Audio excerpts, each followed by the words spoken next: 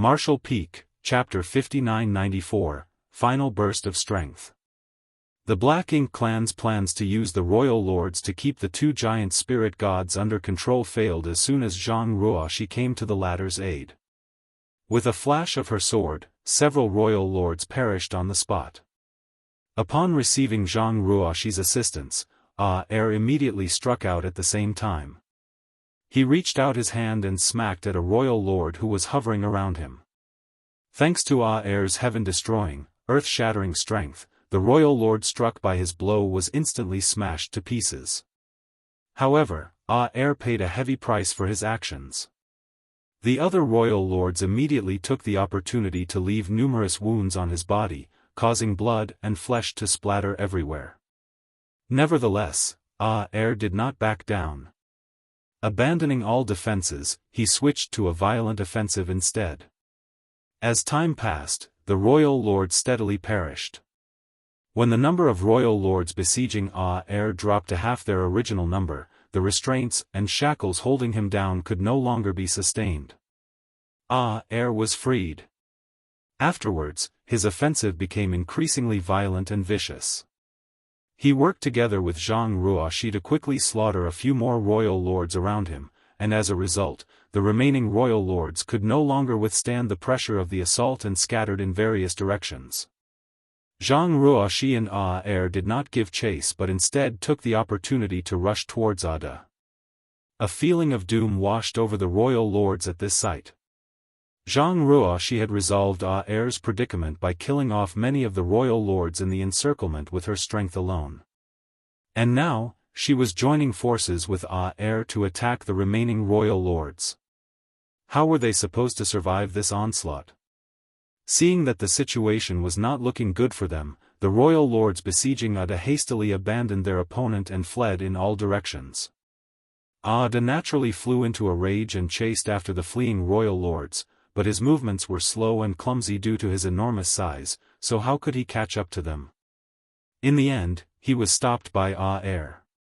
At this point, Ada had practically lost his ability to think rationally and was acting purely on his instincts. Thus, he immediately turned around and punched out. The punch caused Air to stagger and lose his balance. Fortunately, Ada realized that he had attacked the wrong person after the first strike and his anger immediately vanished.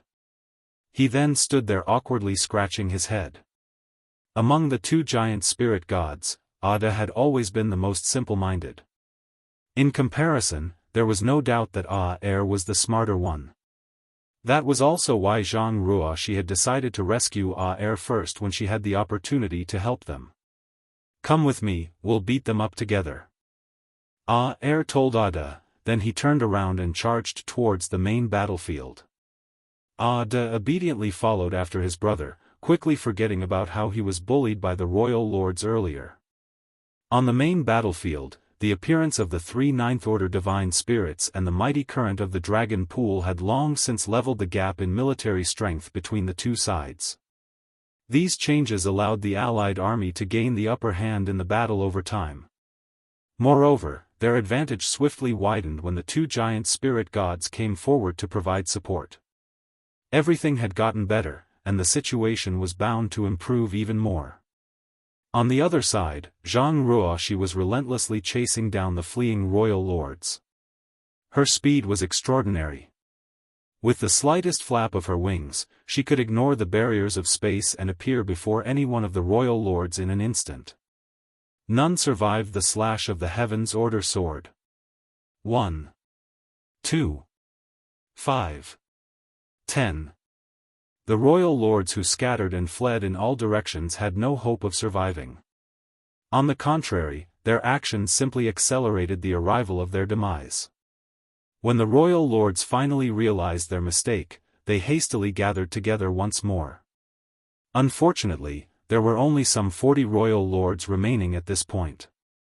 These royal lords were originally responsible for surrounding and besieging the giant spirit gods. There had been more than 100 of them in the beginning, but more than half had perished in such a short span of time. Having seen the situation on the main battlefield, they knew that the Black Ink clan had already lost the battle, but so what? As long as they had the Supreme One, they would never be defeated. What they needed to do now was preserve their strength as much as possible. When the Supreme One finished dealing with whatever matters it had to, they would rule the universe under the command of the Supreme One. With these considerations in mind, the royal lords gathered together but did not attack Zhang Ruoxi. They simply waited quietly and assumed a defensive posture. Holding the Heaven's Order sword in both hands, Zhang Ruoxi smiled slightly even though her complexion was as pale as a sheet. Their response perfectly aligned with her desires. If they had scattered and fled in different directions, then she would not have been able to eliminate them all. On the contrary, the fact that they gathered together in one place had certainly saved her the trouble of hunting them down. Needless to say, the situation was also a risk to her. If she failed to handle the situation properly, she would most likely suffer catastrophic consequences. Come. Zhang Ruoxi exhaled lightly and stabilized the power in her body. When she looked up, the vitality surrounding her began to boil and burn and she transformed into a stream of light that charged towards the royal lords. This was her last burst of strength, so she had to act swiftly. She had to finish dealing with these royal lords before the situation fell out of control. When the stream of light crashed into the royal lords, various howls of fury resounded. Blood splattered everywhere and dismembered limbs scattered across the void. Under the rain of sword slashes that ruthlessly came pouring down, the royal lords perished one after another. The entire incident seemed to last for only a brief moment, but at the same time, there was also a feeling that hundreds of thousands of years had passed in that brief moment. When Zhang Ruoxi finally stopped swinging her sword, the void was littered with the dismembered remains of the royal lords. The few survivors opposite her looked petrified. Those short few moments had deeply instilled the true meaning of despair in their hearts. In the face of absolute might, even royal lords like themselves were as weak as ants. Nevertheless, something unexpected occurred. Under the horrified gazes of the royal lords, Zhang Ruoxi's hands suddenly fell limply to the sides. The vitality that enveloped her body also became extremely weak at this moment. On the other hand, the terrifying aura within her became increasingly intense and unstable. She's at her limits. One of the royal lords yelled in pleasant surprise. The royal lords had extremely keen vision, so they immediately noticed the changes when Zhang Ruoxi showed abnormal symptoms. At this moment, the few surviving royal lords finally glimpsed an opportunity to defeat this woman, hence, they charged forward without hesitation. A sharp look flashed through Zhang Ruoxi's eyes, and she struggled to lift the Heaven's Order sword up again. Big Brother Huang's anxious shout entered her ears at that moment, "You'll die at this rate." A faint smile appeared on her face, but her hands did not loosen their grip on the sword, instead tightening even more as she answered calmly, "We all have a predestined time." Big Sister Lan called out anxiously, "If you die, Big Brother Huang's and my power will surely go out of control. Are you willing to watch this place turn into another chaotic dead territory?" There was no denying that Big Sister Lan was much better at reading hearts when it came to persuading others. Zhang Ruoxi was not afraid of death. If her death could bring victory to the human race, she would sacrifice herself without a second thought. However, there would be catastrophic consequences if she lost her life here. Without the coordination of the Heaven's Order bloodline, the power of the two ancient supreme beings would definitely spiral out of control. The enormous void would become another chaotic dead territory in an instant. If that were to happen, the Black Ink clan army would surely be eradicated, but unfortunately, the human race army scattered across the battlefield would also be dragged down with them. The human race had been fighting for millions of years just to obtain peace. At this point, they were only one step away from the dream of so many generations. How could Zhang Ruoxi destroy everything at such a critical moment? Martial Peak, Chapter 5995, It's Not Enough. After a brief hesitation, Zhang Ruoxi abruptly retreated. She no longer dared to carelessly activate the power within her, therefore, she could only avoid the attacks of the royal lords who were charging forward desperately. Seeing that, the royal lords pursued Zhang Ruoxi even more fiercely than before. Ripples suddenly spread out across the void, and in the next moment, a dark blue ice phoenix wrapped in a bone-chilling cold stepped out from the ripples and shot a blast of icy aura at the royal lords who were pursuing Zhang Ruoxi. The royal lords were startled by the unexpected arrival and quickly dodged. When they raised their heads once more, their hearts ran cold with fear. Following the appearance of the ice phoenix, several other figures stepped out from the ripples. They were none other than the Ninth Order human masters. The Allied army had completely seized the initiative on the main battlefield. They marched forward in high spirits, with their overwhelming advantage in battle steadily growing larger. Under such circumstances, the outcome of the battle was no longer in question. Their victory was only a matter of time at this point. It was for that reason that Mi Jingluan immediately sent reinforcements when he noticed Zhang Ruoxi's predicament. For the sake of ensuring Zhang Ruoxi's safety, he did not even hesitate to mobilize Su Yan, who had only just become a Ninth Order divine spirit. After repelling the royal lords who were pursuing Zhang Ruoxi, a flash of light appeared around the ice phoenix. The figure shrank rapidly to reveal Su Yan's appearance. She took a step forward and came to Zhang Ruoxi's side. Grabbing Zhang Ruoxi by the arm, she quickly made a few maneuvers and withdrew from the battlefield. Her next task was to protect Zhang Ruoxi until the battle ended. Once Su Yan retreated from the battlefield with Zhang Ruoxi, the Ninth Order masters promptly found an opponent for themselves and clashed with the surviving royal lords. As time passed, powerful auras were eliminated one after another. The masters from the Black Ink clan suffered heavy casualties, and the Black Ink clan army was steadily being eradicated. The small stone race army also suffered terrible casualties, but even their deaths played a huge role in the battle. From time to time, flashes of dazzling light would burst out across the battlefield. Those flashes were none other than purifying light. Everywhere the light illuminated, Black Ink's strength dissipated and Black Ink clansmen howled in agony. The royal lords and territory lords were perishing all over, and this only accelerated with the destruction of the Black Ink clan army. At a certain moment, the last stubborn royal lord was finally eliminated. The remaining human race army looked around and realized that there were no other enemies around. The battle that lasted for several months with almost no time for respite finally ended with the victory of the Allied army. The small stone race army had suffered a heavy price for the victory. At this moment, less than 30% of their original numbers remained.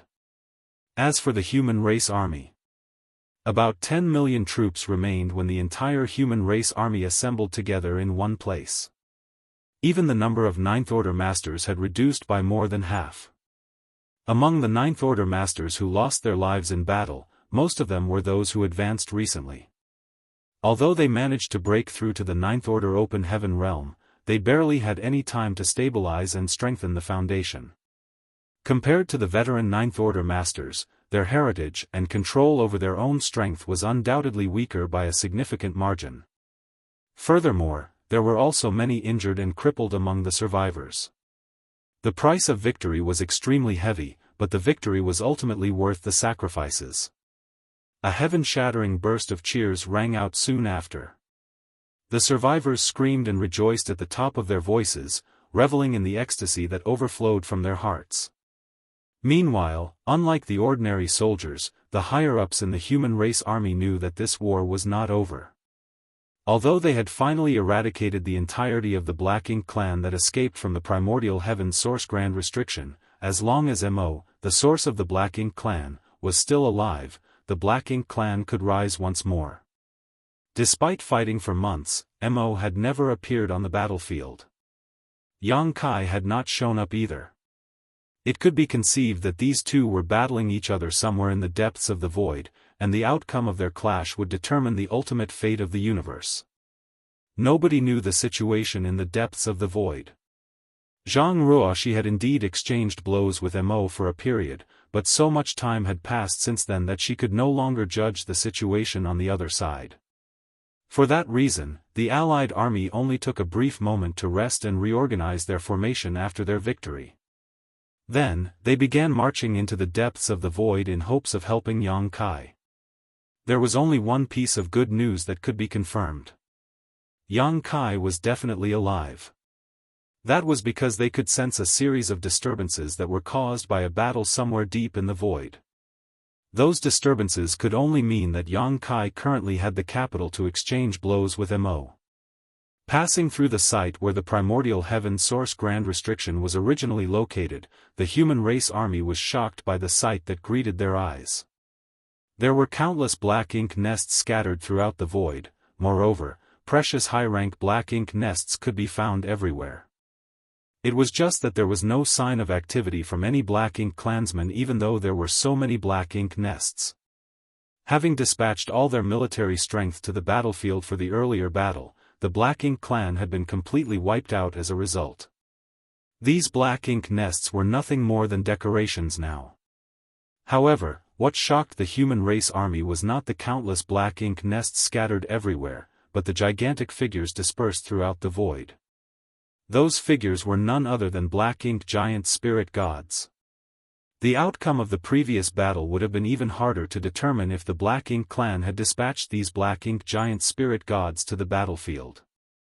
In fact, there was a high possibility that the battle would have ended with the defeat of the allied army.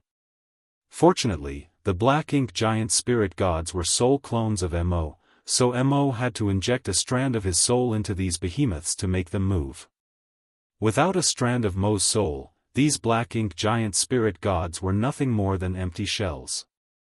There was nothing the Black Ink clan could do about the black ink giant spirit gods even if they wanted to mobilize them. After passing through the void where the primordial heaven source grand restriction was previously located, the allied army increased their pace. However, Mi Jingluan's expression grew increasingly solemn as they steadily marched forward. He originally brought the allied army with the intention of helping Yang Kai, but he also knew that Mo was extremely powerful. The rumors claimed that Mo had reached the legendary creation realm. Even if the allied army boasted massive numbers, they might not be of much help to Yang Kai. Be that as it may, he was currently faced with a dilemma. At present, it was no longer a question of whether the allied army could provide any help to Yang Kai, but whether the allied army could even continue their forward march under the current circumstances. As they marched forward, the shockwaves from the battle up ahead became increasingly terrifying. Even now, the mere fallout was enough to shake the entire void.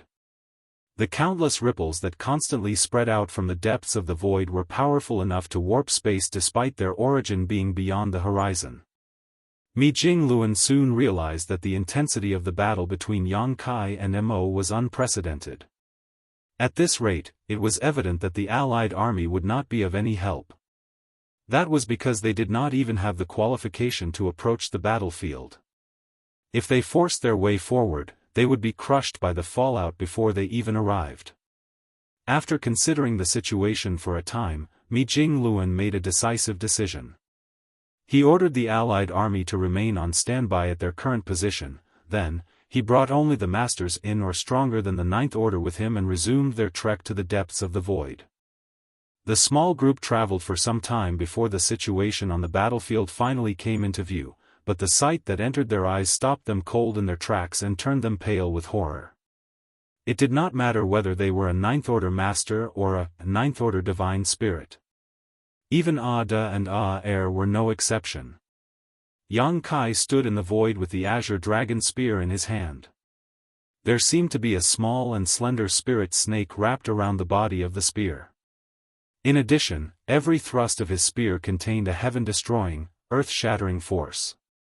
The spirit snake was the manifestation of his spacetime river. He had completely refined and absorbed Mu's spacetime river into his body now, and although he was robbed of many benefits by Mo during the process, the benefits he gained had already pushed him to his limits. Hence, the fact that Mo had stolen some of the benefits did not affect the overall situation by much. The stolen benefits had only restored some of Mo's strength at most. The spirit snake wrapped around the azure dragon spear was Yang Kai's spacetime river. It was the result he obtained after countless near-death encounters with Mo. The ability to condense the spacetime river into this shape undoubtedly indicated that he had complete control over the power of the spacetime river. The intensity and ferocity of this battle were something Yang Kai had never experienced before either. The slightest negligence would lead to his death, and he had indeed suffered several near-death experiences because of Mo. It was fortunate that he had always managed to avoid the worst outcome at the last moment. Mo's vicious attacks had allowed Yang Kai to rapidly gain control over the power of his spacetime river. He had been no match for Mo in the beginning, but it had only taken him a few days to reach his current mastery. Originally, Yang Kai could only absorb the Dao strengths into his body by force. When he devoured and refined Mu's spacetime river, he had swallowed Mu's spacetime river whole and did his best to grasp as much of Mu's last gift as possible. If the Yang Kai from then was compared to a piece of raw ore, then his battles with Mo had been various forms of tempering and refinement. Every application of Dao strengths and every encounter with Mo had gradually increased his control over the power of the spacetime river. The rough and ugly ore had been forged into a fine piece of metal now. At this moment, Yang Kai's understanding of the 10,000 Dao strengths had truly reached the peak of enlightenment. The strength he could now exert was no weaker than what Zhang Ruoxi had previously displayed at her peak. Unfortunately, it was still not enough. If he wanted to slaughter Mo, then he had to overcome his limits in the Ninth Order Open Heaven realm and advance into a higher realm. Only then would he have hope of victory. However, his heritage was insufficient. How could Yang Kai easily overcome his limitations under these circumstances? Not even Mu could achieve such a feat. The more perfectly he could control his powers, the more aware Yang Kai became of his shortcomings. He couldn't reach a higher level of the martial Dao in such a short span of time. He would need to spend long years of precipitation and accumulation before he could ascend. Therefore, he sank into a vicious loop. As long as he failed to overcome his limitations, he would not be able to slaughter Mo. If he wanted to break through to a higher realm of the martial Dao, he would require more time. But, how could Mo allow him to have enough time to grow and develop? Ever since Yang Kai condensed his spacetime river in the universe furnace, he had found his path to the future. It was just that he failed to realize his discovery until Mu pointed it out to him. Although he could now oppose Mo to a certain extent, he knew in his heart that this situation would not last for long. There were times when one simply lacked the necessary strength, and he was bound to become exhausted at some point. Unfortunately, the same could not be said of Mo. Mo was a strange existence that was born when heaven and earth split apart. As long as his source remained intact, his strength would never be depleted. Furthermore, he was supposedly in the creation realm already.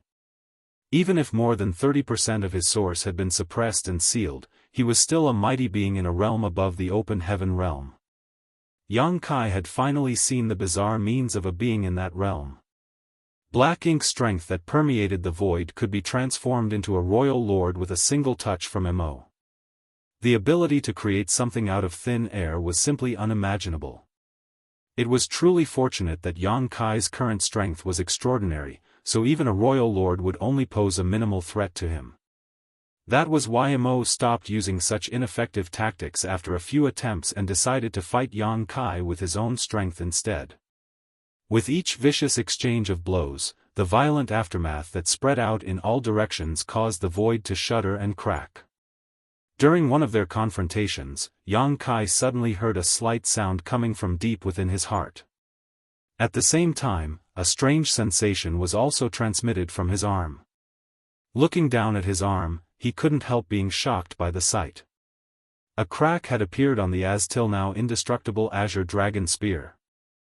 Martial Peak, Chapter 5996, Defeat.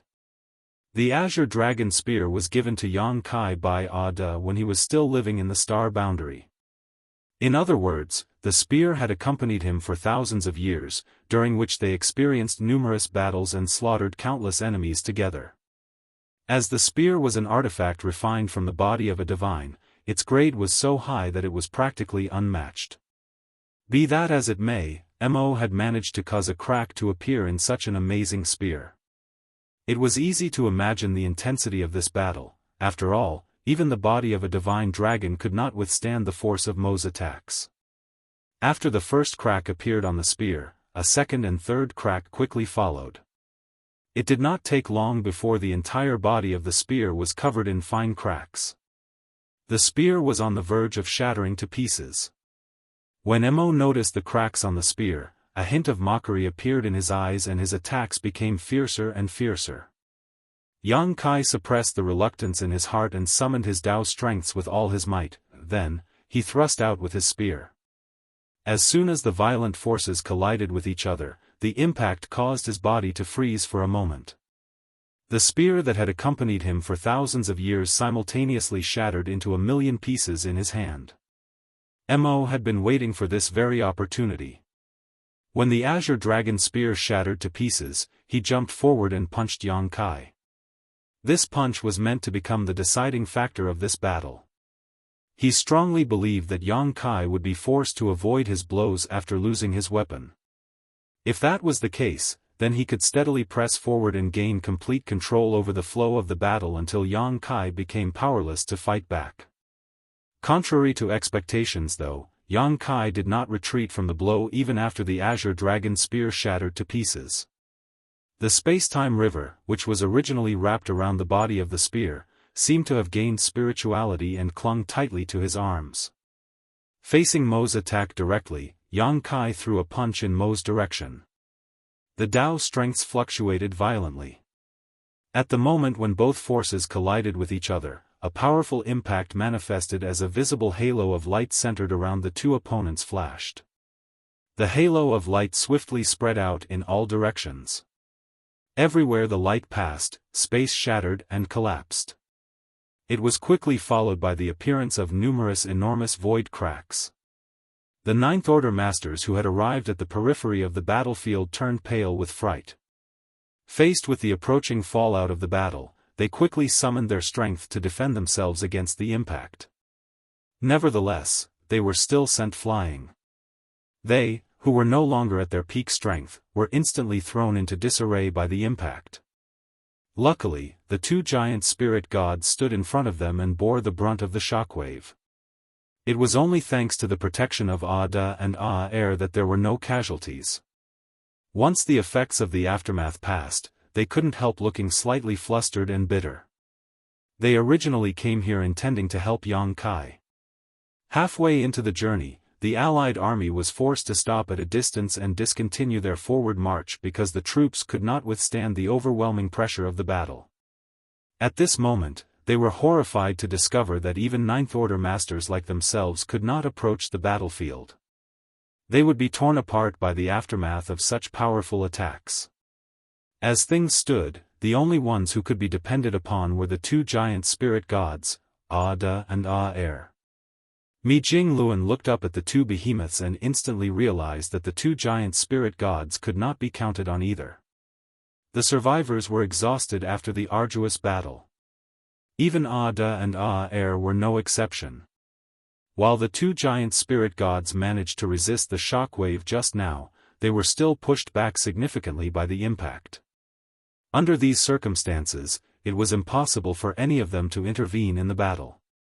They would only be a burden for Yang Kai if they recklessly charged forward. Mi Jingluan was abruptly struck by a saddening realization. The only thing they could do after coming here was to witness the unique battle with their own eyes. That was an unimaginably heartbreaking truth. When the aftermath fully dissipated, everyone looked towards the battlefield from behind Ada and Aer. The scene that greeted them made their hearts tighten with fear. Yang Kai was steadily being pushed back, seemingly at a complete disadvantage. Compared to an ancient entity like Mo, Yang Kai's heritage was simply too shallow. The slightest negligence or careless mistake could become fatal. Waste. During the battle, Mo suddenly yelled in frustration. Yang Kai flew backwards like an arrow released from the bowstring following a vicious strike. The space-time river wrapped around his arms suddenly emerged behind him and he fell into the river, diffusing some of the impacts from the blow. It did not take long before he stepped out of the river once more. His complexion was pale, and a trickle of blood dripped from the corners of his mouth. Mo did not pursue Yang Kai. He simply stared coldly and calmly stated, "My offer from before still stands. Give up your feudal resistance and hand over Mu's inheritance. I guarantee that the human race will have a place to live in the future." Yang Kai turned his head to the side and spat out a mouthful of blood. Then, he grinned wickedly, "Kill me, then you can deal with the human race as you please." Mo closed his eyes gently. When he opened them once more, his murderous intent overflowed. He did not bother to speak again, and his figure abruptly vanished from where he was standing. By the time he reappeared again, he was already standing in front of Yang Kai. The sudden disappearance and reappearance were not a trick of space principles, rather, his speed had simply reached such an extreme. Yang Kai did not seem surprised by these movements. With a backward grab, the space-time river that was originally flowing behind him transformed into a whip and appeared in his hand.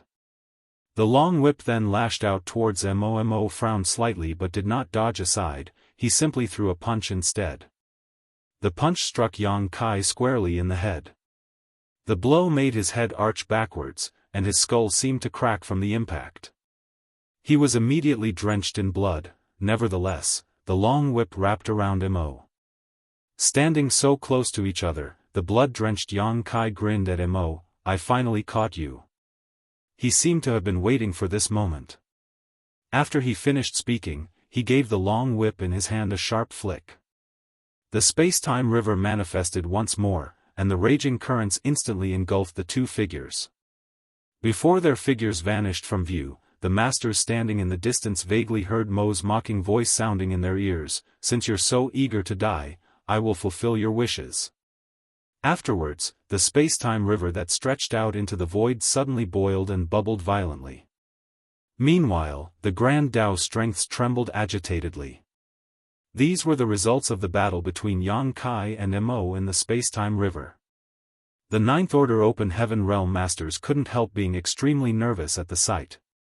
The space-time river was the condensed crystallization of Yang Kai's 10,000 Grand Daos. Even if fighting in the space-time river would give him a considerable advantage over his opponent, that was not enough to overcome the fact that Mo's cultivation was in a higher realm than his. Besides, the Ninth Order Open Heaven Realm Masters had seen the previous battle with their own eyes. Under Mo's powerful offensive, Yang Kai could only parry and defend at most, he had no strength to fight back whatsoever. That was the result of the undeniable gap in their strengths. Rashly dragging his enemy into the space-time river was both an opportunity and a danger. If he failed to defeat Mo in the space-time river, then he would not be able to guarantee his own safety in the space-time river. The churning of the river waters became increasingly turbulent. Waves rose and fell, splashing around fiercely. At the same time, countless Dao strengths appeared and disappeared mysteriously. Although the Ninth Order Masters could not see the ongoing battle, they could deduce that Yang Kai was at a disadvantage just by looking at the changes in the space-time river. The situation lasted for several days. The Ninth Order Masters were about to rush forward to help when the churning river suddenly turned calm. With their hearts in their throats, they watched the space-time river intently. They knew that the outcome of the battle had been decided. Mi Jingluan immediately sent a transmission to his companions, ordering them to be ready for action at any time. A figure suddenly stepped out of the river. To their horror, the figure that stepped out turned out to be not one but two figures. Mo held Yang Kai by the head, dragging him with one hand. Yang Kai hung limply from Mo's grasp as though every bone in his body had been broken. Martial Peak, Chapter 5997, Space-Time Shadow. Standing above the space-time river, Mo held Yang Kai's head as though holding a chicken in his grasp and snorted, "Useless waste. You don't have the right to continue living." Then, he abruptly exerted great strength in his hand. How could Yang Kai, who had lost his ability to fight, withstand such an attack? His head instantly exploded from the impact. However, Mo did not stop there. It punched out and smashed the crippled body to pieces. The scene was imprinted in the eyes of the Ninth Order Masters who were watching the battle from afar. They stood frozen in shock and stared in disbelief. Yang Kai died? The man who was the best at creating miracles and turning the tides of war countless times? The man who had saved the human race from various catastrophes? Did he die just like that? They instinctively refused to believe the scene before them and subconsciously wondered whether they were looking at an illusion. However, the dissipation of his aura that followed the destruction of his body could not be faked. Everything indicated that he was really dead. Yang Kai had died at the hands of Mo.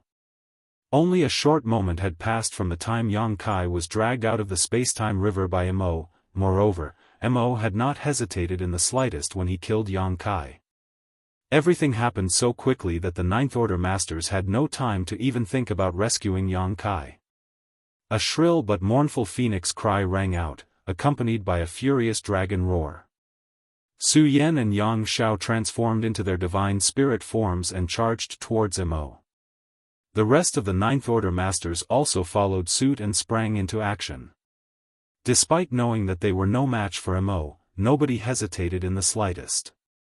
Now that Yang Kai was dead, there was nobody in this world who could compete with Mo. Black Ink's strength would soon gain complete control over the universe.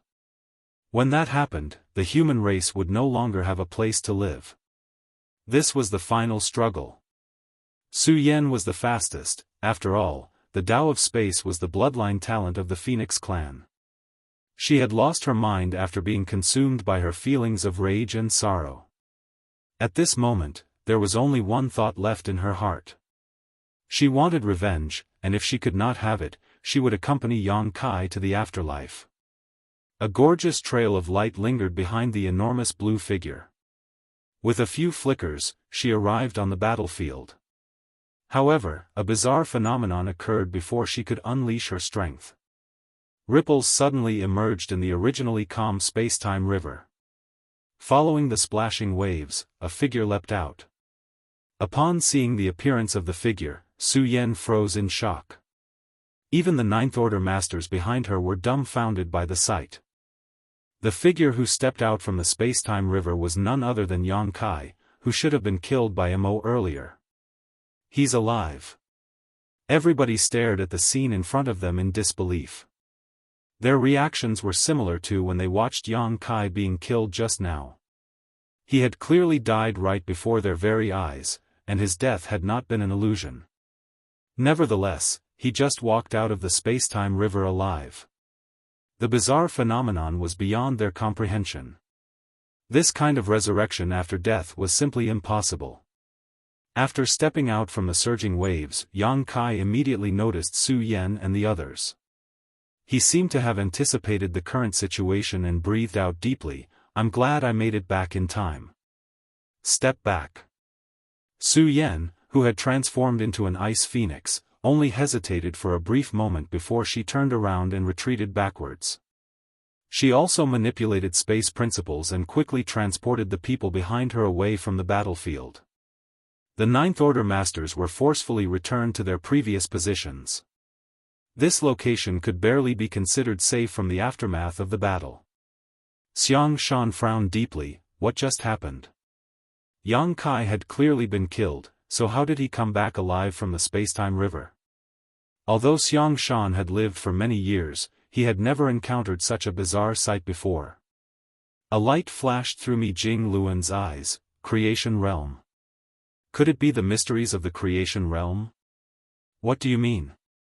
Oh, Yang Lai raised an eyebrow at those words. Are you saying that Yang Kai has stepped into the creation realm? Mi Jingluan shook his head. It doesn't seem like it. The Yang Kai who stepped out of the space-time river only had the aura of a Ninth Order Master. It did not seem as though he had ascended to a new realm. Be that as it may, Mi Jingluan had no other explanation for the bizarre phenomenon that they just witnessed. What's more, could reaching the creation realm really allow one to revive from the dead?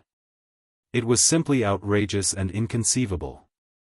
On the battlefield, Missouri watched Yang Kai reappear from the space-time river and turned to look at the scattered pieces of the dismembered body.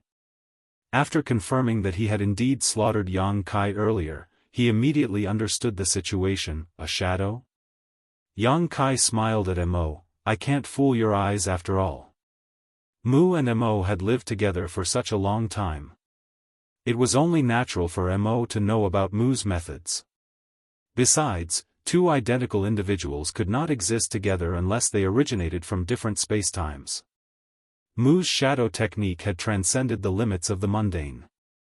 In order to suppress and seal Mo's source, she had divided her entire life into 3,000 shadows to protect the 3,000 universe worlds inside her spacetime river.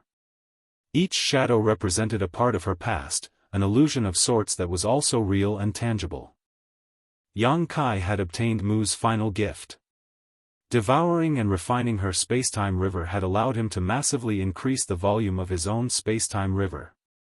At the same time, he also enhanced and improved his attainments and comprehension of the 10,000 grand Daoist. The benefits he received were enormous. Nevertheless, those were not his greatest gains. The greatest benefit he obtained was Mu's shadow technique. That secret technique was definitely the pinnacle of the mysteries of the grand Daoist. After fighting Mo, Xianxia had deeply understood that he was no match for his opponent. That was because he could not overcome his limits and advance to a higher realm within a short time. As long as he could not advance to a higher realm, then his battle with Mo would only end with his defeat and death. Be that as it may, he could not afford to die. The human race would be doomed if he fell here. Since he had no means to advance to the next realm within a short time, his only chance of victory was to master Mu's shadow technique. Just one or two of him could not compete with Mo, but what about 3 of him? Or 5? Or 10? Mastering the mysterious shadow technique was Xianxia's only chance at defeating Mo, therefore, he had mainly been buying time during his previous fight with Mo so that he could integrate the many Dao strengths into his body completely. Mu had not been able to teach Xianxia about the mystery behind the shadow technique. It was not that she had no intention to teach him the secret technique, on the contrary, it was a secret technique that resulted from reaching the pinnacle of the grand Daoist, so it was not something he could learn even if she tried to teach him. The secret technique was something he had to comprehend with his own abilities. Fortunately, Xianxia had embarked on the same path as Mu. It was for that reason she believed that he would eventually comprehend the mysterious secret technique and understand her intentions for giving him her spacetime river. Having come into contact with more than 2,000 of Mu's shadows, Xianxia already had some vague ideas about the shadow technique before he devoured and refined Mu's spacetime river. Furthermore, Mu's final gift had laid down a solid foundation for him. It was thanks to the foundation that he finally understood the secrets of the shadow technique and was able to perform it through his spacetime river. There was no denying that Mo had killed him, but the one who died was a copy of himself who had existed at a certain time in the past. Nonetheless, the demise of a shadow was not without cost. Although it was Xianxia's first time performing the shadow technique, he quickly noticed that something was wrong. He raised a hand to his head in confusion. It feels like I've forgotten something. He had completely lost his memories of the time during which the deceased shadow of him had existed. Never mind. It probably wasn't anything important. He gave a carefree laugh and looked up at Mo. Shall we go for round 2? Mo's lips curled upwards. His expression had been sullen throughout the battle with Xianxia, as though he owed him a massive debt. He also repeatedly made rude and disparaging remarks, but he broke into a smile at this moment. Interesting. The interesting part has yet to come. As soon as the words left Xianxia's mouth, the Dao strengths lingering around his body began to fluctuate. He arrived in front of Mo in the blink of an eye. The spacetime river surged behind him. Raising his arm, Xianxia summoned the Azure Dragon Spear and thrust it at Mo. The Azure Dragon Spear should have been destroyed, but the Azure Dragon Spear in the spacetime that Xianxia's shadow originated in remained intact. That was why the shattered spear could display its great strength once more. As before, the violent fallout produced by their exchange of blows continuously spread to the surroundings. The spectating Ninth Order masters couldn't help widening their eyes at the sight. They secretly rejoiced that Xianxia had resurrected in time. With their strength, Mo would have effortlessly killed them if they had rushed forward at the time. It was initially assumed that Yang Kai would be able to persist for a long time even though the battle was not evenly matched in strength. After all, he had displayed his immense strength previously. Unexpectedly, the battle only lasted for 4 hours before Mo found an opening and slammed his fist into Yang Kai's chest. A gaping hole appeared in Yang Kai's chest, then his body exploded into pieces. His aura also swiftly dwindled away into nothing. Despite knowing that he would not experience a true death, the Ninth Order Masters could not help being overwhelmed by sorrow at the sight. After eradicating Yang Kai's second shadow, Mo raised his eyes to look in the direction of the space-time river. He had lived with Mu for such a long time, so he was well aware of the shadow technique's strength. The true strength of the secret technique was not power, but the prominent ability to survive that was granted to the users of the secret technique. The shadow technique was created based on the space-time river, so the foundation of the secret technique was the space-time river itself. In order to completely eradicate a user of the shadow technique, the space-time river must first be destroyed, otherwise, the user of the shadow technique would never perish. For that reason, Mo immediately aimed for the space-time river as soon as he slaughtered Yang Kai's second shadow. Black ink strength around his body surged to cover the entire river. He planned to corrupt the entire space-time river with black ink strength in order to destroy Yang Kai's shadow technique. But before Mo could make a move, another of Yang Kai's shadow jumped out of the space-time river. Yang Kai instantly summoned the Azure Dragon Spear and launched himself at Mo. He even made a mocking remark, "Why are you in such a hurry?" The two figures resumed their vicious battle once more. During that time, Yang Kai fought Mo while gathering various information on the shadow technique. It was his first time performing the secret technique, so his understanding of it was quite lacking. He had to perfectly master the secret technique as soon as possible because that was the only way he could turn the situation around and obtain victory. If he only relied on a never-ending series of battles via his shadows, he would never be able to defeat Mo. However, Yang Kai would need to make countless attempts and gain experience from actual practice to perfectly master the secret technique as soon as possible. I've forgotten more things, but the memories I deliberately preserved have not been forgotten.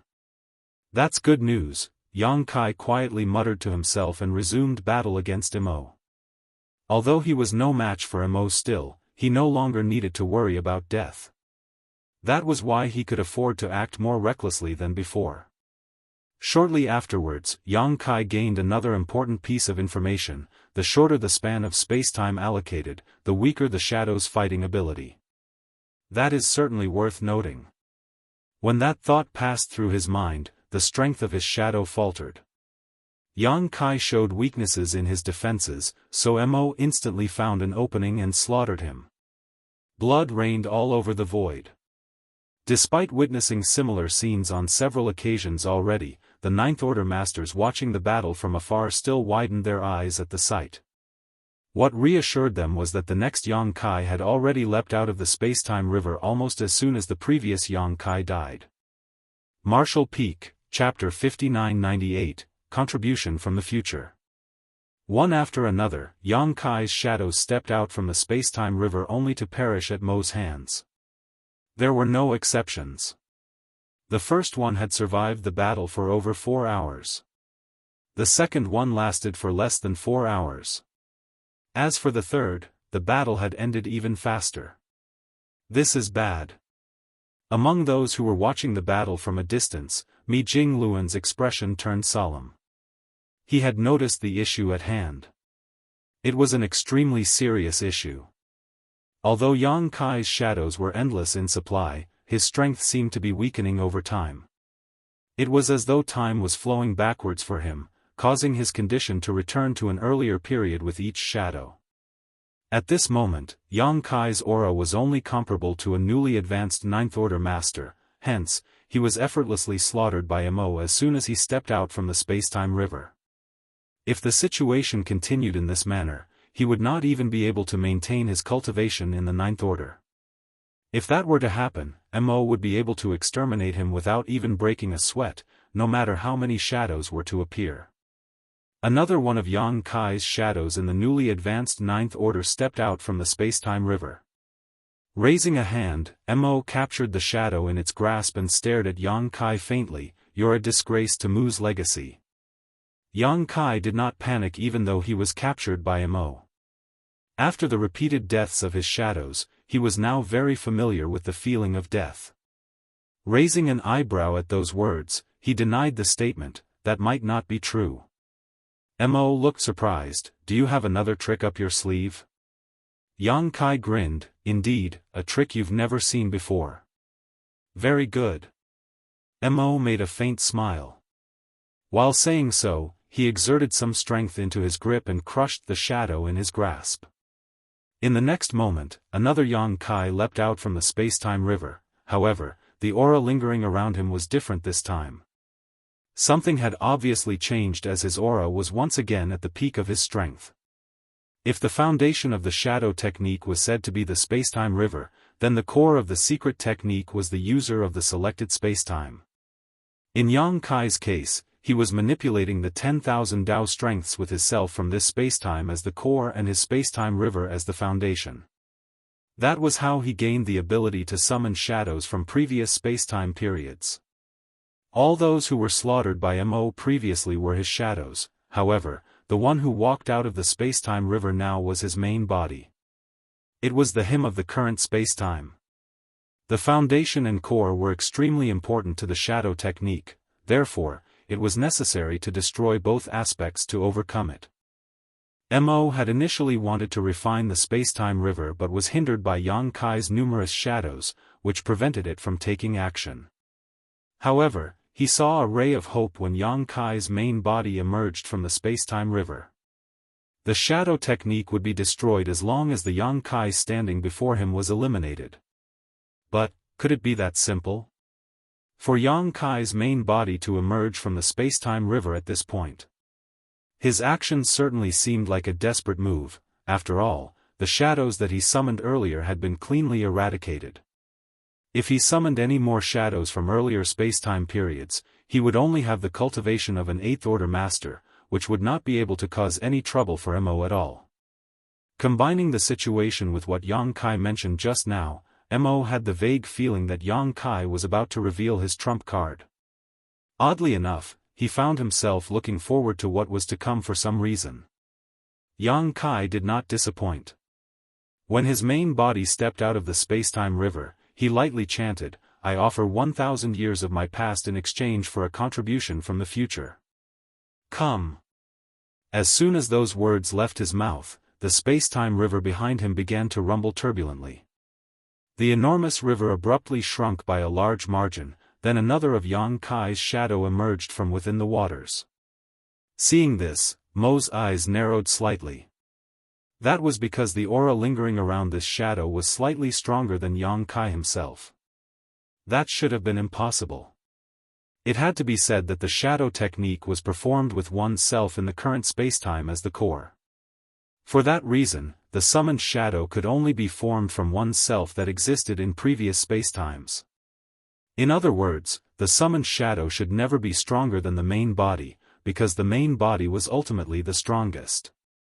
Be that as it may, an exception had appeared in Yang Kai's case. Mo instantly figured out the truth behind the situation and exclaimed in astonishment, "You summoned a shadow from the future." Only Yang Kai from the future could be stronger than the main body of Yang Kai, who existed in the current spacetime. Mo did not remain idle when he raised this question. After realizing that Yang Kai's attainments in the shadow technique had surpassed Mu's, he knew that Yang Kai could not be allowed to continue, so he charged forward even while asking this question. In response, Yang Kai just stood calmly in place. On the other hand, the summoned shadow stepped forward and immediately engaged in an intense battle with Mo. Although he came from 1,000 years in the future, his strength was still limited even though he was slightly stronger than the main body. He was no match for Mo either, but he would have no trouble buying some time for Yang Kai.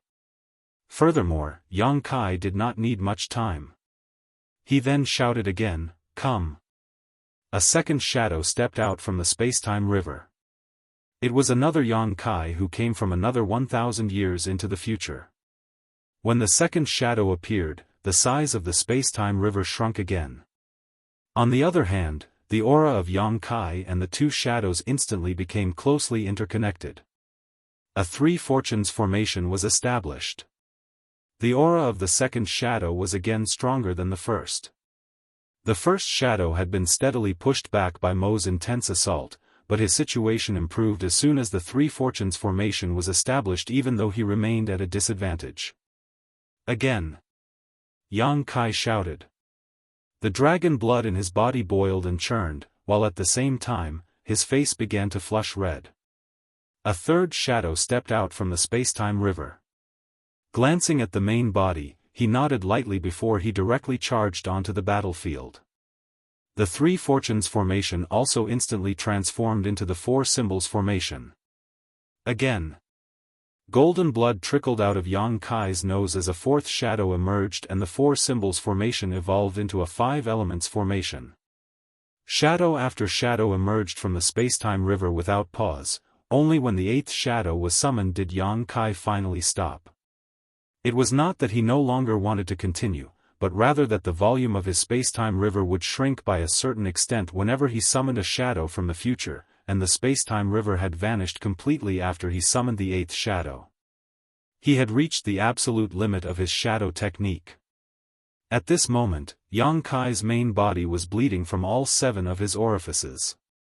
It was evident that he had endured tremendous pressure in order to pull this feat off. The shadows that appeared towards the end possessed increasingly powerful auras. When the sixth shadow emerged, its aura had already reached the absolute peak of the ninth order. It was a stage that even Yang Kai's main body had not achieved. The seventh and the eighth shadows also had auras at the peak of the ninth order, but their auras had become even more profound. Looking at Mo, who was being besieged and steadily repelled by the shadows on the battlefield, Yang Kai smiled even though he was covered in blood.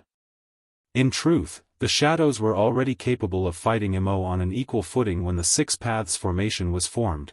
Therefore, Mo's situation then became more and more critical when it later evolved to become the 7 stars, 8 trigrams, and ultimately 9 palaces formation.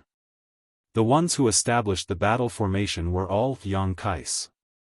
To be more precise, they were Yang Kais from future spacetimes. This was a feat that even Mu could not achieve. Her shadow technique could only summon shadows of her past because her spacetime river was incomplete, but that was not the case for Yang Kai. His spacetime river had been perfected, so the power of the shadow technique he wielded was even more terrifying. Martial Peak, Chapter 5999, Clash of the Strongest. Each shadow represented a Yang Kai from subsequent 1,000-year periods in the future. In other words, the 8 shadows represented 8,000 years worth of future spacetime. These 8 shadows combined with Yang Kai's main body to establish the 9 palaces formation.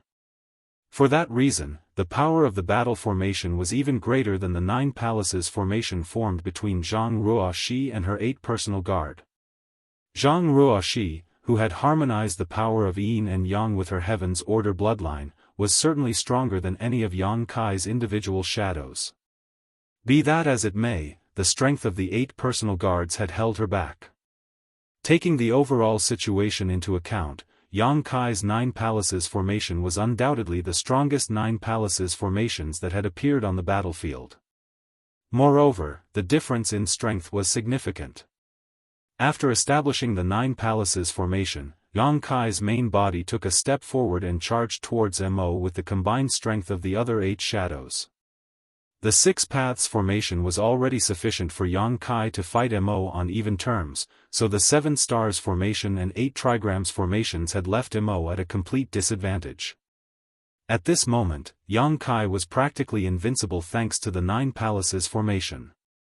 With the combined forces of the main body and 8 shadows, Mo was powerless against their intense assault. Black blood and black ink strength splattered everywhere. The 9 Yang Kais moved around swiftly, each one of them having mastered the 10,000 Grand Daoist.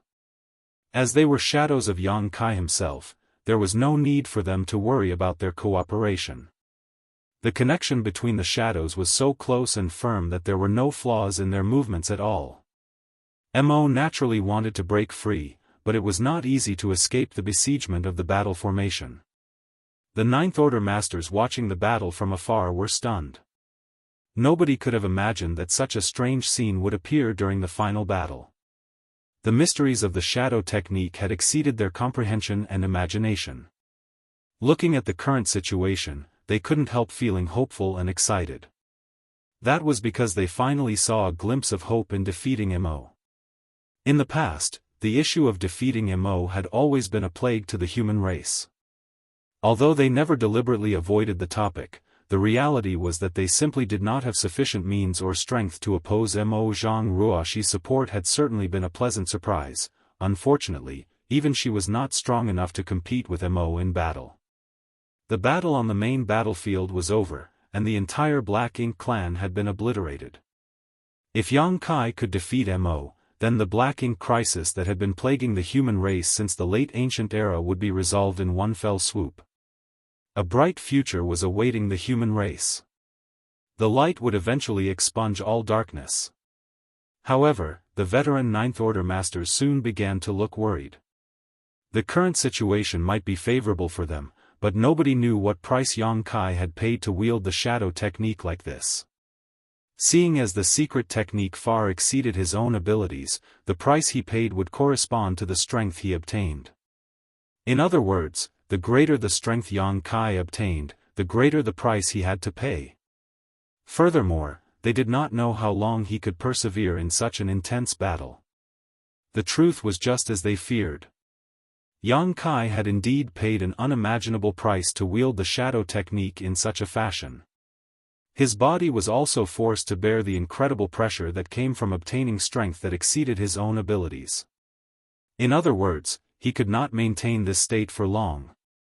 He had to finish this battle as soon as possible, and for that reason, he did not hesitate to join the battle himself just to defeat Mo a little faster. Mo was steadily being pushed back under the suppression of the Nine Palaces formation. At this point, he was backed into a corner with no ability to fight back. The vexing situation infuriated Mo.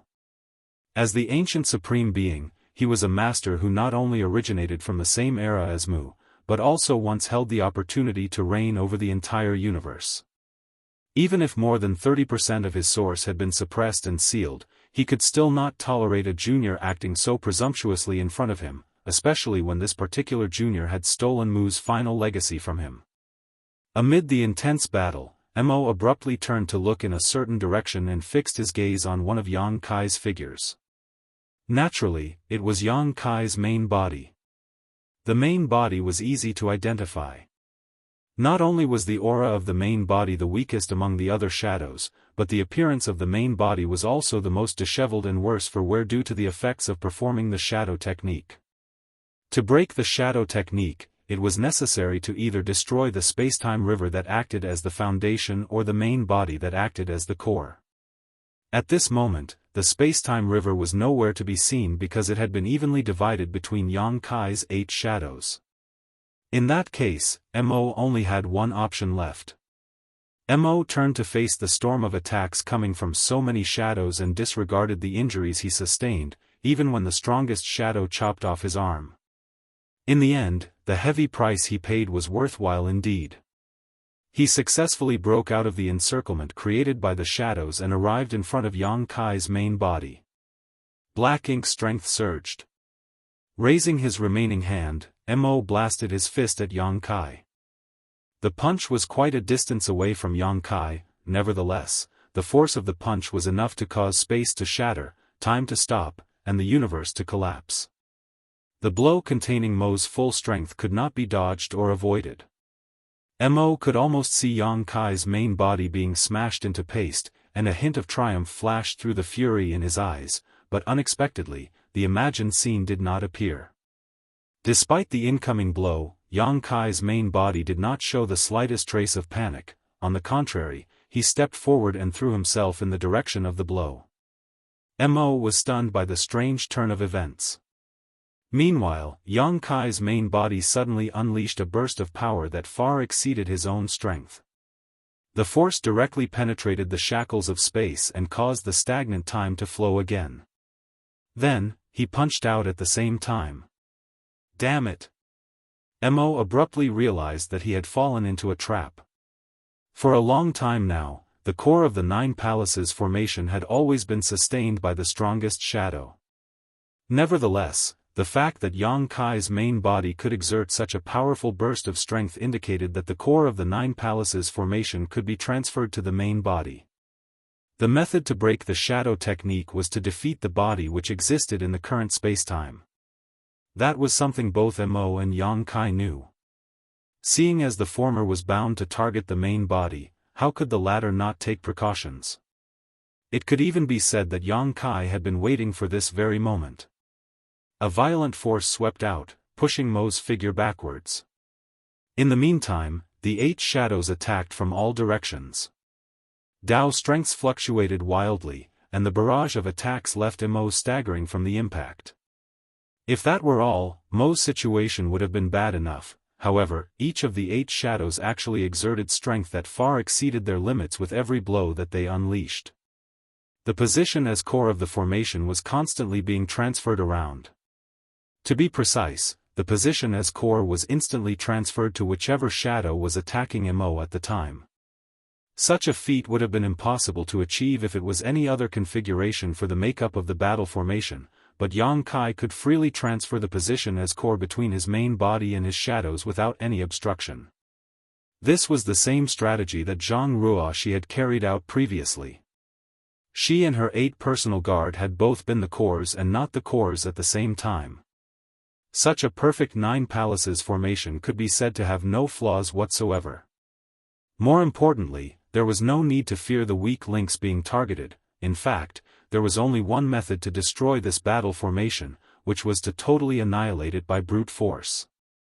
The biggest reason why Jianghu had been defeated by Mo was that her personal guard could not withstand the intensity and ferocity of the battle. Transferring the core position to her personal guard was a huge burden on their bodies. Each time they became the core, they would also suffer heavy damage from the pressure, hence, there was a risk of their bodies collapsing after numerous transfers. The same was also true for Yang Kai. In fact, the burden was greatest on his main body. The main body had already been greatly weakened after performing the shadow technique. With the addition of the pressure from being the core of the formation, he couldn't help vigorously coughing up blood, his complexion turning as pale as a sheet. Be that as it may, he did not hesitate in the slightest. Taking full advantage of the opening created by the 8 shadows who were besieging Mo, Yang Kai stepped forward and approached Mo's arm that had been severed earlier. Although the arm was bleeding profusely, it was not a fully physical body part. Open. Yang Kai raised his arm and pointed at the arm. His divine sense surged turbulently. A moment later, a huge set of doors suddenly appeared in front of him. The door opened slightly to reveal a small gap, and then an indescribable pulling force seeped out from within and devoured the entire severed arm. This arm contained part of Mo's source. Previously, some 30% of Mo's source had been suppressed and sealed by Yang Kai with the help of the profound source gate. If Yang Kai could not suppress and seal this piece of Mo's source quickly, the opportunity to retrieve his severed arm and reabsorb the piece of his source he had lost would remain. Once Mo did so, he would return to full strength again. Now that this piece of his source had been sealed, Mo's aura dropped significantly. Although black ink strength surged at the spot where his arm had been severed and formed a new limb in the blink of an eye, the power that had been suppressed and sealed could no longer return. With the success of this attack, Yang Kai's confidence increased tremendously. This was the first crucial step towards victory. It was also the hardest and most dangerous step in the entire process. This step had paved the way for the rest of the path, making what came next easier. Retrieving the profound source gate, Yang Kai turned around and charged towards Mo. The furious battle resumed once more. The secret that the position as core of the 9 palaces formation could be freely transferred between the shadows had already been exposed, therefore, Yang Kai had no reason to hide his movements anymore. Dao's strengths fluctuated violently around him, and his offensive grew increasingly vicious. Mo was already no match for Yang Kai when the Nine Palaces formation was formed, so now that he had lost a part of his source, his situation worsened even more. After a brief but intense battle, one of Yang Kai's shadows found an opening and chopped off one of Mo's arms again. Mo immediately attempted to retrieve his severed arm, but Yang Kai was already prepared for such an opportunity in advance. In the end, Mo was incapable of extricating himself from the battle due to the constant assault by the various shadows. Yang Kai's main body swiftly approached the severed arm, and for the second time, he summoned the profound source gate and devoured the source piece. After completing his task, Yang Kai coughed up another mouthful of blood. He raised his head and glanced at the battlefield. Perceiving the condition of his shadows, he knew that he could not persist for much longer. His main body was not the only one who was severely wounded by now, the rest of the shadows were also in a similar condition. However, only a small portion of these wounds were caused by Mo. Most of them had come from carrying the burden of being the Nine Palaces formation core. Yang Kai's immense strength and heritage had allowed him to bear an unimaginable amount of pressure from being the core. That was only possible because it was him. If it were any other Ninth Order master instead, they would not have been able to withstand the pressure after being a core 3 times in such a situation, regardless of their strength. I have to end this as quickly as possible. Yang Kai muttered under his breath, then, he stepped forward and joined the battlefield. In the next moment, his strongest shadow took on the boundless pressure from being the core and unleashed a continuous storm of attacks without care whether his body could withstand the burden or not. Mo clearly faltered under the violent bombardment of the strongest shadow. While Mo was busy stewing in rage, the strongest shadow threw himself forward and disregarded Mo's counterattack to restrain Mo firmly. At such a close distance, he grinned at Mo and revealed a sinister row of fangs. Mo immediately understood Yang Kai's intentions. Roaring furiously, he desperately struggled to escape. However, the attacks that came blasting from all directions rained down on Mo and the shadow the next moment. Even the strongest shadow could not withstand this barrage of attacks, thus, he exploded and disintegrated completely. Likewise, Mo's body was battered from the attack. The left part of his body was gone, revealing the internal organs within his abdomen cavity. Mo staggered backwards weakly, a strange light flashing through his eyes for a moment. Before he could do anything though, another shadow charged towards him. Martial Peak, Chapter 6000, Many Thanks. The strongest shadow had already been shattered, and with that, the Nine Palaces formation had also been reduced to the 8 trigrams formation, which significantly reduced its might. At the same time, Mo's aura was not as strong as before. After 2 pieces of his source were sealed by Yang Kai, his aura had been notably weakened. As the remaining 7 shadows attacked Mo, Yang Kai's main body summoned the profound source gate for a 3rd time, suppressing and sealing another piece of Mo's shattered body. Mo's aura weakened once again. The 8 trigrams formation was now sufficient to deal with the current Mo. A series of fearsome attacks struck back the battle formation, destroying another of Yang Kai's shadows. In exchange, Mo once again suffered heavy injuries. The 8 trigrams formation had been reduced to the 7 stars formation. Previously, Yang Kai's shadows had emerged from the spacetime river one after another, joining the battle formation and making it stronger, but the situation had reversed now. As more of these shadows perished, the might of the battle formation also began to weaken. The only benefit was that Mo also weakened. Each time a shadow perished, Mo's body would shatter and Yang Kai's main body would seize the opportunity to suppress and seal another piece of the former source.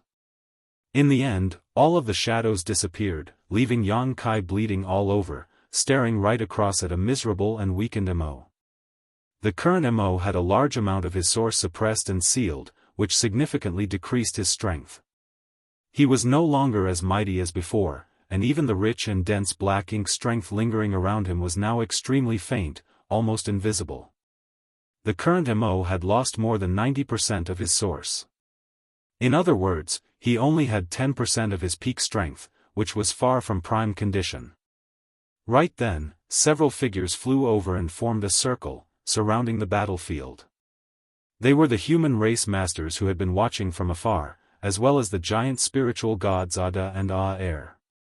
Previously, it was impossible for them to intervene in the battle. Even the two giant spiritual gods were unable to approach, let alone the Ninth Order masters. However, as Mo's strength suffered with the destruction of Yang Kai's shadows again and again, the spectating masters finally had a chance to be useful. Mo had lost. It was simply impossible for him to deal with so many masters with his current strength. Just the two giant spiritual gods alone were enough to overpower him now.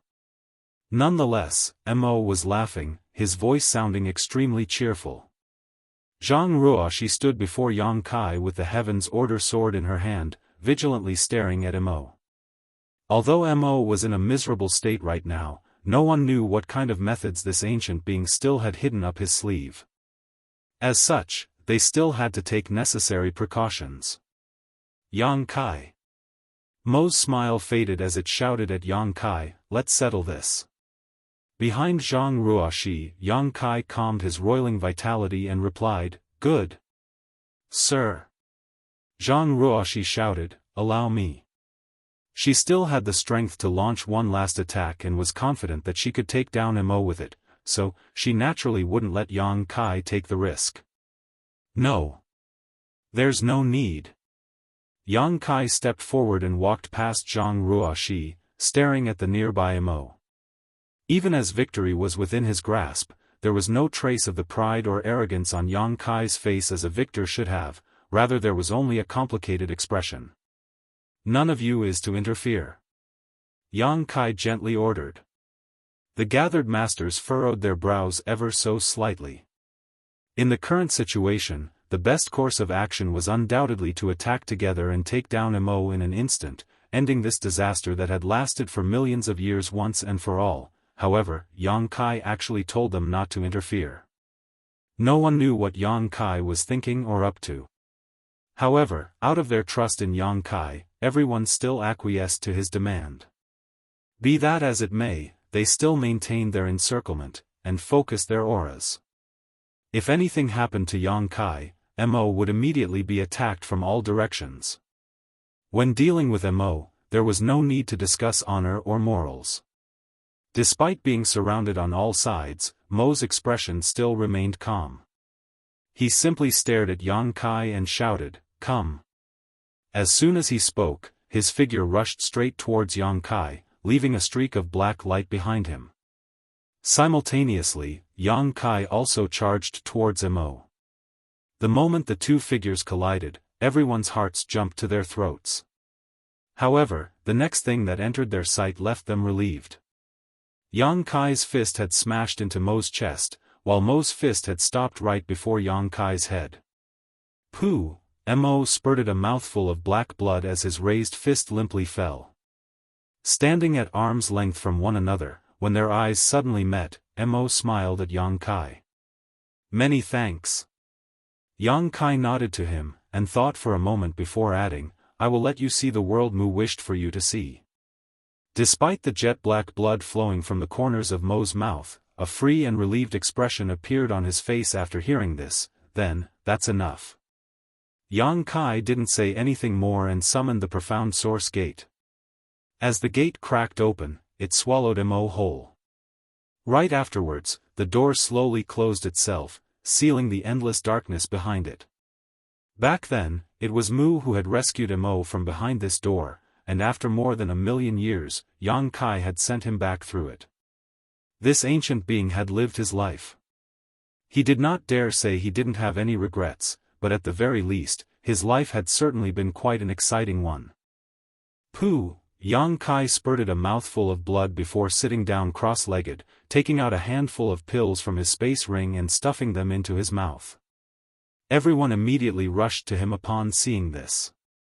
Su Yan flew straight behind Yang Kai and sat down, allowing him to lean on her. After a while, Yang Kai's chaotic aura finally started to stabilize. As he opened his eyes, he saw many pairs of eyes gazing at him with worried looks. "I won't die," Yang Kai comforted everyone, allowing them to relax. Mi Jingluan finally couldn't hold back his curiosity and asked, "Why did you thank Mo at the last moment?"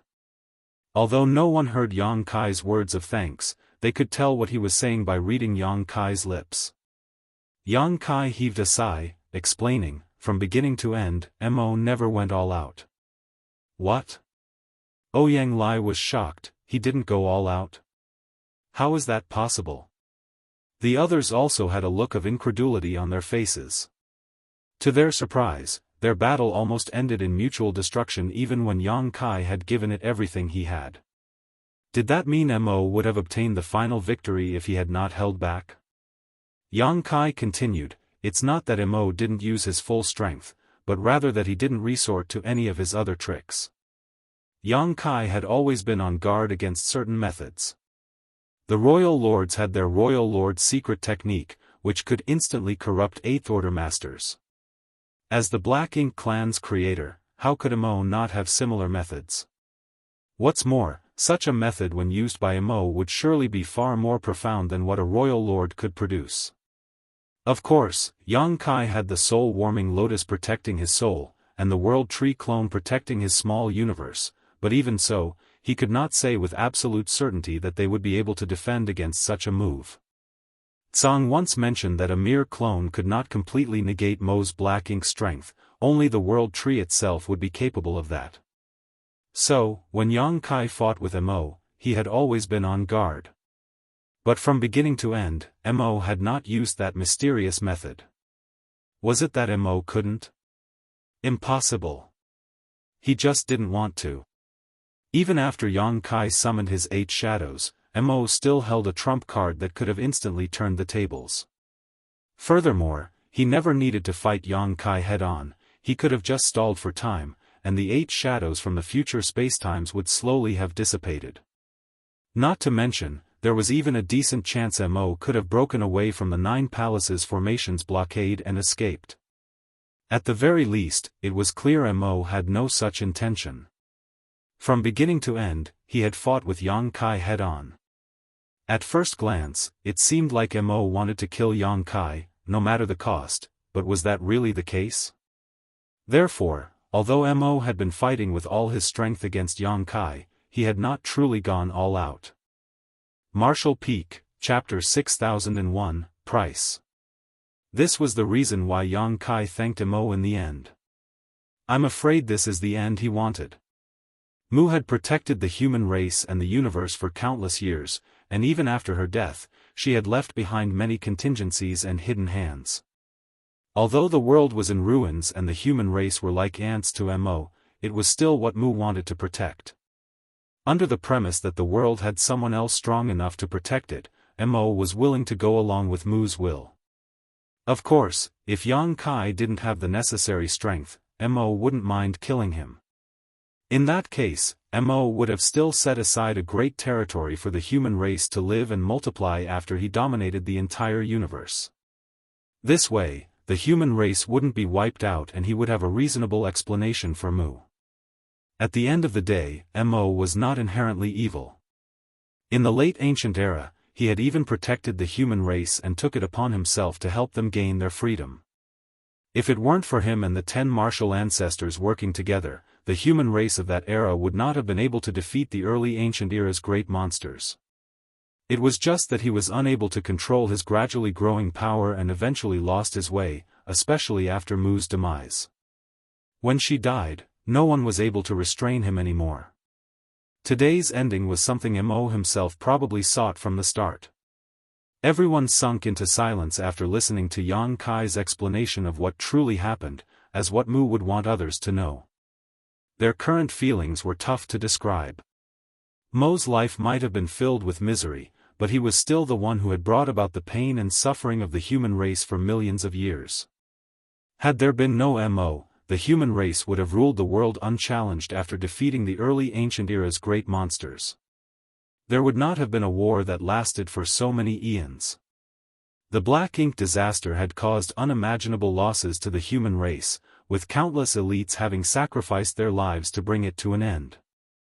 As far as the human race was concerned, no matter how miserable Mo's life had been, it was an irrefutable fact that he was the human race's greatest enemy. As the adage goes, the winner is the king, and the loser is the villain. Gotcha. Suddenly, it sounded as if something had cracked. Everyone promptly turned to look at the source, and was immediately shocked. Big brother! Yang Shui called out, staring at Yang Kai's face in horror. Everyone also looked serious as a crack appeared on Yang Kai's face. It was not a normal wound, and neither was Yang Kai bleeding from it. After the first crack, another one appeared soon after, and then another, and another. They were not just on Yang Kai's face, but on his hands as well. The current Yang Kai looked like a piece of porcelain that was on the verge of shattering, and everyone could feel fearsome Daoist strength seeping from these cracks. Yang Kai looked down at his hands and muttered to himself, "It came faster than I expected." He seemed to have anticipated his current situation. "What's happening?" Su Yan asked from behind him, her tender body uncontrollably trembling. After so many years of struggle, Mo was finally defeated and the black ink disaster was resolved. The future belonged to the human race, and it was foreseeable that the world would become a far better place. Yang Kai was the biggest contributor in the final battle, but at this moment, his entire body was shrouded in an inexplicable crisis. Everyone could not help but be nervous. What was even more disturbing was that no one had ever seen such injuries before. Yang Kai gently patted the back of Su Yan's hand, comforting her, "I won't die, but I don't have much time left." "What does that mean?" Xiao Xiao asked. How should I put it? Everyone around him was worried to death, but Yang Kai, the main person involved, remained completely calm and composed. The shadow technique was created by Mu with the space-time river as its foundation. I inherited her legacy and walked the same path as her, so naturally I can also use this secret technique. However, Mu's space-time river was incomplete, so her shadow technique was actually incomplete. She could only summon shadows from the past, and once those shadows dispersed, the memories of that period would also disappear. On the other hand, I have perfected this secret technique and can summon shadows from the future. Each shadow I summoned in the battle just now was from 1,000 years in my future. Now that the shadows have already been destroyed, I must pay the price. The more powerful a secret technique was, the harder it was to use it.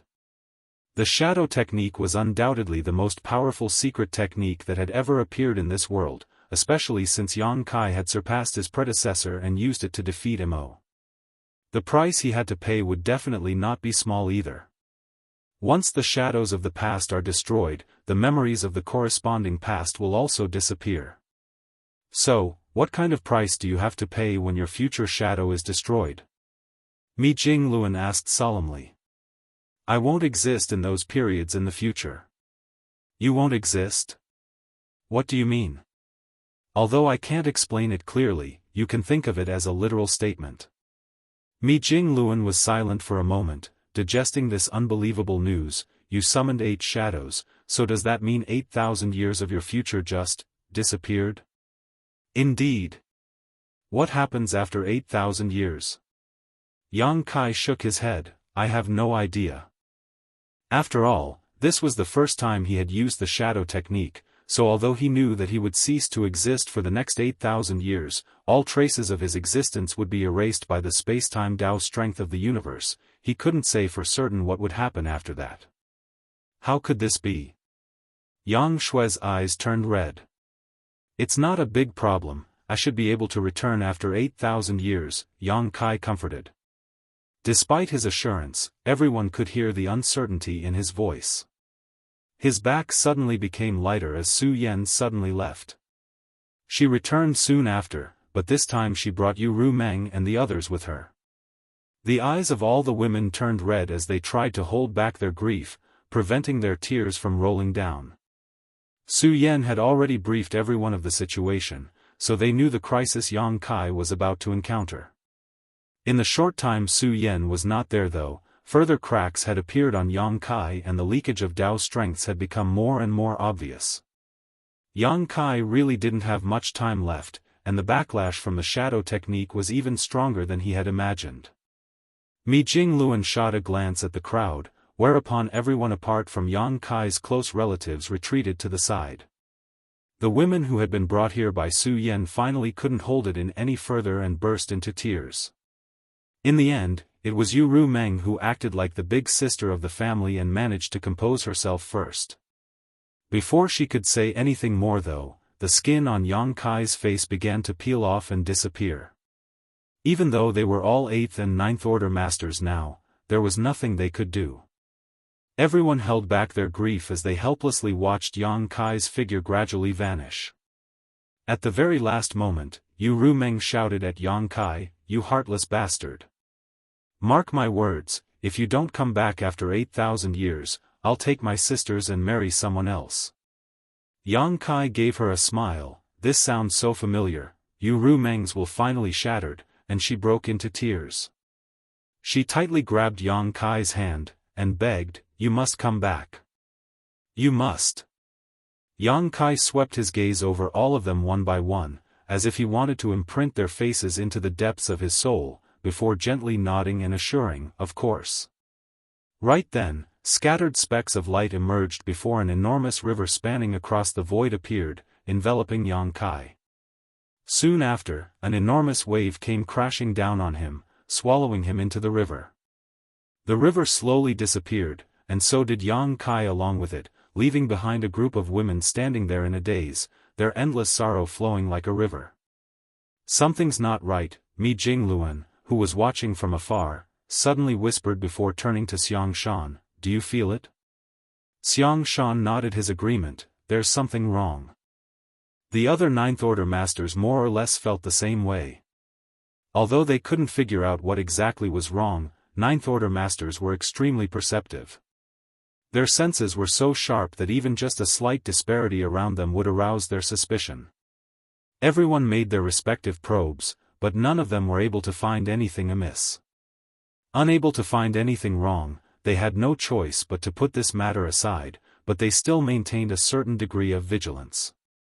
The curtain of the final battle had already fallen. The Allied army had finished off the Black Ink clan army, while Mo had been completely sealed by Yang Kai. Although the greatest contributor had suffered severe backlash from his secret technique and had his existence wiped out by space and time for the next 8,000 years, when all was said and done, the victory needed to be publicized. When Mi Jingluan and the others returned and spread the news that Mo had been ended, the human race army of millions that had been waiting here all cheered and danced in joy. The war that had been going on for millions of years had finally come to an end. Now, all under the heavens belonged to the human race. After the battle, the casualties were counted and the aftermath was dealt with in an orderly manner. The small stone race army had already withdrawn and returned to the chaotic dead territory through the void corridor. The human race also began their withdrawal half a month later. The void corridor created by Jianghu saved the human race a lot of time. Not everyone left however. Headed by Su Yan and Yu Ru Meng, Yang Kai's wives, his disciples, Yang Shui, Yang Xiao, and several others all stayed behind. They remained in the place where Yang Kai had disappeared, quietly waiting for his return.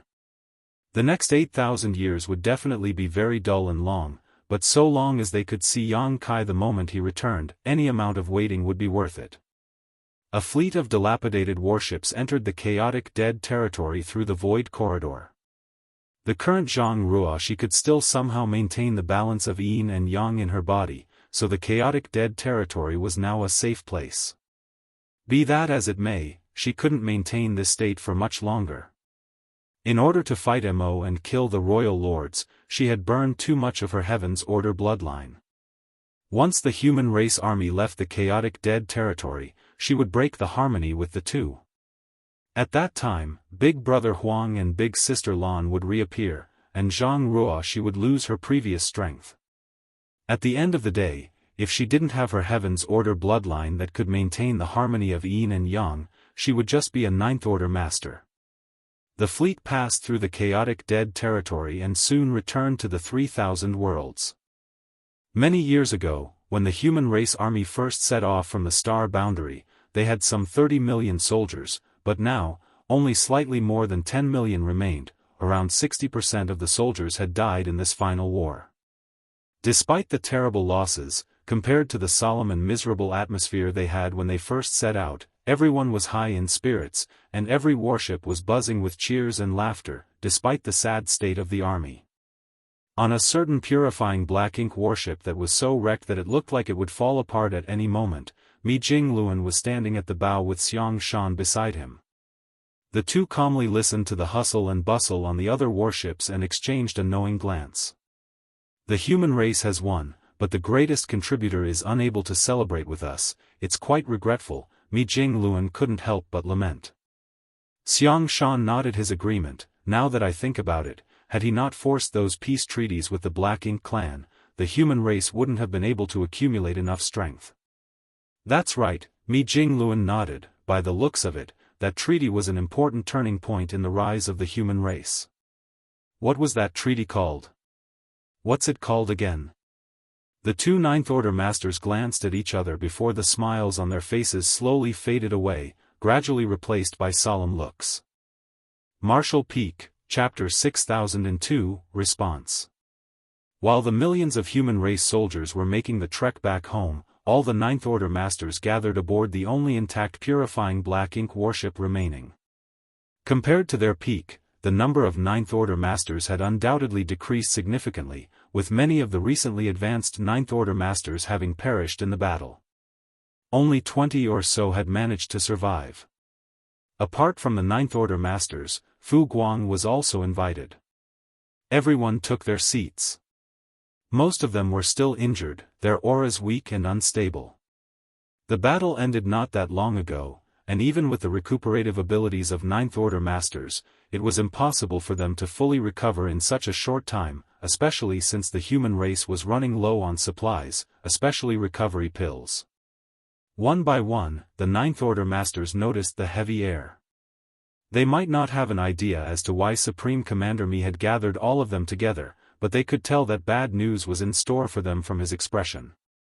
After the last Ninth Order master took their seat, Mi Jingluan finally started addressing the crowd. I've summoned you here today to confirm something. He looked around, paused for a moment, then recounted his conversation with Xianxia. When the Ninth Order masters heard this, some were confused, some were lost in thought, and a few who realized the issue right away furrowed their brow. Yang Lai casually asked, "What's there to fret about with your conversation with Big Head Xiang?" He did not find anything wrong, it sounded just a normal chat to him. There's a big problem. Mi Jingluan stared at him with a solemn expression, causing Yang Lai to realize the gravity of the situation, despite not understanding what was the problem. Xianxia explained, the peace treaty we signed with the Black Ink clan back then was of paramount importance and could be said to be the turning point in the entire war. It is impossible for Brother Mi and I to forget the details of such an important matter. It would have been nothing if it was just one of us having a hard time recalling certain trivial points of the treaty, but the problem is that neither of us can remember them. When we were discussing the treaty, both of us were unable to immediately recall even some of the basic details of the agreement. That should be absolutely impossible. Yang Lai speculated, frowning, maybe you're too tired from the battle? Xianxia focused his gaze on him. Do you remember the first time you met Yang Kai? Of course I remember, Yang Lai replied readily. How could I forget such a thing? At that time, he slowly stopped talking. Obviously, he too had noticed the problem as his expression changed and a furrow appeared on his brow. Xianxia then turned to the other Ninth Order masters and asked, everyone, why don't you try recalling your encounters with Yang Kai, or some common knowledge about him? The Ninth Order masters complied. Soon, a bewildered look took over everyone's face. Observing everyone's expressions, Yang Lai immediately understood that they too had encountered the same situation as him. He could not help but mumble, how is this possible? When Xianxia asked him to, Yang Lai attempted to recall the first time he met Yang Kai, but he actually couldn't immediately remember it. It was as if his memory was blocked by an invisible barrier. It was right on the tip of his tongue, but he couldn't enunciate it for some reason. After struggling for a few breaths, he finally remembered that the first time he met Yang Kai was outside Great Evolution Pass. At that time, Yang Lai was on a scouting mission with his disciples, and Yang Kai arrived to meet him under Xianxia's orders. At that time, Yang Kai was only a 7th Order master. Mi Jingluan's voice sounded in everyone's ears, "It's not just you. After Brother Xiang and I discovered this problem, we ordered our men to ask the soldiers the same questions, and they too encountered the same situation. Regardless of whether they personally met with Yang Kai or simply heard stories about him, they were unable to immediately recall the details." "What caused this phenomenon?" Wu Qing asked in a low voice. He had just tried to recall things about Yang Kai, and it was indeed as Mi Jingluan had described. "I don't know the exact reason, but I'm certain it has something to do with his shadow technique," Mi Jingluan continued. "Everyone should remember that Yang Kai said that the 8 shadows were summoned from the next 8,000 years. He also said that because those 8 shadows were destroyed, it meant that he would not exist for the next 8,000 years. Everyone nodded in acknowledgement as all of them were present when Mi Jingluan and Yang Kai were discussing this. Yang Kai said that it was the price he paid to use the shadow technique, but now it seems that Yang Kai himself had underestimated the severity of this price. He thought that the price he had to pay would be to disappear for the next 8,000 years, but in reality, some kind of invisible force is slowly erasing all traces of his existence from this world. So, anything related to him would slowly become blurred in the memories of others. Is such a thing really possible? Yang Lai found it hard to believe the most direct way one would think that removing the traces of a person's existence in this world meant was to kill that person, but the elimination that everyone encountered now was no longer as simple as just killing Yang Kai, even their memories of him were being lost. Mi Jingluan added, "Before Yang Kai used the shadow technique, even I hadn't expected for such a bizarre secret technique to exist." Yang Lai immediately fell silent. The mysteries of the shadow technique were beyond their comprehension, so the price for using it was also unfathomable. As such, no matter how unbelievable Mi Jingluan's speculations were, there was indeed a possibility they were true. This is just the beginning. What I'm worried about is we might even forget everything about Yang Kai with time. All of the 9th Order masters were shocked. As the greatest hero who led the human race to victory and defeated Imo, Yang Kai should be remembered for all generations, but if the human race were to completely forget about him, that would truly be a tragic misfortune. What will happen if we completely forget about Yang Kai? Mi Jingluan asked. No one could answer. He didn't ask any more, and instead postulated, before disappearing, Yang Kai said that he would return after 8,000 years, but even he did not sound certain of that. So, he might be able to return, or he might completely disappear. Right now, the traces of his existence are slowly being erased, which is akin to him disappearing. If one day everyone completely forgets about him, perhaps he might never appear again.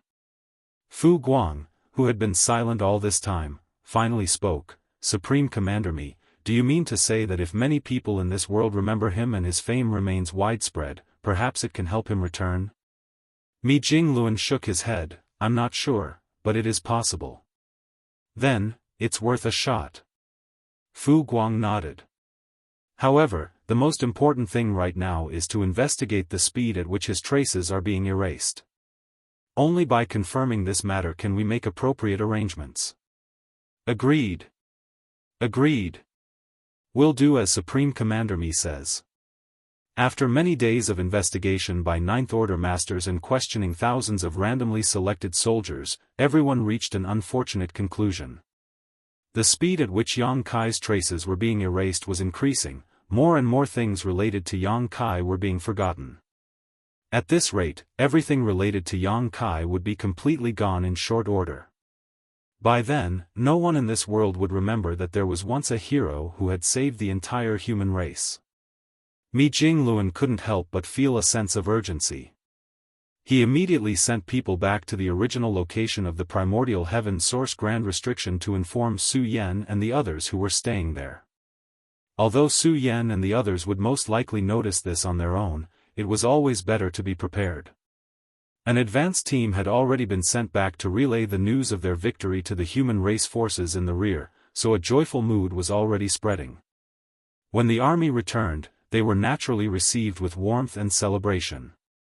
The human race army had suffered heavy casualties in this battle, losing more than 60% of its soldiers.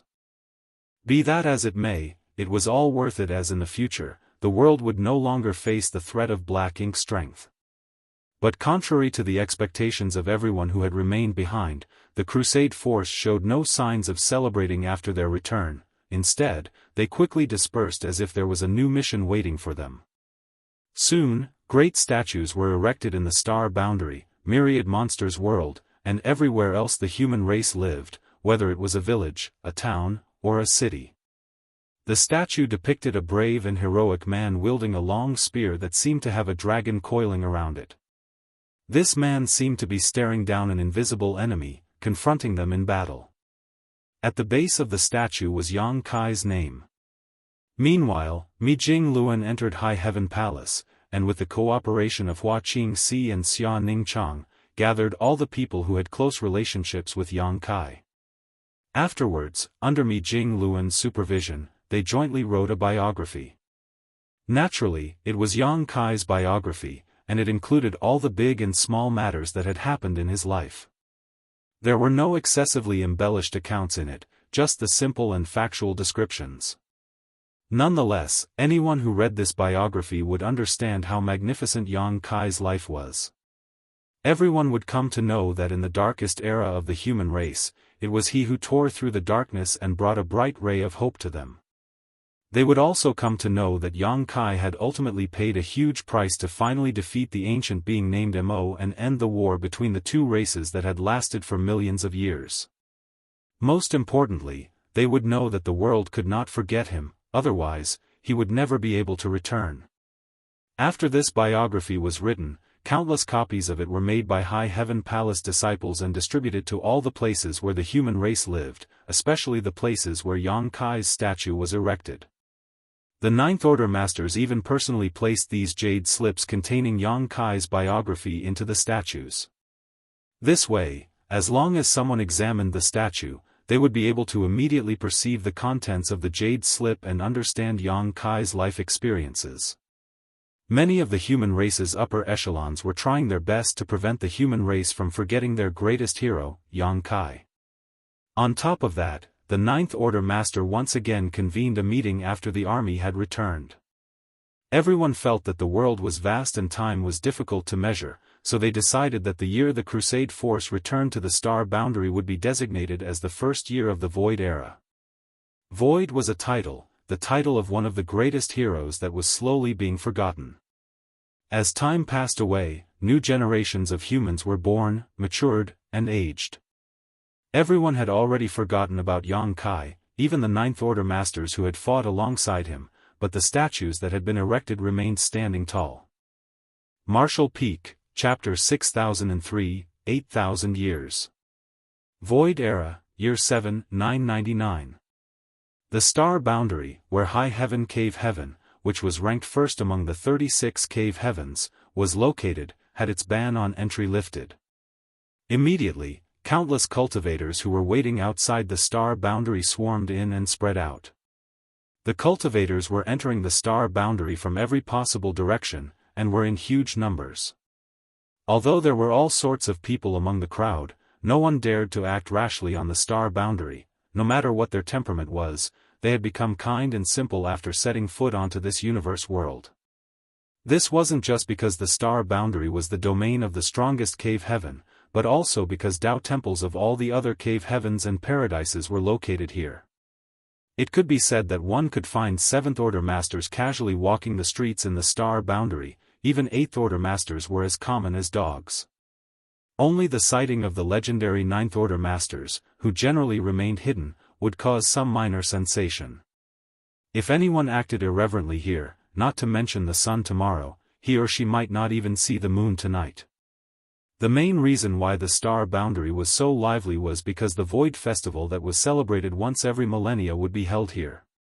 Many of the younger generation didn't know the origins of this festival, only that a ceremony was held at the turn of every millennium of the Void era, and it had been celebrated 7 times already. And if the one that was about to be held was also counted, this would be the 8th. Rumor had it that 8,000 years ago, the living environment of the human race was extremely harsh. At that time, there was a species called the Black Ink clan that nearly wiped out the human race and conquered the known universe. Back then, the human race was truly on the verge of extinction. However, thanks to its many great heroes and brave soldiers, the human race slowly regained their footing. In the end, the entire human race launched a grand crusade and completely eradicated the Black Ink clan. From then on, the human race became the true rulers of this world. As for the Void Festival, it was held to commemorate all the humans who gave their lives in the war against the Black Ink clan. It could be considered the biggest event in the entire human race. The festival would be celebrated for an entire year, during which anyone could freely enter the star boundary. It had to be known that as the territory of the strongest cave heaven, it was normally forbidden for outsiders to enter. This wasn't because High Heaven Cave Heaven was tyrannical, but because they had no other choice. Since the end of the Great War 8,000 years ago, although the human race had managed to quell the Black Ink disaster that had lasted for millions of years, they had paid an extremely heavy price. Countless masters had died in battle, while the entire 3,000 worlds had been devastated by the Black Ink clan. The only universe worlds suitable for the survival of the human race were the ones in High Heaven territory and the Myriad Monsters territory. The number of habitable universe worlds had been significantly reduced, and as such, the living environment had also suffered. Cultivation resources were also in short supply. As such, the birth of too many cultivators would inevitably lead to chaos. So, the current cultivators could no longer be as unrestrained as they were before the Black Ink clan invaded the 3,000 worlds. Everything had to be done in a planned manner. 8,000 years ago, the Ninth Order Masters had jointly held a discussion and reached a consensus, which was that anyone with the aptitude to cultivate would have to report to the cave heavens and paradises, and their cultivation matters would be arranged by one of these top forces. This decision was strictly enforced with the joint efforts of all the human race forces. So, all cultivators of the human race, regardless of their background or cultivation, were duly noted and recorded. This decision made the already special star boundary even more exclusive. The star boundary had a world tree clone, and was the first open heaven realm cradle. The second open heaven realm cradle was the Myriad Monsters world. In the years when the human race was fighting the Black Ink clan, the two open heaven realm cradles, the star boundary and Myriad Monsters world, had given birth to many high-rank open heaven realm masters. It could be said that these two open heaven realm cradles played a huge role in the human race's victory in the final battle. However, after the war ended, because of the limited inhabitable areas, it was difficult for the human race to withstand the birth of so many new generation cultivators, which put the star boundary and Myriad Monster world in an extremely awkward position. After returning from the crusade and realizing this problem, the human race's higher-ups made another decision, which was to withdraw everyone from the star boundary and Myriad Monster world, especially the large number of ordinary people. These ordinary people could not cultivate, but given their huge numbers, they could give birth to many children, some of which would have the aptitude for cultivation. If restrictions weren't put in place, it wouldn't be long before new generations of cultivators were born, which would inevitably lead to unnecessary unrest. Even the people who remained in the star boundary and Myriad Monsters world were forbidden from having children. If they wanted to have children, they would have to leave these two open heaven realm cradles. Of course, the human race's upper echelons also knew that cutting off all avenues forward was not sustainable, so they left behind a glimmer of hope. That hope lay in the Void Festival that was held every 1,000 years. During this one-year-long grand festival, everyone was allowed to freely enter and exit the star boundary. If one could join one of the Tao temples of the various cave heavens and paradises, they would naturally be qualified to remain in the star boundary to cultivate. It was difficult to calculate how many people had entered the star boundary every time the grand festival started, but the number who could truly worship the various Tao temples was not that high. This led to a strange phenomenon, which was that many pregnant women or young married couples would enter the star boundary during the festival. Those pregnant women would then find a place with excellent world energy and live with their families, nourishing their fetus in peace, so that their unborn babies could enjoy the feedback from the world tree clone. As for those young couples, they were only 2 when they arrived, but when they left, their wives' stomachs would most likely be bulging. Jade Mountain Square, an extremely common market in the star boundary. Because of the decisions made in the past, a large number of humans were relocated away from the star boundary, leaving it quite sparsely populated. Owing to which, places like Jade Mountain Square were usually deserted. In other words, this place was only bustling with humans because the grand festival was approaching and countless people had poured into the star boundary. A young couple was strolling around the market, holding hands. The man was suave and handsome, whereas the woman was as beautiful as a flower. They were a perfect match. The woman's belly happened to be slightly bulging, she was obviously pregnant. At this moment, the husband and wife arrived before a tall statue and looked up. The wife kept reaching out to her husband's hand, who helplessly handed her the food in his hands and grumbled, "I told you not to eat so many sweets, why don't you listen?" His wife didn't even spare him a glance and bit down on the candied fruit in her hand, mumbling, "Who says I am the one who wants to eat it? Clearly it's the child in my stomach who wants to eat." The husband couldn't help but roll his eyes. Every time she brought up the child in her womb, he couldn't do anything about it. "Dear, do you think this Yang Kai really exists?" The wife quickly finished a stick of candied fruit and took another stick from her husband's hand. "Why are his statues everywhere?" Wherever they went, wherever a human settlement was present, they always found such statues. Rumor had it that these statues had been standing for nearly 8,000 years and had not been eroded by the passage of time at all. Obviously, they were protected by the power of an expert. "How would I know?" the husband brusquely replied.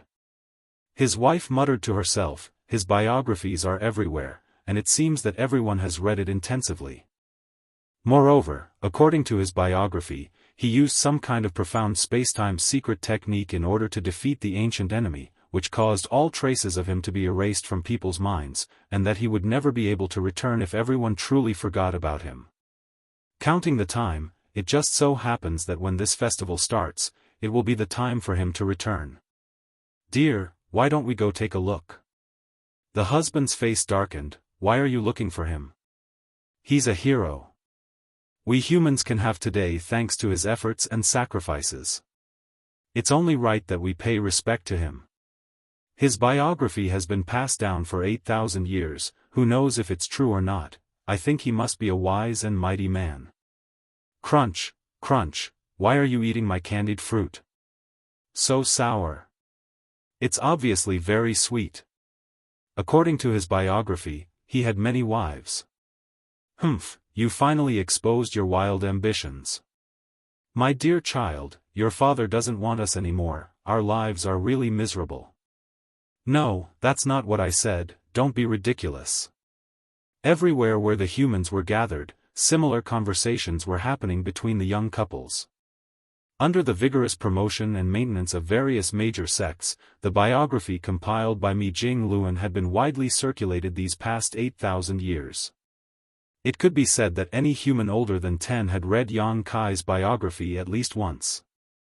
As far as the later generation was concerned, this biography was just a storybook, allowing them to understand the magnificent life of a man named Yang Kai. As for whether the records in this biography were true or fabricated, no one could confirm. This was something even the ancient cultivators of the cave heavens and paradises were unable to determine, because in their memories, many of the things recorded in the biography had indeed happened, but none of them had the slightest impression of the man named Yang Kai being there. If this was really the backlash of the so-called shadow secret technique, it would be too terrifying. Meanwhile, the Ninth Order Masters had gathered at High Heaven Palace. Compared to the crusade back then, the number of Ninth Order Masters had undoubtedly increased. There were more than 100 Ninth Order Masters. After all those rising stars, who possessed the aptitude to advance to the Ninth Order Open Heaven realm, had gradually advanced over the last 8,000 years. In the main hall, everyone was talking in small groups. Unless there was something important, the Ninth Order Masters seldom gathered together. The Ninth Order Masters also rarely appeared in public. Only a grand event like the Void Festival could gather all the Ninth Order Masters together. With over 100 Ninth Order Masters, the human race's foundation had reached a peak that it had not seen in over 10,000 years. Whether it was the newly advanced Ninth Order Masters, or the old veterans, all of them had participated in the war against the Black Ink clan. Now that they had gathered together, it was only natural for them to reminisce about the glorious past and as they watched the current generation compete against each other. Ouyang Lai was especially boisterous as he moved through the crowd. When he started talking about the great battles he had fought in the past, he unceasingly beamed with joy. When he got excited, he even pulled his disciple, Gong Lian over. In the past, when this old master was only an 8th Order Open Heaven Realm Master, when I fought against a pseudo-royal lord alone, that pseudo-royal lord wet his pants in terror. This brat saw it with his own eyes. Hey, tell them. Martial Peak, Chapter 6004, Chanting. Gong Lian, who was still called brat by Ouyang Lai, had already reached the Ninth Order. Basically, his cultivation was the same as Ouyang Lai's, but as there was still a master and disciple relationship between them. Even if he was a Ninth Order Master, he could not go against Ouyang Lai. So, he could not help but nod his confirmation after hearing this. Honored Master is telling the truth. Ouyang Lai's laughter became even more carefree. A few of the newly advanced Ninth Order Masters also started laughing, all of them knowing how Ouyang Lai loved to brag and deciding to just go along with it. All of them had witnessed or experienced the might of a pseudo-royal lord firsthand, and it was definitely not something an 8th Order Master could contend with, unless they formed a battle formation. Be that as it may, back when there weren't many 8th Order Masters, Ouyang Lai had indeed fought a pseudo-royal lord alone, and it was him who was beaten to the point that he had wet his pants. Even so, fighting a pseudo-royal lord alone was still an incredible feat in itself.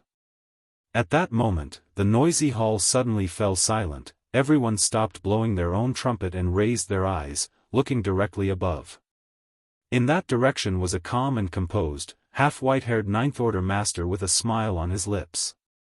He swept his gaze over everyone before addressing them. Ladies and gentlemen, it's been 1,000 years since we last met, but it seems everyone's noble bearing is still the same. There are also a few new faces. Very good. Everyone greeted with a bow. Greetings, Supreme Commander Mi. The person who had arrived was none other than Mi Jingluan. Although the human race's crusade force and the various armies had been disbanded, Mi Jingluan's title of Supreme Commander had remained. In terms of cultivation, Mi Jingluan might not be the strongest Ninth Order Master, but in every battle against the Black Ink clan, he had played a far greater role than any other Ninth Order Master.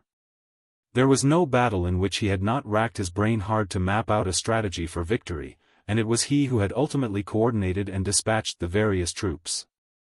He was a cultivator of the same era as Ouyang Lai, Xianxia, and Wei Junyang, but if they were to stand together, Mi Jingluan would definitely look older because he had been under even greater stress and for a longer duration during the thousands of years of war. Above the main hall, Mi Jingluan returned the greeting before continuing. It's the day of the Void Festival. Counting the time, this is already the 8th celebration, and I'm sure everyone knows what this means. Hearing this, everyone's expressions became solemn. For a long time, there have been gaps in our memories. There appears to be traces of a person's existence in many key memories, but whether it's us or others, none of us can remember this person. I don't know what kind of mood I was in when I oversaw the compilation of this person's biography, but now that I think about it, it was definitely the best decision I've ever made in my life. All the signs indicate that this person should have really existed, and that all the accounts in this person's biography should indeed be true. This person is the greatest contributor to the human race's victory over the Black Ink clan. Unlike the cultivators with low cultivation, although the Ninth Order Masters present here had some gaps in their memories, these missing memories could be perfectly filled in by Yang Kai's biography. therefore, they could conclude that Yang Kai really did exist and the records in his biography were not fabricated. The reason they had forgotten about Yang Kai was because of the mysteries of the shadow secret technique. A hero cannot be allowed to be forgotten, otherwise, the current human race does not deserve to live. 8,000 years have already passed, and it is time for him to return. The void ceremony has been conducted precisely for this moment. Everyone, the arrangements we had laid back then should be used, it's time to witness the truth. The world only knew that the Void Festival ceremony was a grand event for the entire human race, but didn't know that it was a hidden hand Mi Jing Luan and the other Ninth Order Masters had arranged long ago. When they had set up this contingency back then, perhaps they had still not completely forgotten about Yang Kai, but now, they really could not remember anything about him. It didn't matter if they didn't remember though, as long as the plan worked. Please instruct us, Supreme Commander Mi. The Ninth Order Masters cupped their fists. Mi Jing Luan lightly smiled, then let us see if all of this is just an unrealistic conjecture on our part or if we really have forgotten something. One after another, the Ninth Order Masters received their orders and flew out of the hall, quickly disappearing, leaving only one Ninth Order Master behind. This was a titled Great Emperor recognized by the Star Boundary and the only surviving Great Emperor who had managed to break through to the Ninth Order. There had been other Ninth Order Great Emperors from the Star Boundary, but they had all fallen during the Crusade. The hall sunk into complete silence as Mi Jing Luan and the Great Emperor patiently waited. 10 days later, Mi Jing Luan finally opened his eyes and glanced at the Ninth Order Great Emperor. It's about time. The Ninth Order Great Emperor slightly nodded before slowly closing his eyes and spreading his divine sense. The next instant, he had become one with the entire Star Boundary.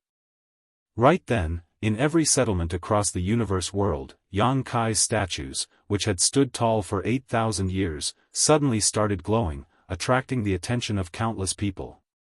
Soon after, a voice started to reverberate from the statue, chanting something. What the voice was reciting was the contents of Yang Kai's biography. The voice seemed to contain some kind of mysterious power, causing everyone who heard it to involuntarily stop in their tracks and quietly listen. As the chanting continued, an enormous picture scroll seemed to have filled everyone's vision. The picture scroll was impressively portraying the life of a cultivator named Yang Kai and how he gradually grew to become the strongest, eventually leading the human race to defeat their enemies. Not just in the Star Boundary, even in Myriad Monsters territory, on every universe world where the humans lived, the setup in the statues was activated by the Ninth Order Masters. At this moment, that chanting was simultaneously ringing in the ears of trillions of humans. Once, twice, 3 times. Gradually, people began to read along the voice coming from the statue. Almost everyone had read Yang Kai's biography, and many scholars had even memorized it by heart. Only, the biography which in the past was only read to pass time was given heavy importance today. Trillions of humans were chanting the Void Great Emperor's real name. At the same time, in the distant void, on the battlefield where the final battle between Yang Kai and Mo was fought, a few people were gathered together inside a floating palace. There weren't many people, only a dozen or so, but apart from a middle-aged couple, the lowest cultivation of the others was the Eighth Order, and there were actually quite a number of Ninth Order Masters present. Everyone gathered here was Yang Kai's close relative. His parents, his wives, his disciples, Yang Shao, Yang Shui. These people had been waiting here for 8,000 years. Xia Ning Chang had originally stayed behind to guard High Heaven Palace because, despite her high cultivation, she had very little experience in fighting. Moreover, she was an alchemy great grandmaster and was more useful stationed in the rear. However, for the final crusade, even she was roped in. After their triumphant return, once Xia Ning Chang had helped compile Yang Kai's biography with Mi Jing Luan, she immediately returned here. Naturally, Mi Jing Luan immediately set out to fetch all those close to Yang Kai, bringing Yang Yingfeng and Dong Su Zhu here to meet up with Su Yan and the others to wait for Yang Kai's return. Their wait had now lasted for 8,000 years. Martial Peak, Chapter 6005, Supreme Master. The shadow technique's backlash struck without any notice, and was impossible to guard against. At first, Yang Kai's relatives could still remember him, but gradually, all their memories of him began to fade away, and eventually disappeared. One after another, gaps began to appear in everyone's memories. For a period of time, everyone had even forgotten why they had gathered here until they remembered that they were waiting for a very important person. As for who that person was, none of them had any impression of him. The biography that Xia Ning Chang brought back with her had a great effect. The things recorded in the biography and the remaining memories in their minds perfectly complemented each other. This helped them know that a person named Yang Kai had appeared in their lives, and that person held quite a huge place in their hearts. Not far from their location was a void corridor leading straight to chaotic dead territory. At this moment, a figure walked out from the void corridor. It was none other than Zhang Ruoxi. Ruoxi's cultivation was currently at the peak of the 9th order, though the wings on her back had disappeared due to separating from the power of yin and yang. Her Heaven's Order bloodline had been almost completely burned out in the final battle, so she was no longer able to maintain the delicate balance between the two opposing powers. So, she had no choice but to return to chaotic dead territory and strip away the power of yin and yang. Although the loss of her Heaven's Order bloodline was a significant detriment to her, it didn't have much of an impact on her personal strength. It was just that it would be difficult for her to regain the phenomenal power she had displayed that time in the future. Walking out of the void corridor, and identifying her bearing, Ruoxi quickly arrived at Su Yan and the others' location. Noticing her appearance, everyone looked at her. "It's starting," Ruoxi stated softly. Everyone nodded as a solemn look took over their faces. On the platform in front of the palace, everyone sat down cross-legged and calmly started reciting Yang Kai's name. At first, nothing out of the ordinary happened. Over the past 8,000 years, everyone had done similar things countless times just to remind themselves not to forget that name. However, as time went by, a different feeling slowly began to rise in their hearts. Everyone felt suffocated, as if there was a mountain pressing down on them, one that was becoming heavier and heavier. As this suffocating feeling grew stronger and stronger, the forgotten emotions also began to awaken, and along with them, a painful longing gripped their hearts. No one knew who they were missing, and none of them had a clear picture of them in their heart, but they had this feeling that someone who had left a deep mark in their lives had been forgotten, and that person's name was Yang Kai. In a vivid and colorful mysterious void filled with chaos and distortions, a tall and stalwart man with a sword in his hands let out an angry roar before swinging it down. This sword strike almost cut the space-time river in two, revealing Yang Kai's flickering figure behind it. By the time the water rolled back after the strike, Yang Kai had already arrived before the sword-wielding man. He then raised his hand and pointed a finger towards the opponent, sending a wave of water towards the stalwart figure. The stalwart man's expression instantly changed. Having fought Yang Kai for thousands of years, he naturally understood the might of this seemingly unremarkable wave. This wave contained the might of 10,000 grand Daoists, so even he didn't dare to let himself get swallowed by it. The stalwart man raised his sword and slashed out, shattering the incoming wave and splashing droplets of water flying in all directions. At the same time, the stalwart man quickly withdrew as if he was avoiding snakes and scorpions.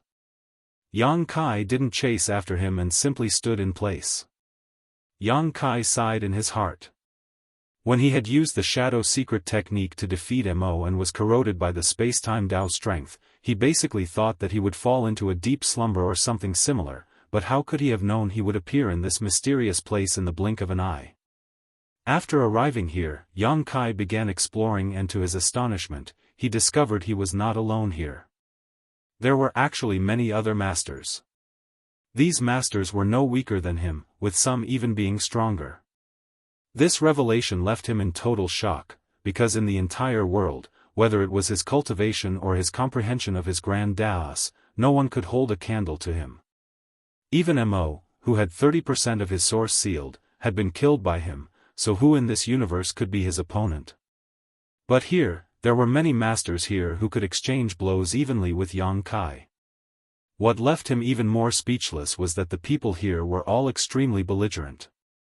It did not matter whether there were any grievances between them or not.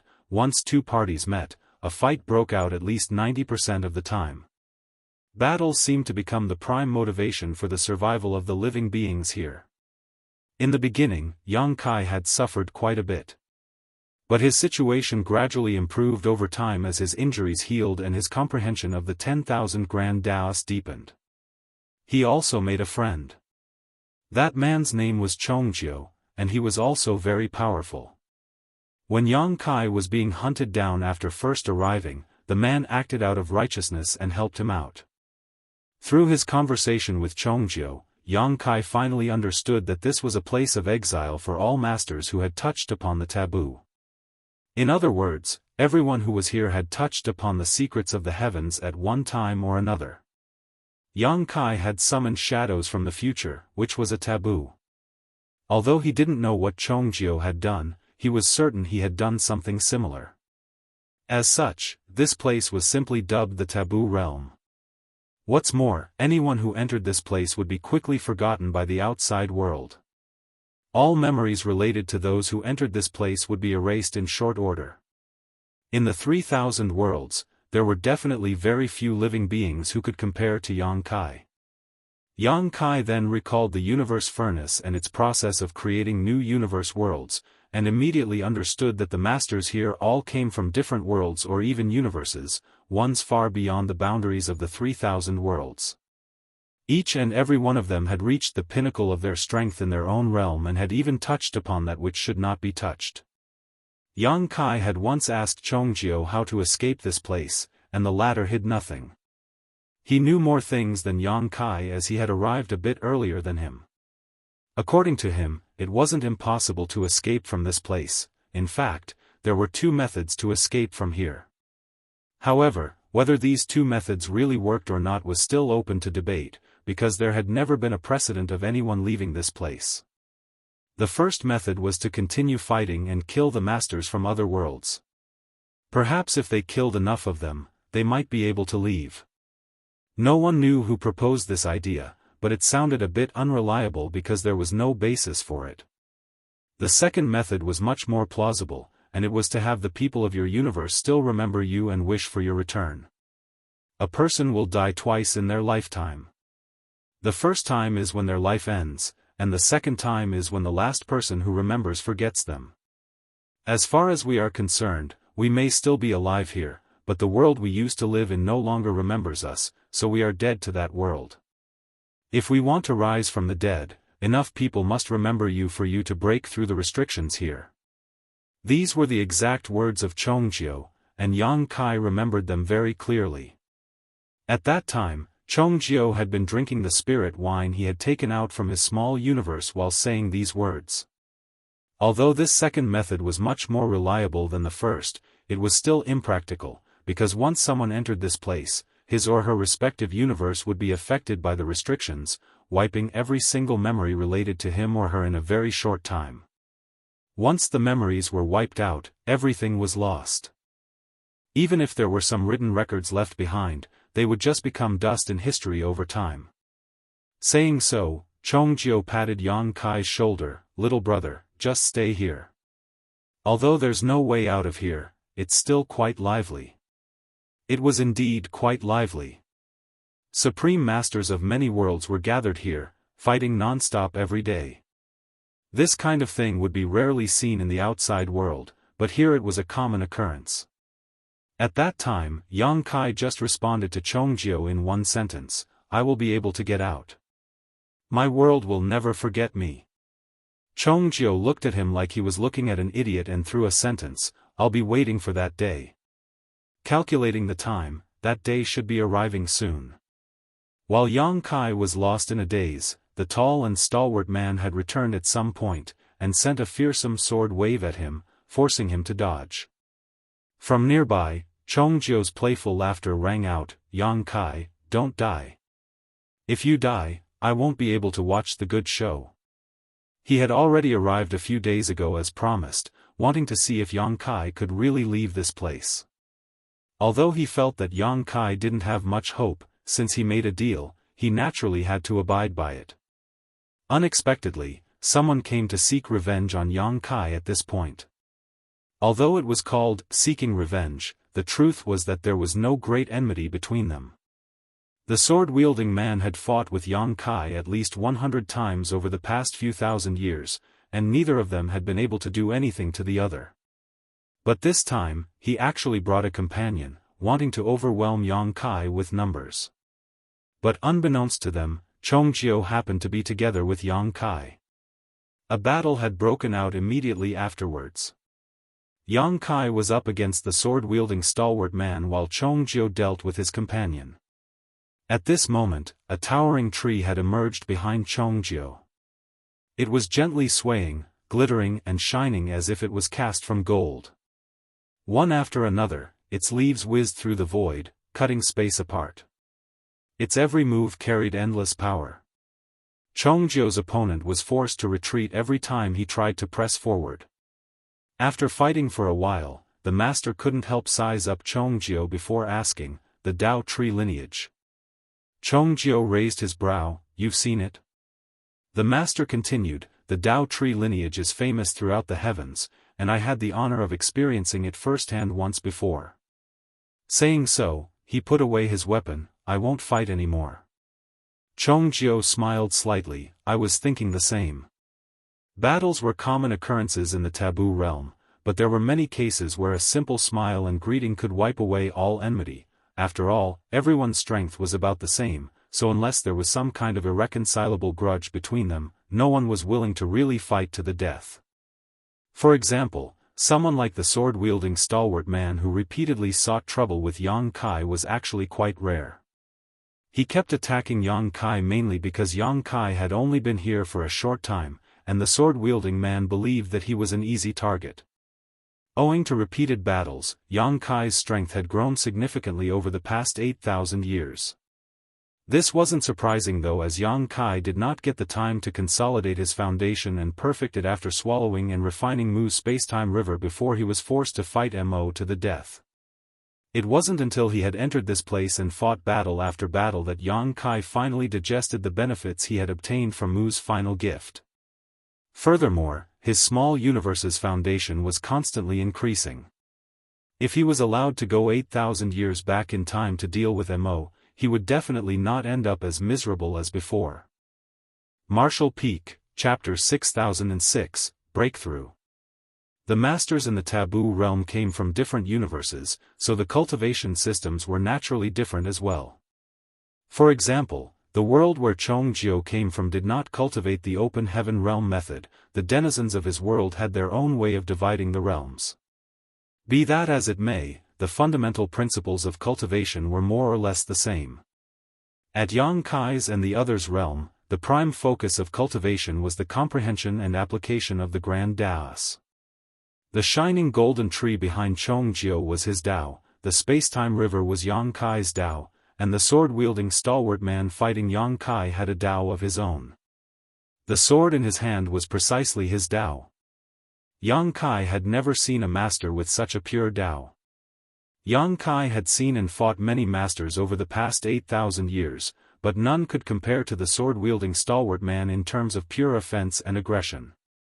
In any battle, the stalwart man was constantly on the attack, essentially disregarding defense entirely.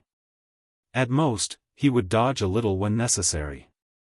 Fighting such a person was incredibly frustrating, and it was extremely difficult to reach a conclusion, as the only way to settle things with any sense of finality was for someone to die. "Jianba, there is no enmity between us, why must you insist on fighting?" After exchanging blows for a while longer, Yang Kai shouted as the waves under him swirled. Jingba, who was standing right across from him, hideously grinned, "Why bring up enmity in this damned place? Since I'm here, one of us will die today, the question is whether it will be you or I." Yang Kai slowly shook his head. He was completely unable to reason with him. If the shadow secret technique could be used, Yang Kai was confident he could defeat Jianba, but he had already summoned shadows from 8,000 years of his future when he was fighting with Mo, which ultimately caused him to be trapped here. He was basically unable to use the shadow secret technique. Shadows of the same spacetime could only be summoned once. Helpless, Xianxia could only use the power of his spacetime river to fight ceaselessly with Jianba. However, Xianxia was feeling uneasy for some unknown reason today. He thought that he was feeling unnerved because the 8,000-year deadline was approaching, but later he realized that wasn't the case. He could not afford to get distracted when fighting someone as powerful as Jianba, so, how could he have the spare energy to consider the 8,000-year deadline? What caused him to feel uneasy must be something external. As such, he was slowly losing ground against Jianba. Chongjiu, who was watching the battle from afar, noticed this unusual situation and couldn't help but furrow his brow.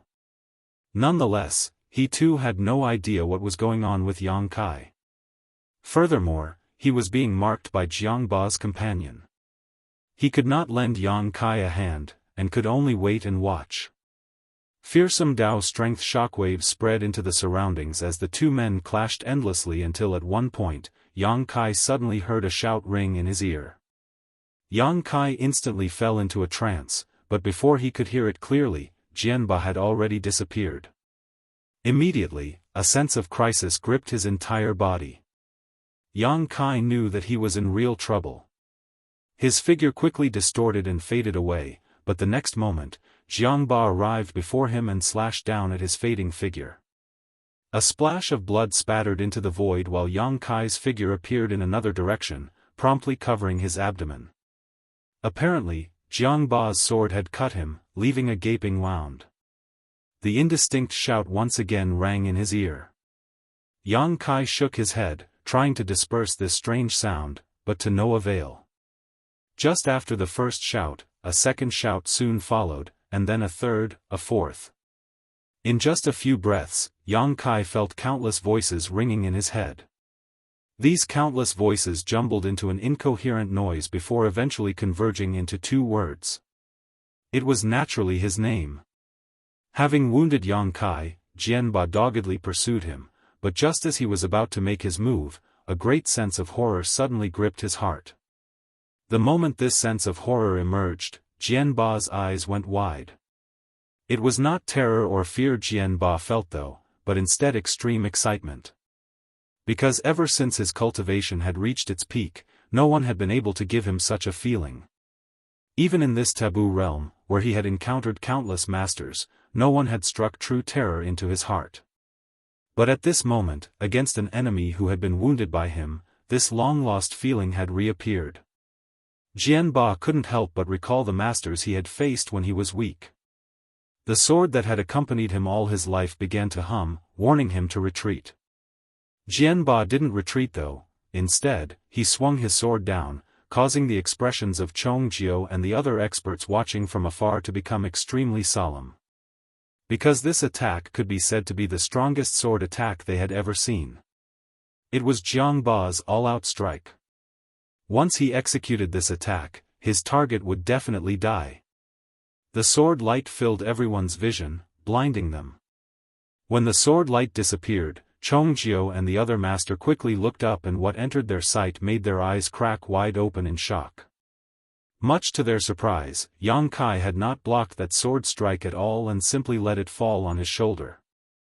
It almost severed his arm, but it didn't, as the endless river water happened to be wrapped around Jianba's sword and wrist, preventing him from following through. Although Xianxia was injured, his expression was extremely strange. He seemed a little confused yet also a little relieved. What caught Chongjiu's attention was the void behind Xianxia, which looked extremely unusual at the moment. It happened to be continuously distorting, and through this distorted space, a faint distortion of spacetime emerged from some unknown place. The restriction of this place had been broken. When Chongjiu recalled Xianxia's confident words, his heart began to pound violently. Could it be that the rumors circulating in the taboo realm are true? Did enough people in Xianxia's universe still remember him? But, how is that possible? Anyone who entered this place would be quickly forgotten. Otherwise, how could the masters who had entered this place be unable to leave even after so many eons?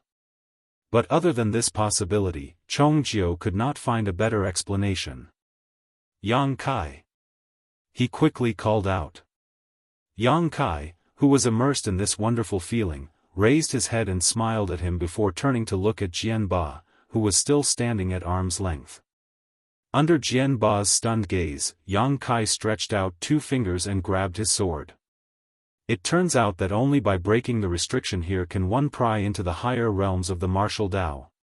Saying so, Yang Kai gently raised his fingers, lifting up the long sword that had cut into his shoulder. The corners of Jianba's eyes twitched violently as his instincts were giving off warning bells. At this moment, Yang Kai gave him a very strange feeling, as if he was about to achieve some kind of breakthrough. This feeling left him in a great shock. The masters in the taboo realm had already reached their limits. The reason they were trapped here was because they wanted to break through to higher realms, but in the end, they had touched upon the taboos of the heavens. Today, he had seen both an amazing truth and an incredible secret. Breaking the restriction of this place would allow one to gain insight into the next realm. This was a huge blow to Jianba's mental state. Not to mention him, even Chongjiu, who was watching from afar, and the companion Jianba had invited, felt the same way. Stand down. Yang Kai looked at Jianba and declared. Jianba naturally ignored him, gritting his teeth as he poured all his strength into the long sword and pushed it down without muttering a word, seemingly intent on cutting Yang Kai in 2.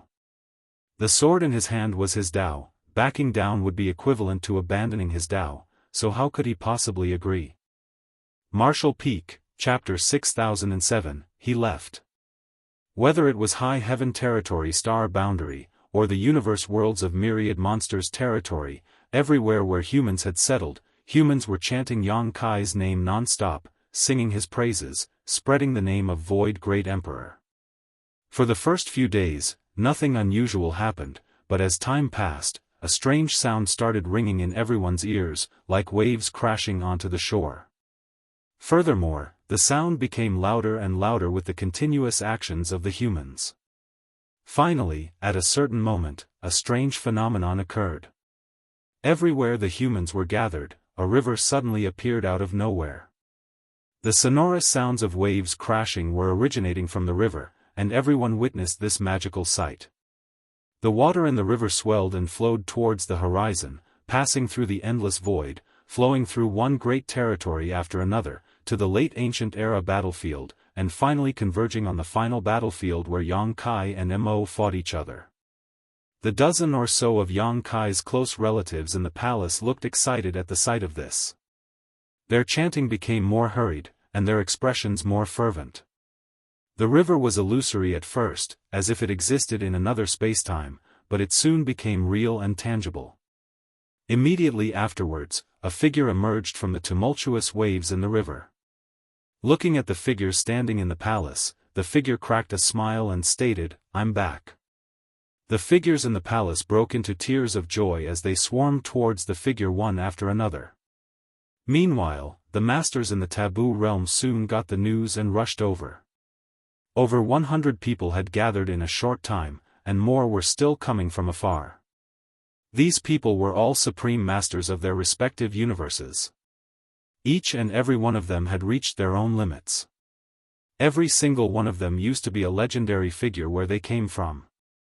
But now, their worlds had long forgotten about them, causing them to be trapped in this taboo realm. Over 100 of the strongest masters in existence were calmly standing around the location where Yang Kai had fought with Jiangba, staring at a corpse floating nearby. The corpse naturally belonged to Jianba. Jianba was tightly holding a broken sword in his hand, while the cause of his death was none other than the other half of his sword being rammed through his chest. Dead. There was no shortage of brave and ruthless men in the taboo realm, and battles broke out all the time. These were the kind of battles one would seldom see in the outside world. Be that as it may, very few people actually lost their lives during these fights. Because although the cultivation methods were different for universe to universe, everyone's prime focus would be their Tao, after their cultivation had reached its utmost limit. It could be said that all things lead to the same destination, as a result, everyone's strength was basically the same here. So, no matter how intense a battle was, very few people would die. The last time someone died was over 100,000 years ago, and that was because a certain man with a horrible personality ultimately drew everyone's ire and was besieged by many supreme masters. But the current situation was far from that. It was pretty obvious that Jianba had not died because he was ganged up on. No matter what kind of Dao they were cultivating here, they all had sharp vision and insight. The one who had killed Jianba was just a single man. Furthermore, Jianba's opponent had killed him so easily that he had even snapped Jianba's sword in two. Even if these supreme masters present here weren't very familiar with Jianba, most of them had fought him at least once in the past. Jianba's sword was his Dao. So, killing someone might not be a big deal, but killing someone while destroying their Dao at the same time was inconceivable. What the Supreme Masters were concerned about was that they had sensed some unusual fluctuations a while ago. Even when they were far away, those fluctuations were as bright as a match in the darkness. Those were clearly the fluctuations caused by someone breaking through their current cultivation realm. But by the time they arrived here, they didn't see anything. Under everyone's watchful eyes, the faces of Chongjiu and Jianba's companion were filled with a bitterness, their expressions way worse than eating a bitter pill. Both had witnessed Jianba's death at the hands of Yang Kai, which had shook them to the core. By the time they came back to their senses, the Supreme Masters had already arrived here to investigate after noticing the commotion. As a result, they were unable to leave. If they tried to leave now, they would definitely be forced to stay. The Supreme Masters had been trapped here for far too long, so any unusual movements would definitely attract their attention, let alone a disturbance that exceeded the limits of their current strength. Who was here? Someone suddenly asked. Although it was a random question without a head or tail, the meaning behind it was obvious. The speaker was obviously asking who had witnessed Jianba's death. No one answered. Who arrived here first? Someone asked. Still no answer, but the eyes of the Supreme Masters began to wander across each other, their gazes swiftly changing as they reached a certain unspoken agreement. Finally, everyone's eyes landed on Chongjiu. Chongjiu scowled in anger as he stared at the colleague invited by Jianba. Why are you only looking at me? He was here as well. Although the two were originally on different sides, they clearly had no choice but to band together at this moment. If they didn't handle this situation well, they might become the public enemies of all the Supreme Masters, so they couldn't afford to be careless. There was no escape from this taboo realm. If they became public enemies, things would be hard-pressed for them in the future. Who killed Jianba? An old man with small stature asked. This old man had been trapped in the taboo realm for who knows how many years. It wouldn't be an exaggeration to say that he was one of the oldest Supreme Masters in the taboo realm. At least, these 100 or so Supreme Masters present had all come to the taboo realm later than him. It wasn't me, Chongjiu quickly clarified, I'm not that capable. The Supreme Master standing beside him also quickly denied, I didn't kill him either. You were here first, didn't you see who did it? The short old man asked. Although he was the only one who spoke, he represented everyone. Well, Chongjiu hesitated for a moment. He knew that no matter what, he couldn't avoid this matter. Rather than drawing everyone's ire, he might as well speak the truth. After understanding this point, he finally answered, Yang Kai killed him. Who is Yang Kai? The short old man frowned. He had never heard of this name before. He was a newcomer whose Dao strengths had manifested into a river. He arrived about 8,000 years ago, someone explained. The short old man finally understood, I seem to have some impression of him, but how could a newcomer kill Jianba? Where is he? He left, Chongjiu replied. Where did he go? He left, from this place. The Supreme Masters were stunned for a moment before staring at Chongjiu in shock. Being the focus of attention of so many Supreme Masters, Chongjiu felt as if an enormous mountain was weighing down on him. The Supreme Master who was standing by his side subtly stepped away from him, drawing a clear line between them. "You said, he left this place?" the short old man asked. Although his tone remained calm, his heart was in turmoil. "Brothers, sisters, there's no need to stare at me like that, he really did leave. This friend and I saw it with our own eyes," Chongjiu stated as he pointed towards the Supreme Master who had just stepped away from him. The man's face darkened, but he knew he couldn't avoid it. All he could do was brace himself and nodded. "Yes, he did leave." Chongjiu smiled and said, "Weren't you all attracted by those strange fluctuations? I'll be frank with you, according to the rumors, there are two ways to leave the taboo realm, and the second method is apparently true. Yang Kai used that method to leave this place. What's more, when he broke through the restrictions here, he seemed to also break through to the next realm, allowing him to kill Jian Ba. Since ancient times, it had been passed down that there were two ways to escape the taboo realm. One was to constantly fight and kill other Supreme Masters. So long as you killed enough Supreme Masters, you would have a chance to leave this place. The second was to have enough people from your original universe remember you and wish for your return. Whether the first method would work or not, no one knew, because few people ever died in the taboo realm. But now, the second method had been proven effective. If Chongjiu wasn't lying, Yang Kai had left the taboo realm using this method. Under these circumstances, there was no need for Chongjiu to lie, everyone was well aware of this. How is that possible? Once we arrive here, the denizens of our worlds would have quickly forgotten about us. Without any memories, how can they remember us?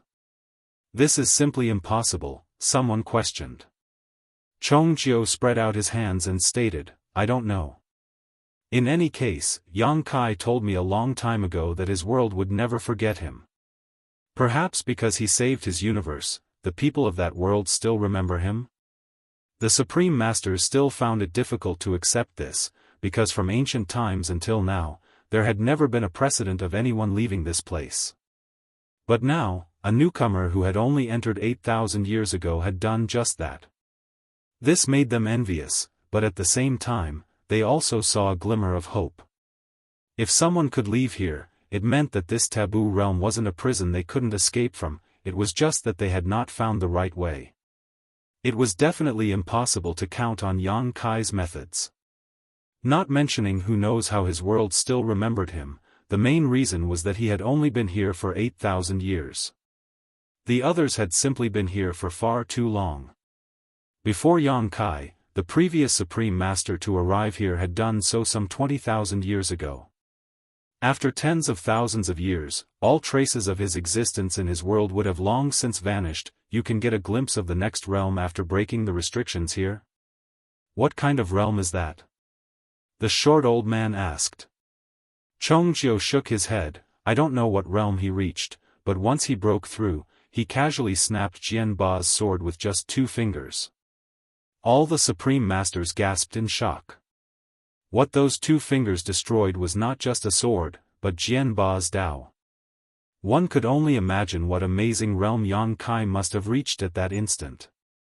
Everyone, before Yang Kai left, he told me that he will find a way to rescue me.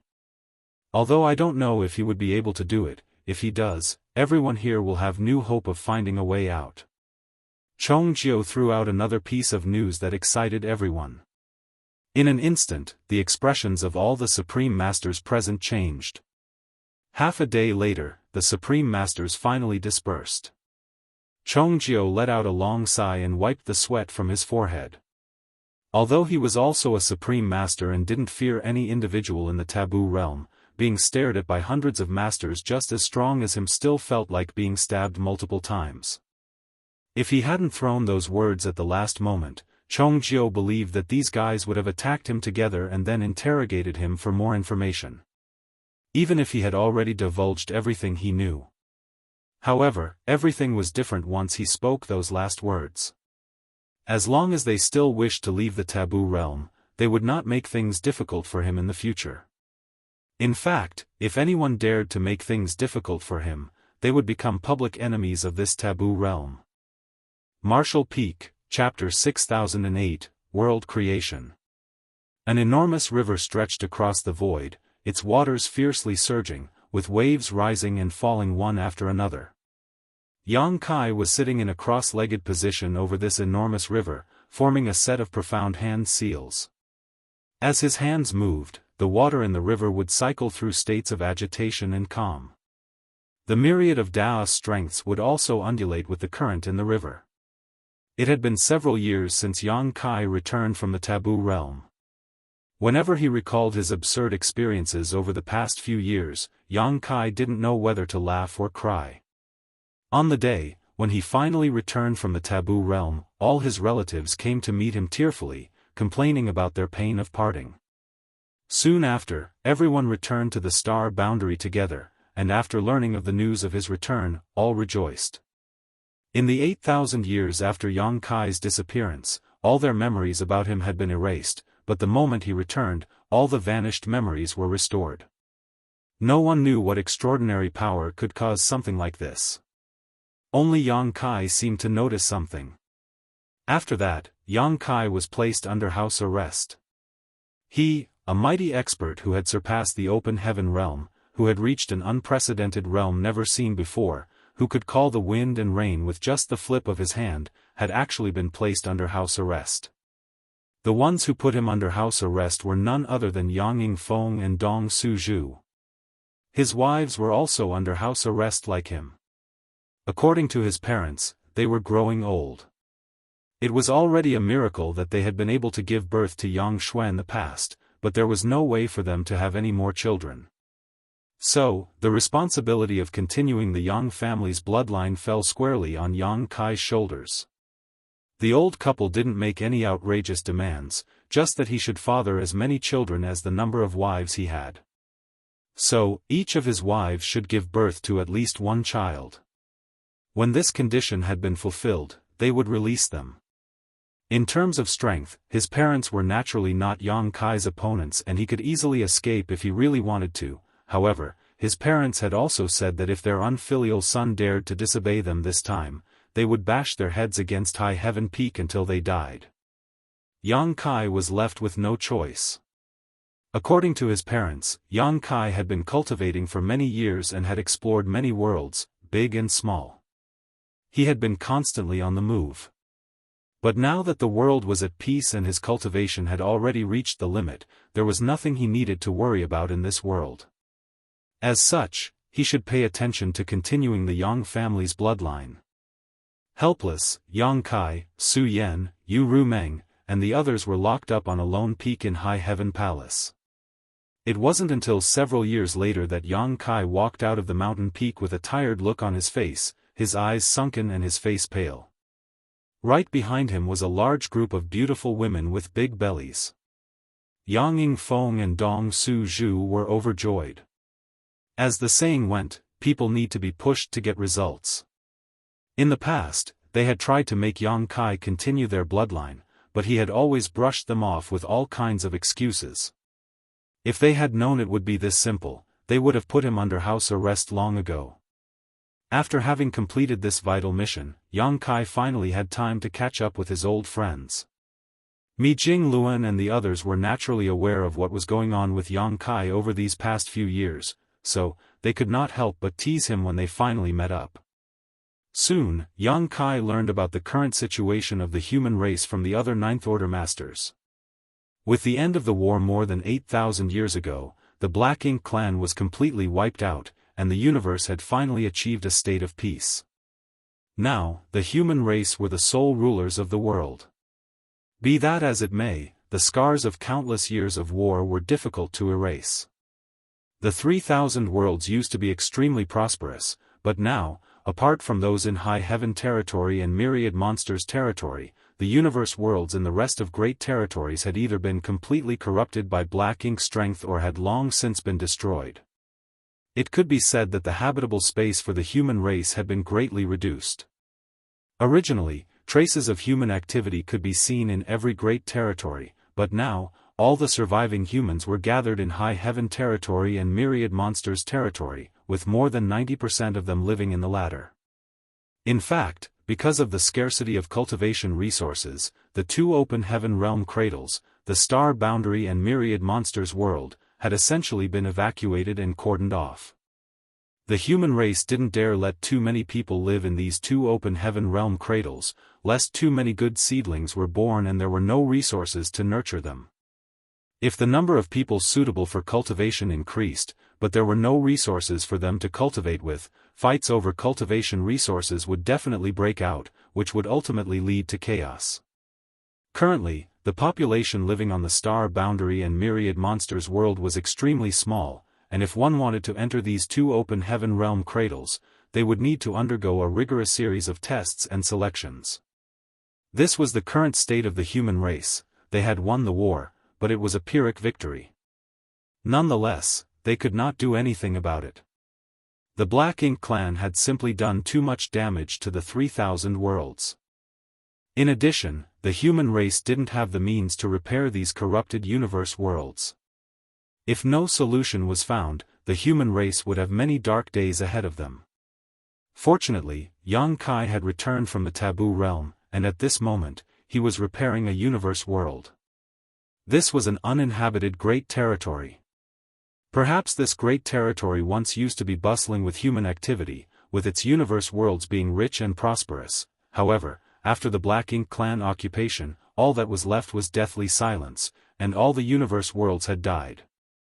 The massive space-time river stretched across the void, with universe worlds floating up and down in the river, Daoist strengths fluctuating rhythmically. The Black Ink strength that had corrupted these universe worlds was quickly stripped away and then sent into the profound source gate by Xianxia to be sealed. After that, Xianxia evolved Yin and Yang, then harmonized the 5 elements, which gave birth to the 10,000 grand Daoists. The flow of time in the space-time river was different from the outside world, and with Xianxia's current cultivation, this flow rate had reached an extremely exaggerated degree. Perhaps 1,000 years were elapsing inside the river for each breath that passed in the outside world. The lifeless universe world slowly regained its vitality in the space-time river. Suddenly, a small figure stepped out and walked over to Xianxia's side before pursing his lips in frustration. "It's empty outside, there's nothing here, so boring." Xianxia fiercely turned to him and shot him a glare. "It's all your fault." The figure immediately tried to explain. "What does Mo's evil deeds have to do with this little 11? The small figure standing next to Xianxia at this moment was none other than Little 11, or rather, it was the same person Xianxia had seen in the primordial world's Dawn City. 8,000 years ago, Xianxia defeated Mo and sealed it with the profound source gate. However, as the most ancient being in this universe, even Xianxia was unable to completely destroy Mo. After all, Black Ink's strength was a power born at the beginning of the universe. As long as the universe still existed, and as long as there was darkness in living beings, Black Ink's strength would never be extinguished. However, Xianxia spent some effort to extract the consciousness born from this power from the profound source gate. This consciousness was Little 11, who was standing beside him. Strictly speaking, Mo was Little 11, but these two were different. In other words, Little 11 was not making excuses, he was indeed not Mo. During the early ancient era, he had fought alongside the 10 martial ancestors to protect the human race. Only Mu had noticed the problem in Mo at the time. She had set up the primordial heaven source grand restriction and sealed Mo before its consciousness was completely corrupted. Afterwards, under Mu's secret arrangements, Mo's source was divided into 3,000 pieces and sealed in different universe worlds while Mu kept Mo's consciousness by her side to guard him. Unlike what Mu did, the current Little 11 was not some weak child in Dawn City who did not even have the strength to strangle a chicken. Otherwise, he would not have been able to wander the void alone. Looking at the surging river stretching across the void before him, Little 11 couldn't help wondering, speaking of which, what realm are you in now? Little 11 was completely unaware of the fact that Xianxia was trapped in the taboo realm, as Mo was sealed by Xianxia after his defeat, and Little 11 was freed just a few days ago. However, Little 11 was surprised to discover that Xianxia's strength was far greater than the last time Mo fought with him. It seemed to have gone beyond the scope of the open heaven realm. Little 11 reckoned that even if Mo had been at his peak, he would still be no match for the current Xianxia. You're supposed to be a master in the creation realm, can't you see through my cultivation? Xianxia asked instead of answering. Little 11 explained, shaking his head, that's a false claim. Mo never reached the creation realm. He could at most be described as a pseudo-creation realm master. The main reason Mo was able to create the Black Ink clan is because of the unique properties of Black Ink strength, not because Mo had reached the necessary realm, but you're different. Your current cultivation has indeed exceeded the open heaven realm, so I'm very curious about what realm you've reached. Xianxia had already noticed that there was something wrong with Mo's creation realm a long time ago, but at that time, his strength and vision were simply insufficient. As such, he was unable to determine anything. Now that Little 11 had personally admitted it, Xianxia wasn't too surprised. My realm, Xianxia muttered before shaking his head, no one has reached this realm before, so I don't know what it should be called. Saying so, he quickly changed his hand seals before raising them towards the space-time river, making a grabbing motion. The next moment, the enormous river was gripped by Xianxia, who gently shook it and shouted, "Go!"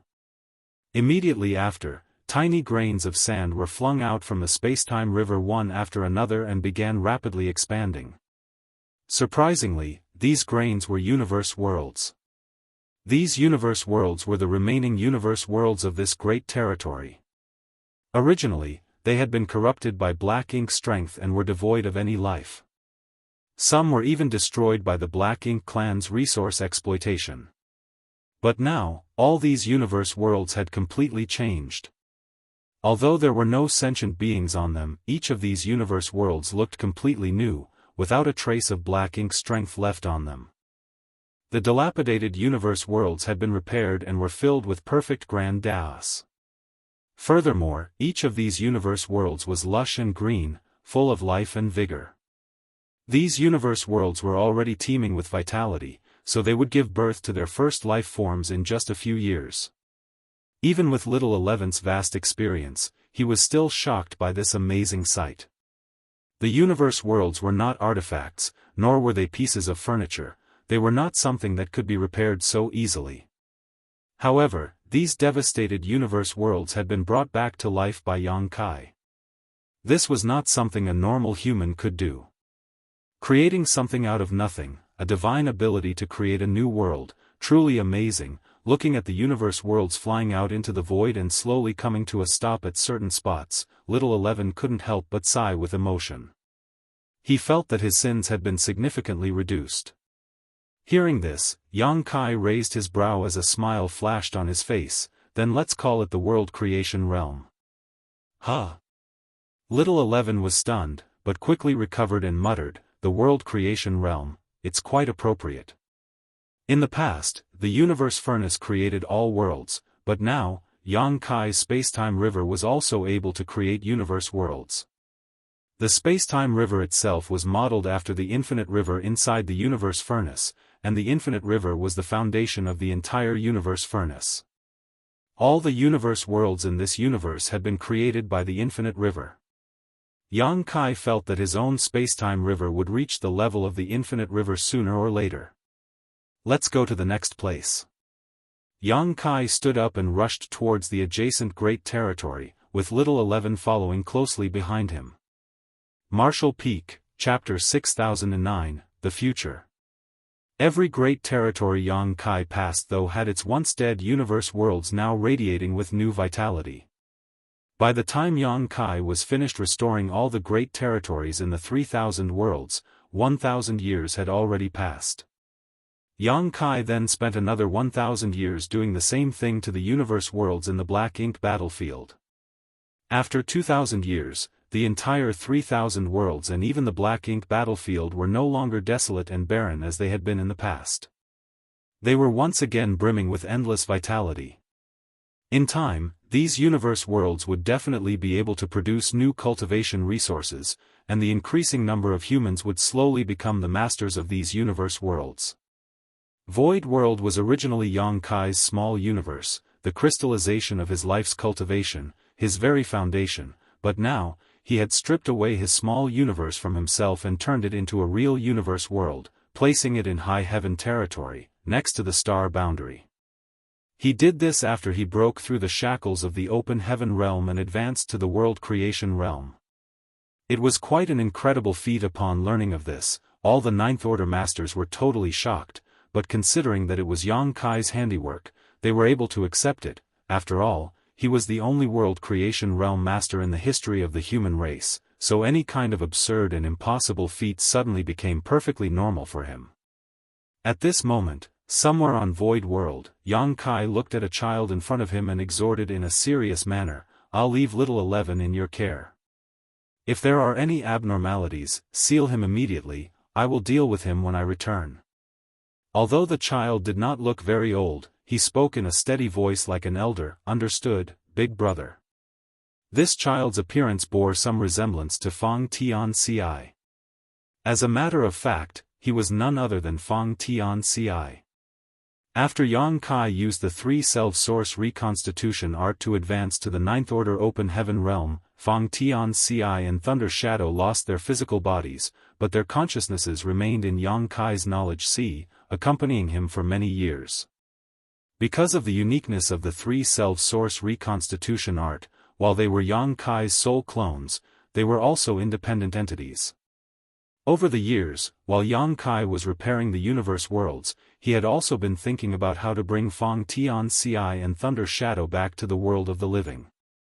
He couldn't possibly allow them to remain in his knowledge sea forever without a flesh body. Reincarnation was certainly a good choice, but in that case, they would most likely lose their original memories and become another unfamiliar soul. After all, it was not the same as when he had cast his secret technique, and left many seals on his soul clones, ensuring that his soul clones would grow aware of their mission and memories at the right time. Finally, when Yang Kai decided to strip off his small universe, he was struck with an indigenous idea. That was to integrate Void World Source into Fang Tianci and Thunder Shadow, allowing them to reincarnate along with the world itself. This way, not only would they be able to retain their original memories, but they would also become the masters of Void World. From then on, they would share the same fate as Void World. If one suffered, all suffered, and if one prospered, all prospered. So long as Void World was not destroyed, they would be immortal. Yang Kai's small universe's foundation was extremely strong, and now that they had become this universe world's masters, it would be easier for them to progress in the future. It was easy to foresee that the 3,000 worlds would have 2 more top masters in the near future. Yang Kai had also left little 11 here to be watched over by Fang Tianci and Thunder Shadow, as it would be grossly inconvenient for him to bring little 11 along for the rest of his journey. After the child Fang Tianci responded, a black kitten sitting on his shoulder also nodded and spoke like a human, "Meow.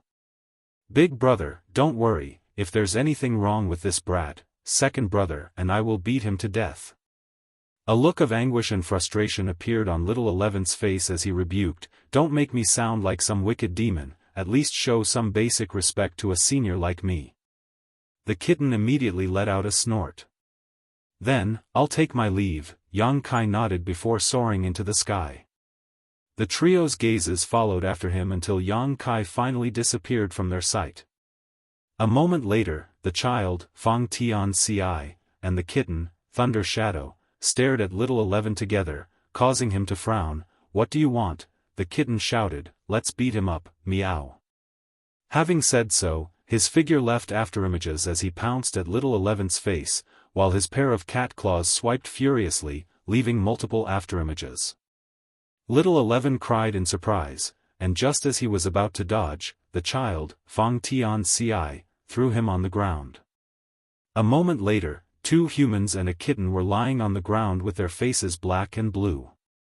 Thunder Shadow gasped for breath as he stated, "I've wanted to beat you up for a long time now." Satisfying. The child Fang Tianci did not fare any better. His nose was bleeding, but there was a content smile on his face. Little 11's face was covered in claw marks. He was undoubtedly much stronger than these 2, but this was Void World, and the child Fang Tianci and Thunder Shadow were the masters of this place. Little 11 was just asking for trouble by being hostile to them while within the bounds of this universe world, thus, their fight ultimately ended in both sides being defeated and wounded. Nonetheless, Little 11 stubbornly declared, "Once I recover, I'll deal with you too." Outside Void World, when Yang Kai arrived in the Void, what he saw next took him aback, because there were many familiar faces waiting. Putting aside the group of women led by Su Yan, Yu Ru Meng, and the others, many of the Ninth Order Masters were also here. How did my whereabouts get leaked? Yang Kai secretly reflected for a moment, wondering how he gave himself away. All he could say was that his wives understood him too well. "Are you planning on going on a long journey?" Old ancestor Xiao Xiao looked at him and asked.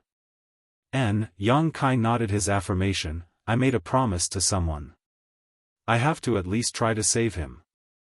Inside the taboo realm, Chongjiu was not lying when he said to the many supreme masters that Yang Kai vowed to save him.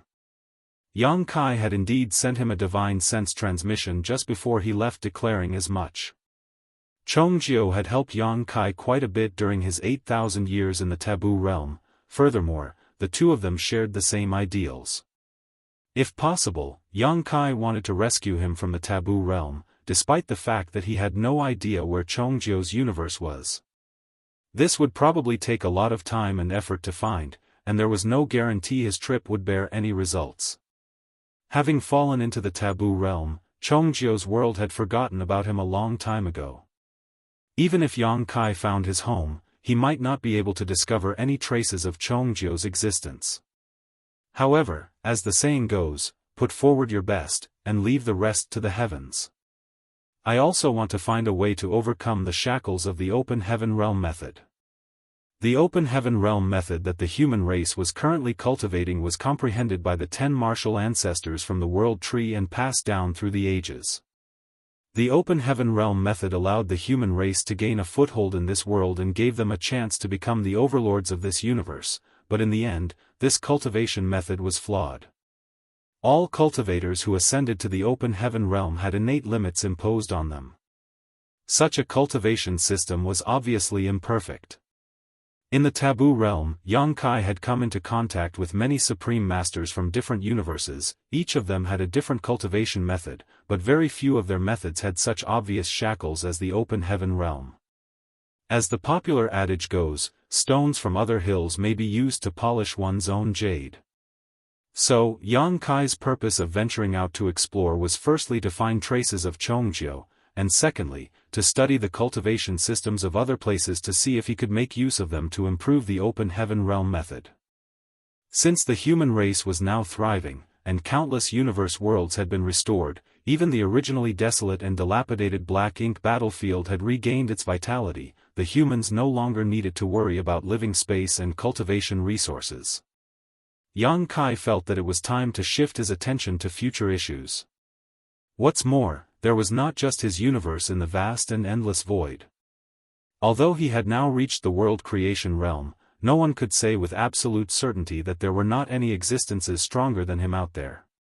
If one day a master from another universe came to invade, their side must have enough strength to protect themselves.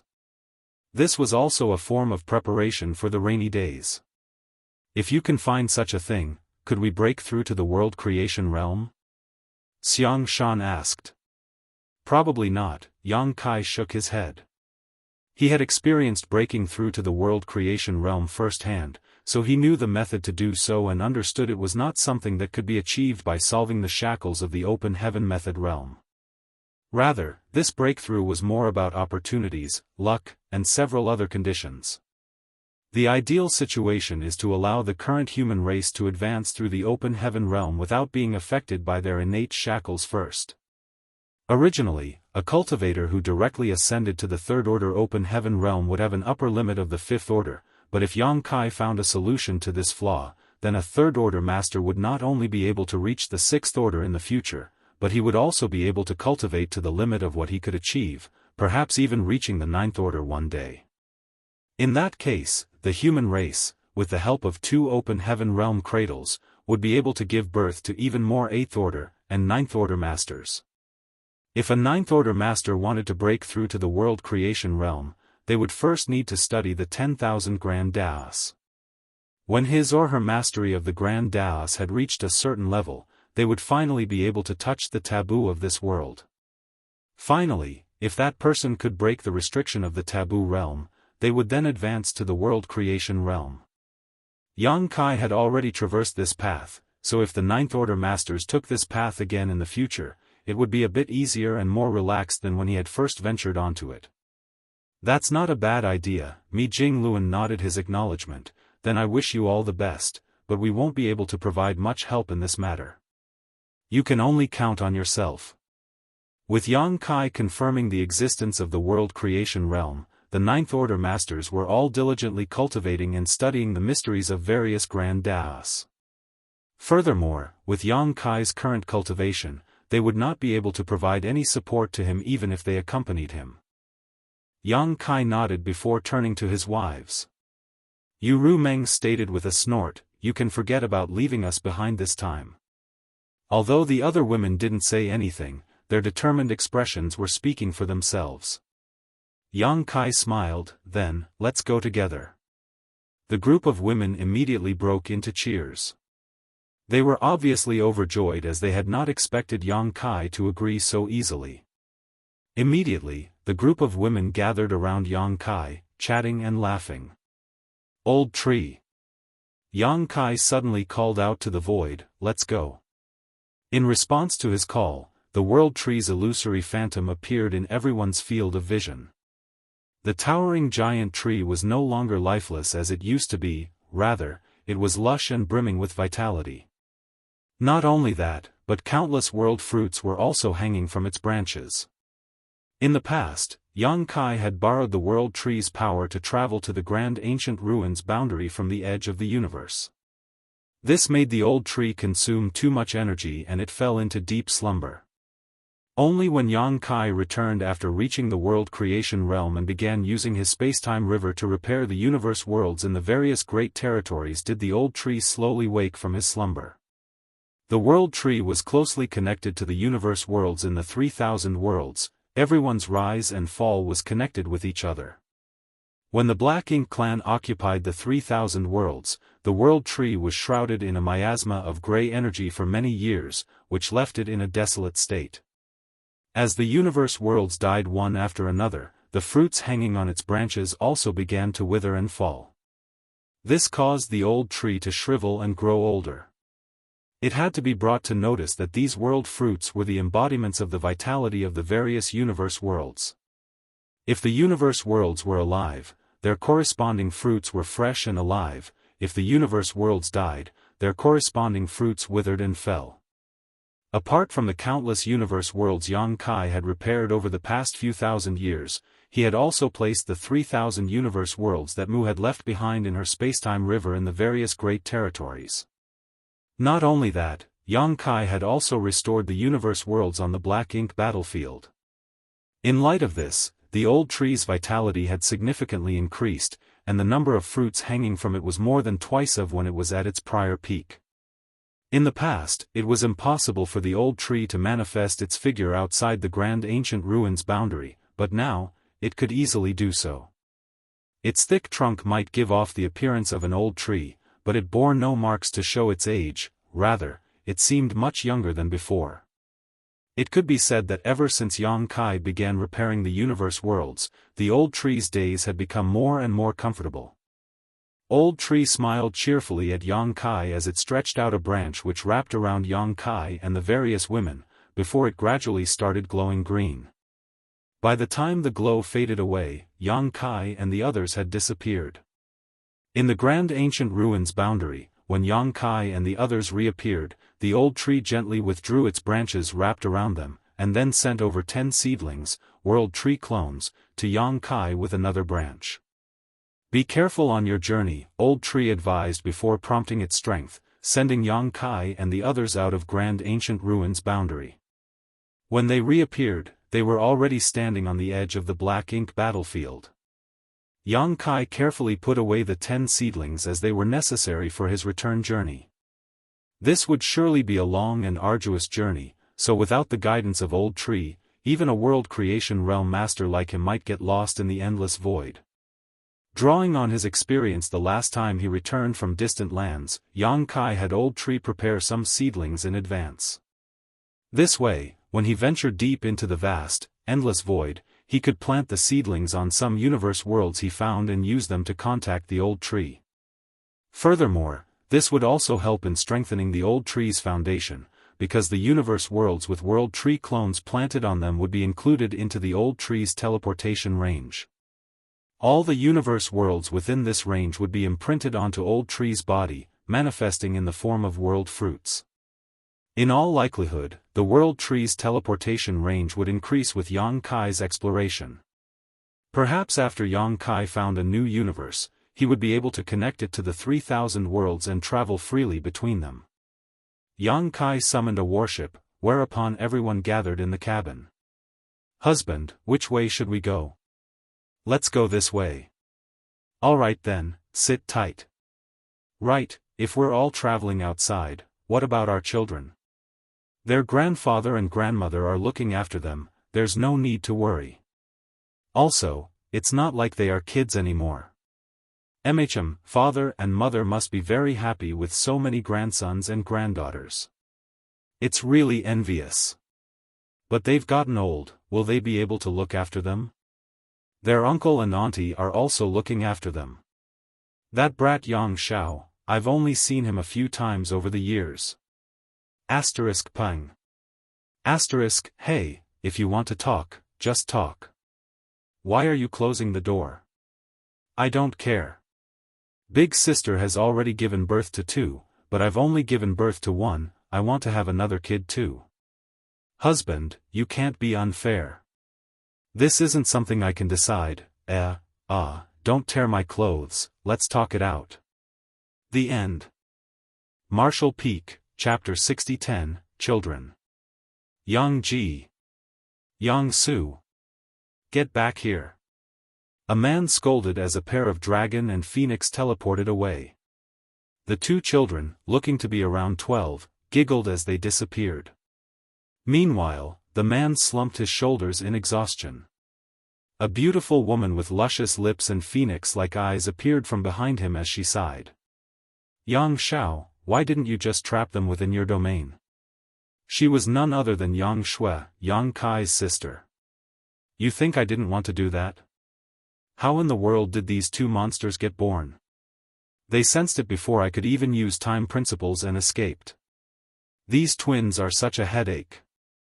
Even adoptive father has a hard time dealing with them. Yang Xiao lamented, tasked with taking care of them while his adoptive father was having another one of his honeymoons. As their uncle, you should already know how capable they are. Their dragon and phoenix bloodlines are much purer than others. If they could manage to use it to suppress you, that would be a good laugh. Yang Shui teased as she patted him on his head. Yang Xiao felt as though a headache was rushing in. In fact, he could have done something about those 2 if he used a lot more of his strength. It was just, these children were too sly. To be more accurate, Yang Su was the cunning one and Yang Ji was the mischievous mastermind. Yang Su would always follow her brother's wishes, and if that meant pranks, that would be. He could not use his full strength because within the compound they were in, there were other children as well. These twins half-siblings. A large number of which were still young and still sleeping. Even when he scolded the 2, he had to keep his voice down. If they all woke up and started crying, all hell would truly break loose. Since both the twins and him could not make a scene, what else could he realistically do? Yang Xiao signed once again and complained. Very funny. Well, not like the world can cause them any issues if they go out and run around. Those 2 schemers just so happen to choose the best time to run away when their grandparents are gone. Yang Shui chuckled, they do resemble you when you were young. Guess that's what it means to be a young dragon. Well, I guess it's best if we tell the others about their escape. What do you mean, resemble me when I was young? I was never that naughty. Yang Xiao quipped, snorting at the idea. But, aren't you going to go after them? If I go, who is going to deal with the aftermath of when all the children wake up? Yang Shui rolls her eyes at the obvious problem they faced. The two sighed as they stared out to the sky where those twins ran off to. Yay! We finally got out. Yang Ji, in the form of a small golden phoenix, cheered. He looked to his sister to see her checking on the item they took from their uncle. Yang Su, what did you get? Yang Ji asked, curious as to what that orb was. It was completely black, as though light did not reflect from it. Rather, it seemed as though light itself got absorbed by it to never return. Big brother, I don't really know. But, I think we can ask Uncle Little 11 about it. Out of everyone, he is the only one we can trust. The rest of them will turn us in and force us back home. Yang Su thought for a while before replying. She had already turned to head towards where Little 11 was. Yang Su nodded and they soon, together, manipulated space principles to instantly close the distance to their destination. Little 11, Fang Tian Ci and Thunder Shadow were living quite a distance away from any major cities. In fact, the place they settled on within Void World had been labeled as a restricted zone. Although the whole Black Ink clan mess had been dealt with, there was too much bad blood that could not be washed away. Even if Yang Kai had pardoned Little 11 for his actions, that was not the case for the rest of the world.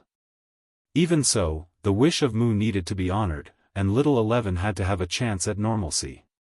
The best they could do was to keep him out of harm from others who might try to take revenge by setting up this restricted zone. It was not so much that Little 11 could not go out. Rather, it was a restricted zone where he would be safe if inside. Nevertheless, to atone for his mistake as MO, he rather stayed inside. Fang Tian Ci and Thunder Shadow, who were tasked to watch over Little 11, naturally stayed by his side. Though they were his observers, after growing up together, they had become more or less friends. The occasional fist or claw exchange still happens, but overall, they were close. Over the years, Yang Kai had visited them in their homes. Sometimes, he would even bring his children here to shave off some of the trio's boredom. It was on these trips that Yang Su and Yang Ji got to know of their uncles. It was also from these trips that they memorized the location and route. When kilometers outside of the restricted zone, Yang Ji raised his arm to stop his sister. He looked around and checked his surroundings, scrutinizing every detail. Phew. Looks like no one has caught up to us yet. Yang Ji smiled and said. Big brother, I don't think anyone would look for us out here. If they wanted to catch us, they would have waited for us inside. Yang Su said, giving him a side eye. No. We have to play it safe. Look, before we even get close, we need to avoid Uncle Fang Tian Ci and Uncle Thunder Shadow's divine sense, right? If they catch on to us, then we'll immediately be sent back. Yang Ji said, convinced that would happen. Then what should we do? I'm pretty sure that their divine sense encompasses the whole restricted zone. I doubt we would be able to sneak past them. Yang Su asked, not understanding her brother's thoughts. Before I answer that, let me ask you, do you think both of us are faster than them? Yang Ji asked, already knowing the answer. If we work together, maybe? We've never really seen them use their full powers before, so I doubt we can beat them in terms of speed. Uncle Fang Tian Ci is also proficient in the Tao of space. If we were to compare who had better control, him or us, I doubt we would win, Yang Su said while looking at her small white fist clenching and opening. You're right. Actually, no matter how I see it, I don't think we'll be able to beat either of them. Even Uncle Thunder Shadow is ridiculously fast. So, what we need to do is to lure them away. The stratagem known as luring the tiger away from the mountain. Yang Ji said as he puffed up his chest and beat it. The little boy seemed to have thought that he seemed impressive, but his sister had already thought of this. That's far easier said than done. How are we supposed to lure them away? If one leaves, the other will remain. Yang Su shook her head, believing this to be unfeasible. Yang Ji placed his index finger on her lips and smirked. There's where you are wrong, my dear sister. You are forgetting that I have a storage ring with me. Yang Ji said, as though every little detail had already been thought up. Yang Su stood silent and just decided to go with the flow.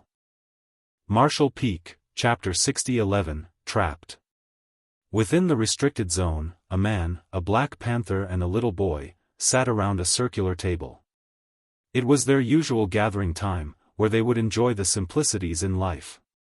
Treats and banters were always abound during these gatherings, gathered at the center for whoever wants to take them. Hey, the communication artifact had lit up. What did it say? The little boy asked in wonder. It was obvious that something must have happened for the usual stoic man to suddenly sigh. Fang Tianxia sighed again. It's Big Brother's children. 2 of them seem to have escaped from home while their parents are on a honeymoon. Thunder's shadow tilted his head. Wait. They are going on a honeymoon again? Fang Tianxia scratched his face. With so many wives, Big Brother does have it rough. Besides, they are most likely not just playing around. They are most likely looking around for materials to build the artifact Big Brother wants. The one he is going to use for that long voyage? Little 11 asked, while in deep thought. Yeah. The trip definitely won't be easy. But, not like there's much we can do about it. Judging from the description of those people he had to deal with, and the taboo realm, it's best to prepare. Fang Tianxia added. He considered joining his big brother, but his priority was to remain by little 11's side. At the same time, all 3 of them would feel uneasy if they all left the 3,000 worlds. Thus, at one of their gatherings, they had already discussed and decided Fang Tianxia and Thunder's Shadow would be staying to guard the 3,000 worlds just in case. Naturally, little 11 was also present at the scene during these discussions. He had made the active decision to remain here, as this was Mu's final resting place. It was also the least he could do for terrorizing the 3,000 worlds for so long. At this time, all 3 sensed 2 familiar auras. They all immediately looked at each other and 2 pairs of eyes fell on Fang Tianxia. All right. I'll go. Fang Tianxia stood up and leaped, disappearing in an instant. Little 11 and Thunder Shadow both shrugged. They both nodded, as though it was the expected outcome. After all, little 11 needed to stay within the restricted zone. As for Thunder Shadow, although he was fast, he by no means could hope to beat his second brother. It was naturally by no means that they just wanted to watch the show. Certainly not. Yang Ji and Yang Su could both sense a disturbance in space. They immediately threw out one of the artifacts that Yang Ji had brought with him. It was an array plate. The array plate landed on the space that started to ripple, and it immediately activated. The area it captured was so large that it encompassed at least 10 kilometers. Naturally, that meant whoever was going to appear and the 2 children would get caught up in this trap at the same time. Yang Ji immediately grabbed hold of Yang Su's hand, and they flew. He took out a token and they immediately escaped from the array. The array plate was made specially to contain whatever was inside. However, it was far from simple. It was made by Grandmaster Ma Fan and Yang Kai. This was a gift to the twins, whereby they would be able to train in. It would create an independent space, whereby the twins would be able to go through different illusionary environments. There were places with sweltering lava pools, there were canyons with astral winds, there were caves of freezing ice. Regardless, even till now, the 2 had not cleared all regions. Still, this array plate functioned as both a training ground and a means of protection.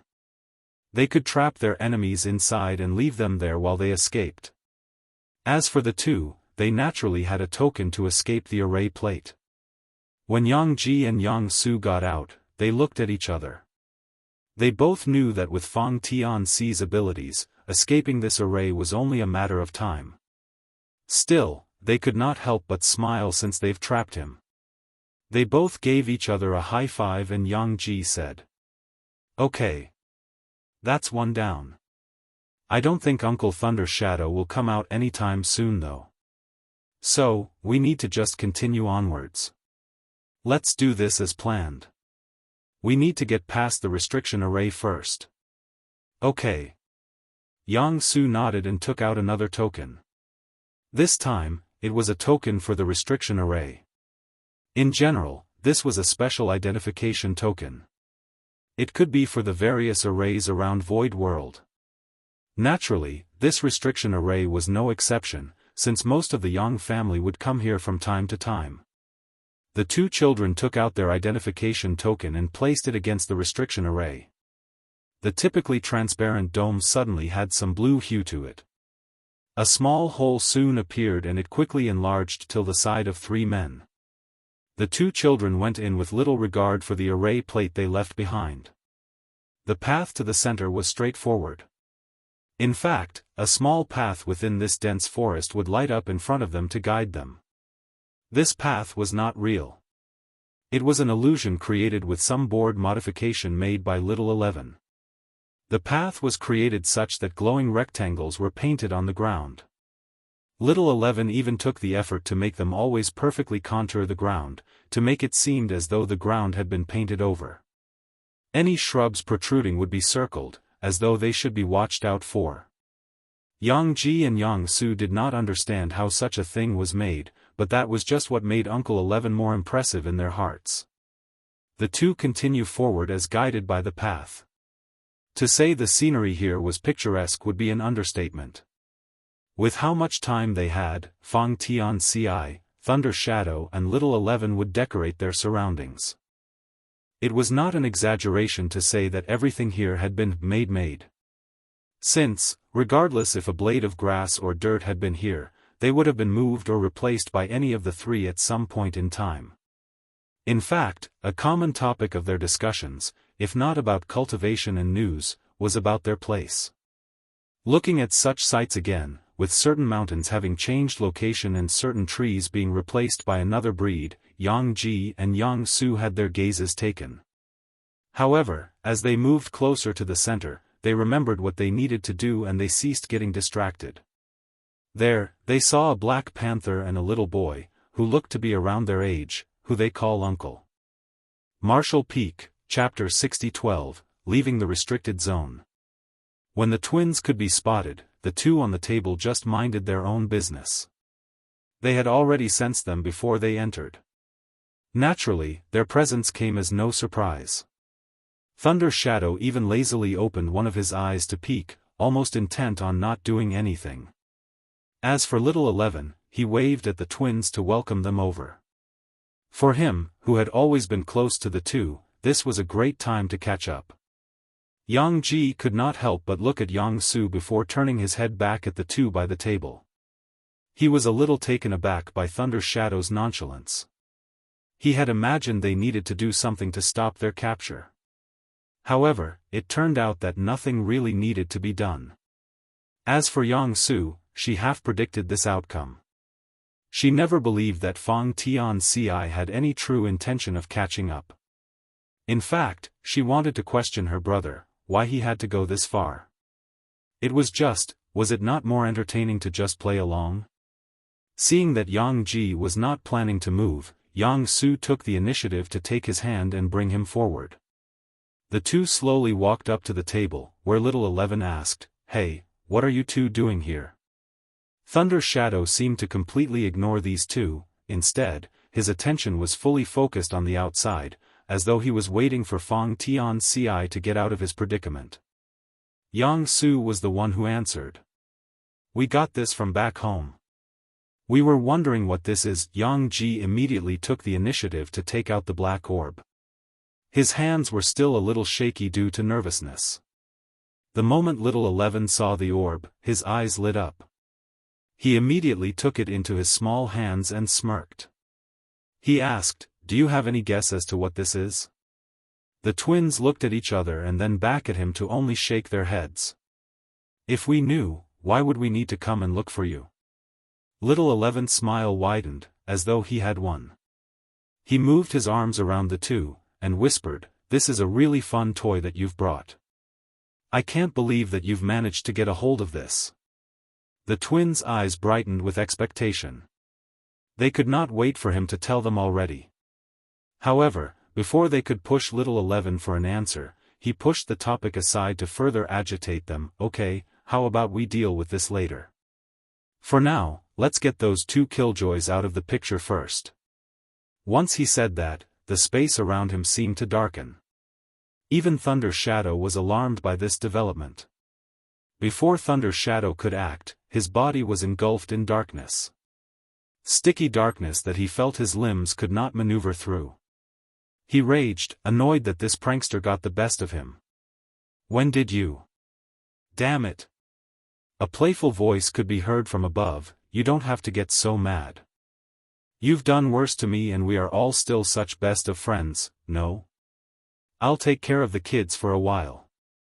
Not to worry. I'll bring them back." "Friends? You call us friends?" Thunder Shadow roared, but his voice seemed to have gone unheard. Seeming as though little 11 had disappeared, he scoffed. "Out of all the techniques you could have used, you had to use Abyssal Dome. Do you plan to keep me locked up here until you get back?" Abyssal Dome was a secret technique little 11 had developed to keep Fang Tianxia and Thunder Shadow confined in one space. It worked to a certain extent against Fang Tianxia, but it worked too well against Thunder Shadow. The last time little 11 used it on Thunder Shadow, the latter could not come out until he started begging. Seeing this secret technique again just poured salt into his wounds. Thankfully, crack. After a few minutes had passed, a crack started to form at the top of the dome. It slowly became like a spider web, spreading out. Not wasting a single second, Thunder Shadow rushed out, crashing his head against the weak spot, causing the whole thing to collapse. The sight before him came as no surprise. It was Fang Tianxia, who was already waiting with folded arms. The two stared at each other in silence for a while.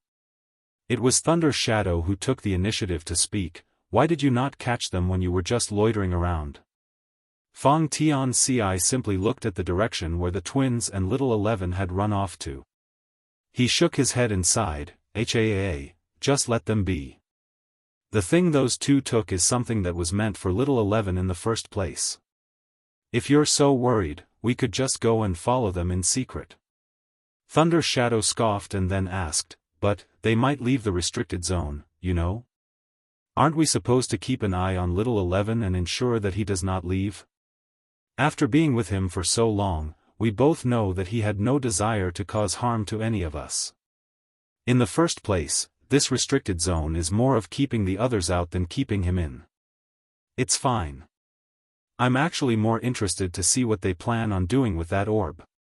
Besides, weren't you the one who tried to persuade him to go out to play?" Fang Tianxia sighed as he mounted on top of Thunder Shadow, as if it were natural. Thunder Shadow knew about the artifact. However, he felt it to be strange. There was no need for little 11 to leave the restricted zone to use it, much less bring the children along with him. He wanted to ask Fang Tianxia about his guess as to why this was the case. However, seeing Fang Tianxia having no intent of explaining, Thunder Shadow just followed along and started moving. The moment he took his first step, space was split and a void crack appeared. The two, Panther and Human, soon entered. Little 11 was quick to bring Jianghu and Jianghu out of the restricted zone. It was as if nothing hindered him anymore. Instead of bringing them in any other direction, he brought them to where the twins had supposedly trapped Fang Tianxia. The array that had been established from the array plate had already been broken through. There was a huge hole at the top, which was slowly closing up. When Jianghu saw the initial destruction, his heart had dropped. If his array plate got destroyed, who knew what kind of punishment awaited him? His spirit only got lifted after he realized that the array plate had a self-repairing function. Little 11 was quick to point at the array as he said, "Hurry up and keep your toy." Jianghu and Jianghu looked at him in wonder. They had not seen him in such a hurry before. It was certainly a rare sight to see. They did as they were told. The array token was fished out, allowing for easy access into and through the array. These two quickly went back into the core of the array and shut it down. When the array disappeared with the two children exposed to the outside world, little 11 immediately appeared beside them. He moved his arm to wrap them in his shoulders, and they soon disappeared. On the group, where they had stood, a small text was carved into the ground, heading to the World Tree. Martial Peak, Chapter 60-13, Glimpses. In front of Yang Ji and Yang Su's eyes, space seemed to warp. From what they knew, it was not so much the application of space principles but something far more profound. It was not that they moved through the void. Rather, space itself seemed to have folded, and they arrived at a large open area. This large open area was not an unfamiliar place. They have been here before.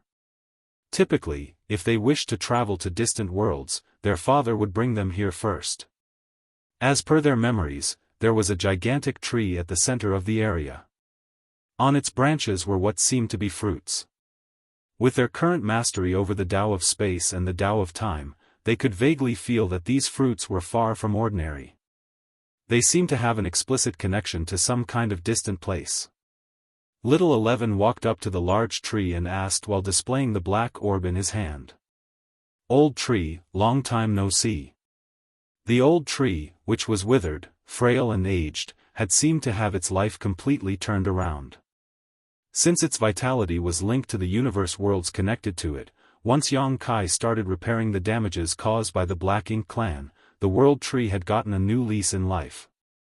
Not as lethargic as before, the old tree responded, a little wary, I don't think that we've met for quite a long time.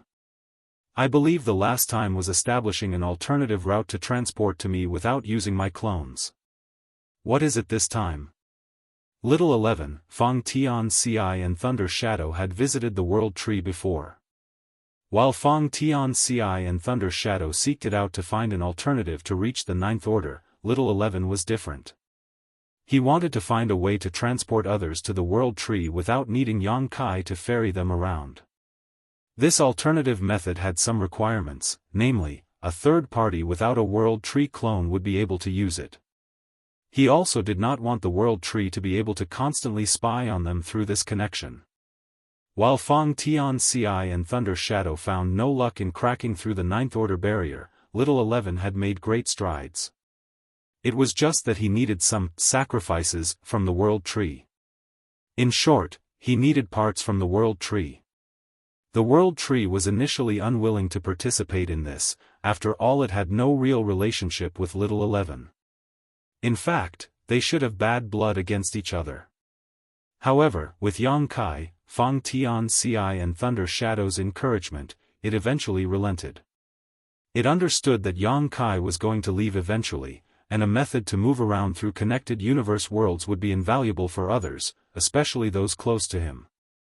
Knowing that this would benefit its savior, and knowing that it still had the discretion of who to send and where, the world tree eventually caved. Little did the world tree know, Little 11 at that time was a complete beginner at artifact refining and arrays. Little 11 definitely had help, and he progressed very quickly thanks to that. However, the amount of parts the world tree had to sacrifice would make even a grown man weep. Seeing this boy again, who treated his own body as mere ingredients, the world tree could not help but be wary. It was just instinctual at this point. I know you don't really like me. I understand that we haven't gotten along on the best of terms. But, I do need your help in this. I need to get to where that Heaven's Order girl is. I'm also bringing these two kids along with me. Little 11 said and pushed the twins beside him to the front. The world tree looked at the twins and recognized them. He asked, curious, these two are Yang Kai's children, are they not? Why are you bringing them all the way here? You're even going as far as to bring them so far out. Although they are divine spirits, they are not strong enough to go out there just yet. Little 11 took out the black orb and held it up high for the world tree. They were the ones who brought this to me. So, I believe that they have the right to see what lies beyond. Besides, these kids will most likely get agitated if I take what they have passed on to me and just disappear. The World Tree initially could not tell what that orb was at first sight. It had to stare for at least a couple of seconds to understand what it was. This orb was like the antithesis of light.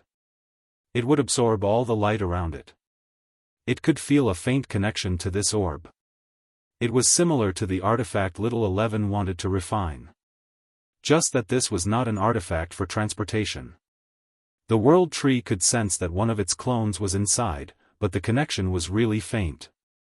It was as though there was something profound blocking all connections into whatever was inside the orb. The World Tree pondered over it for a moment and its eyes widened with shock.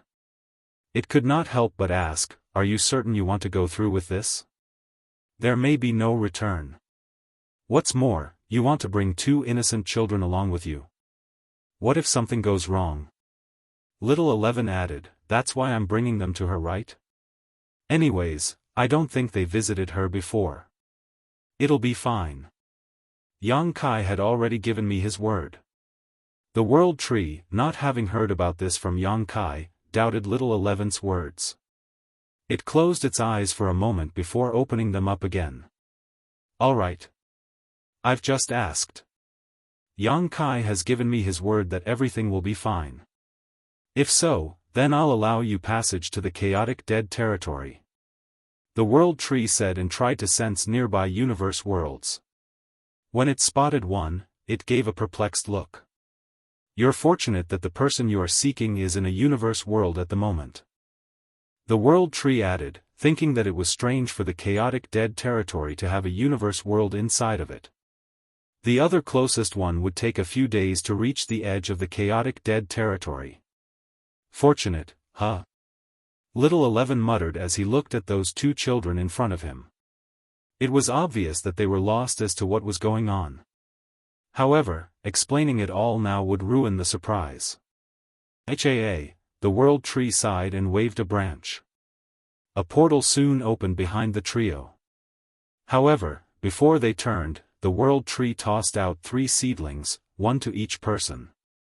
It added, "None of us can afford it if something were to go wrong. Take these just in case." Little 11 bowed. He noticed that the twins were quite proactive in this regard, and they also followed him to bow. They took the seedlings with both hands and walked away.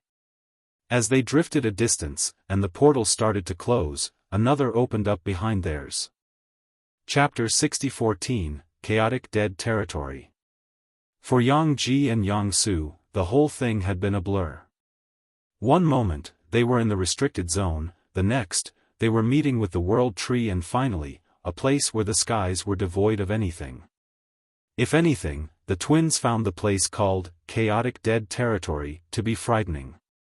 They had never heard of a place where there were no celestial bodies, except for the thing under their feet. This place felt no different to an abandoned land. Worst, there were powerful and bright yellow and blue flashes in the sky. It was only thanks to Little 11's presence that they could remain calm. It was also fortunate for them that within 5 minutes of travel, they already spotted a small hut. Its exterior was completely plain, as though the owner had no conscious thoughts about luxury and only enjoyed the simplicities of life. Except for a simple garden, and a table and a few chairs set up outside, there was nothing else. A woman could be seen tending to her garden, seeming to be unconcerned about the flashes in the sky. She looked young and had a graceful appearance. She was a beauty, certainly, but in the eyes of Yang Ji and Yang Su, who had so many world-destroying beauties as mothers, she would not be considered to be anything that special. Other than her appearance, the twins could sense that her cultivation was unfathomable. They could not tell her cultivation realm, but they knew that this one woman was stronger than any of their mothers. They immediately knew this woman must be the Heaven's Order girl Little 11 was referring to. She was such a powerful woman, yet, the moment they approached, they could clearly see her stop whatever she was doing to go up to them and bowed. The twins' immediate reaction was to look at Little 11. After all, they had never met this woman before and would not deserve such honors. However, when they saw little 11's fierce reaction of shaking his head, they got even more confused. That was until Zhang Ruoxi greeted, "Young master, young mistress, I welcome you two to my humble abode. I believe this is the first time we are meeting. I'm Zhang Ruoxi, your father's maid. To what do I owe the pleasure of your visit?" The twins looked at each other and glared at little 11, as though questioning, "Like I know?" Little 11 gave a light cough and quickly took out the orb. He showed it to Zhang Ruoxi and stated, "We are here for this." Zhang Ruoxi's eyes seemed to shine with a perturbed glimmer as she looked at the two young children in front of her. She checked their cultivation and was astonished. In them hide a ton of secrets that were more than meets the eye. These two were divine spirits, but were already equivalent to Dao Source Realm Masters. If they were monster beasts, they would be regarded as 11th order monster beasts. Furthermore, these two both had divine spirit sources, and not just ordinary divine spirit sources. They both had sources that seemed to be greater than the ancestral level, which should have been impossible. It had to be noted that Yang Kai's ancestral dragon source was from a dragon that had reached the pinnacle of known cultivation before the world creation realm was achieved by him. For these two to have sources that were greater than that meant only one thing: their existence was on par with her Heaven's Order bloodline. In other words, when she was still at her peak, her Heaven's Order bloodline would have no suppressive effects on them at all. It was frightening to know that these two were merely around 12. Still, it might be reasonable as these two were the result of a union between a 9th order phoenix and a world creation realm dragon, a never-seen-before combination. Although Zhang Ruoxi could roughly gauge how strong they were, she could not really say that these kids fell into any of the normal categories in terms of cultivation realms. The strangest thing about these two was that their cultivation did not over-rely on their natural-born divine spirit source. It was some other technique that was too complex for her to grasp. The one thing she knew was that there was a harmonious link between the twins, whereby both basically have the same aura. Still, for what little 11 wants to do, Zhang Ruoxi still felt that bringing along two children only around the Dao Source realm would be too dangerous. She wanted to warn him, but, before she could do so, the flashes in the sky ceased and two figures rushed towards them. Naturally, these two figures were Sun's burning light and Moon's serene glimmer. They had come down after their round had ended. Moon's serene glimmer had a beam on her face while Sun's burning light was downcast, obviously highlighting who had won. These two had naturally sensed the visitors when they had arrived, especially the one which they attested. Still, seeing that there were two kids here, they held back their ire. Especially since the two kids had even taken a few steps back once they had arrived. To be fair, Yang Ji and Yang Su did not take a step back because the two had imposing appearances. It was more to do with their unconstrained aura that seemed to be constantly lashing out in the air. If it was not for that, they would be more than willing to befriend these other two kids. You two are scaring them. Try restraining your aura some more. If not, best to just merge with me so that you can remain here. Zhang Ruoxi said as she sighed. Although they had been working hard on controlling their powers, Sun's burning light and Moon's serene glimmer still could not fully do so on their own at all times. Ah! Sun's burning light and Moon's serene glimmer exclaimed as though this thought had finally hit them. To be fair, they hardly had guests, and of the few, most would bear with it. If they were fearful, they would try their best to hide it. The duo tried their best to contain as much of their power inside of them. Although it was difficult, after so many years of practice and with Zhang Ruoxi's help, they could at least manage to maintain this state for an hour. Once they did so, the two quickly approached the twins. Sun's burning light immediately went to Yang Ji and Moon's serene glimmer to Yang Su. The two of them inspected the one in front of them like they were looking at a rare animal. Naturally, this drew the ire of the twins and they snapped back. Are you done looking? Has no one told you, you ought to respect your seniors? Chapter 60:15, Sun and Moon Marks. Seniors. Moon's serene glimmer and Sun's burning light looked at each other with wide eyes. Their gaze naturally fell on little 11, who had both his hands against his mouth, hiding his smirk. They respectively pulled Yang Ji and Yang Su's ear as they roared. "You're the juniors." The aura those two exuded was one in which no question could be asked. They completely dominated the conversation, as they stared daggers at little 11. Initially, the twins tried to struggle, but it was fruitless. The strength difference was just that vast. Worse, their ears really started to hurt. Jianghu she could not bear this sight anymore and interjected. "Enough. Let those two go. They might have been rude, but you two haven't properly presented yourselves as seniors." Moon's serene glimmer and sun's burning light pouted and they both argued, but, no buts. If you want to be treated as seniors, you must act like seniors. Jianghu she added as she pulled on both their ears. Moon's serene glimmer and sun's burning light both let go. They put up a struggle as well, but their struggle seemed weak. As though they were just putting on a show of reluctance rather than actually struggling. Yang Ji and Yang Su both rubbed their ears and glared at Moon's serene glimmer and sun's burning light. Meanwhile, little 11 was just enjoying the show. Truth be told, little 11 did not hate the two. It was just a natural instinct to dislike them, just like how they disliked him. It had nothing to do with their personality. In fact, if they had to spend 1,000,000 years together, he was certain he would still dislike them. Both Jianghu and little 11 were aware of this. The only ones who most likely had not noticed were Moon's serene glimmer and sun's burning light themselves. It was like how their actions towards Jianghu were instinctually so amicable. Jianghu would like to lecture the two, but she did not wish to waste any more time.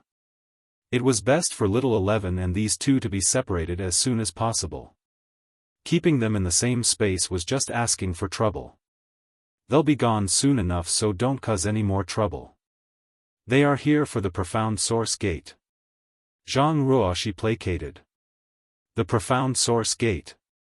Moon's serene glimmer and sun's burning light both questioned as they turned to little 11, who was holding the orb in hand. They both showed looks of disgust at the idea. As for Yang Ji and Yang Su, they both tilted their heads. This was the first time they were hearing about this. Yang Su looked at her brother, but he could only shrug his shoulders and point to little 11. Little 11 walked forward and explained to the two. "Let me explain. Your father had helped me seal my home inside of this orb. I describe it as home, since that's where I'm from. But, things are not that simple.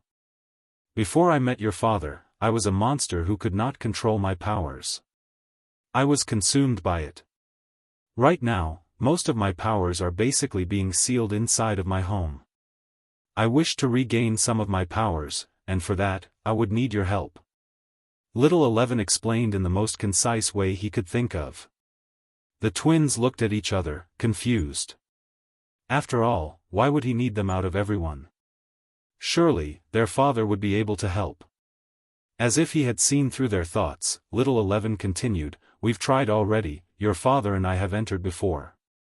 But, it did not work. My powers were not there. It was scared away by your father.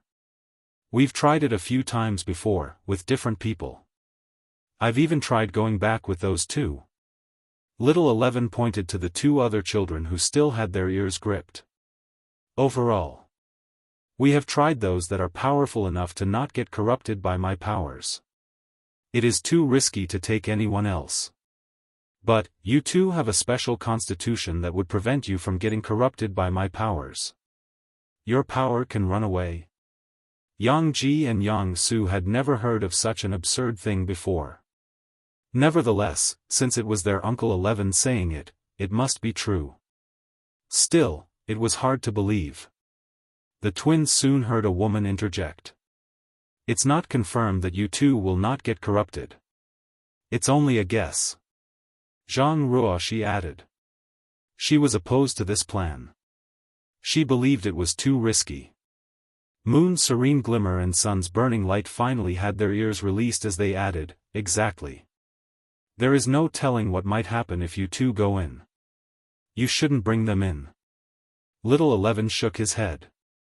I know this is risky, but I cannot go in by myself.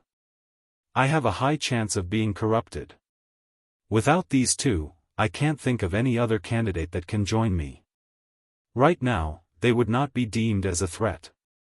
If we wait any longer, when they reach the open heaven realm, it might be too late. So, this is the only time. Besides, this is the only time where their mothers are away. Little 11 wanted to add that in but refrained from doing so.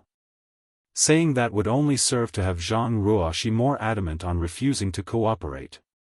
Zhang Ruoxi proposed, there is no need to do it now. We can wait till they are older. Their cultivation has not even reached the Emperor realm. We can wait till then. Little 11 remained adamant, there would be no difference between now and later. They cannot be corrupted by black ink strength. This is a fact. If you don't believe me, let those two test them. Zhang Ruoxi hesitated for a moment, but as though curiosity got the better of Moon's serene glimmer and Sun's burning light, they just went up to the twins. They both forcibly grabbed the other's hand and laid down their sun mark and moon mark. Moon's serene glimmer and Sun's burning light felt strange. This was the first time that they felt their marks only needed to be placed on different individuals. Typically, a person would require a pair of marks to fully utilize its powers. However, Yang Ji and Yang Su only needed one mark each. Yang Ji had the sun mark while Yang Su had the moon mark. With one mark on each child, they already seem complete. Chapter 60-16, Preparations complete. Moon's serene glimmer and Sun's burning light looked at each other, confused. This has certainly never happened before. With the marks on them, Moon's serene glimmer and Sun's burning light realized the intricacies of their powers. Though all of their heritage could be said to have originated from the primordial light, these two were slightly different. They definitely had the identity of being divine spirits, and their connection to the primordial light, along with connection to Moon's serene glimmer and Sun's burning light were unquestionable. However, their existence was at the same time out of the sphere of influence of the primordial light. In other words, the twins could obtain the sun and moon marks due to their connection. However, sun and moon marks would have no real influence on them. Their existence has in essence exceeded the marks, and their cultivation would not grow or improve from the marks. There was no bloodline to purity, nor divine spirit source to strengthen. In fact, the sun and moon marks were to the twins, no different from just tools. It might really be the case where the black ink strength could not affect them, since even power close to the primordial light did not affect them. Naturally, for Moon's serene glimmer and Sun's burning light, their minds had never developed to go so deep. It was just like Little 11 had said, they tested the twins and they had instinctively felt the two to be incorruptible. After all, they could not influence these two, how could black ink strength possibly do so? They refused to accept it. Moon's serene glimmer and Sun's burning light looked at each other and gave a nod. They acted like the great seniors they were, yes, very powerful. About to reach our level. Yes, about to reach our level. Little 11 had to open his lips to help Zhang Ruoxi confirm. After all, if these two started acting, it would take an eternity to get things done. So, they won't be influenced by black ink strength, right? Yeah. Won't. The two answered simultaneously. Little 11 turned to Zhang Ruoxi and added, there you have it. All three of us have basically reached the same conclusion. I understand that you are worried for them, but I can assure you that they will be absolutely safe. I can even swear to heaven. Zhang Ruoxi sighed and relented. She believed that if there was really something to worry about, Yang Kai would have done something beforehand. These were his two children, after all. He must have a certain level of confidence in this plan to allow the situation to evolve to this. All right. I understand. So, we just have to prepare as usual, right? Zhang Ruoxi said as she used her hand to signal to Moon's serene glimmer and Sun's burning light to get ready. The two split away and appeared behind Zhang Ruoxi before they left. Since this was not the first time they've tried to do this, they were pretty familiar with the procedure. Previously, besides Yang Kai, others like Fang Tianci and Thunder Shadow had tried to go in with Little 11. Naturally, they had a World Tree clone inside of their small universe to protect themselves before they attempted this. Zhang Ruoxi had led the way, and Little 11 had led the twins to follow along.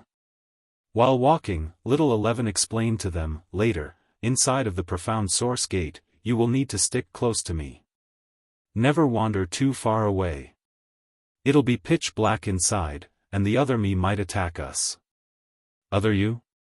Yang Ji asked. Yes, you can think of him as my evil twin brother.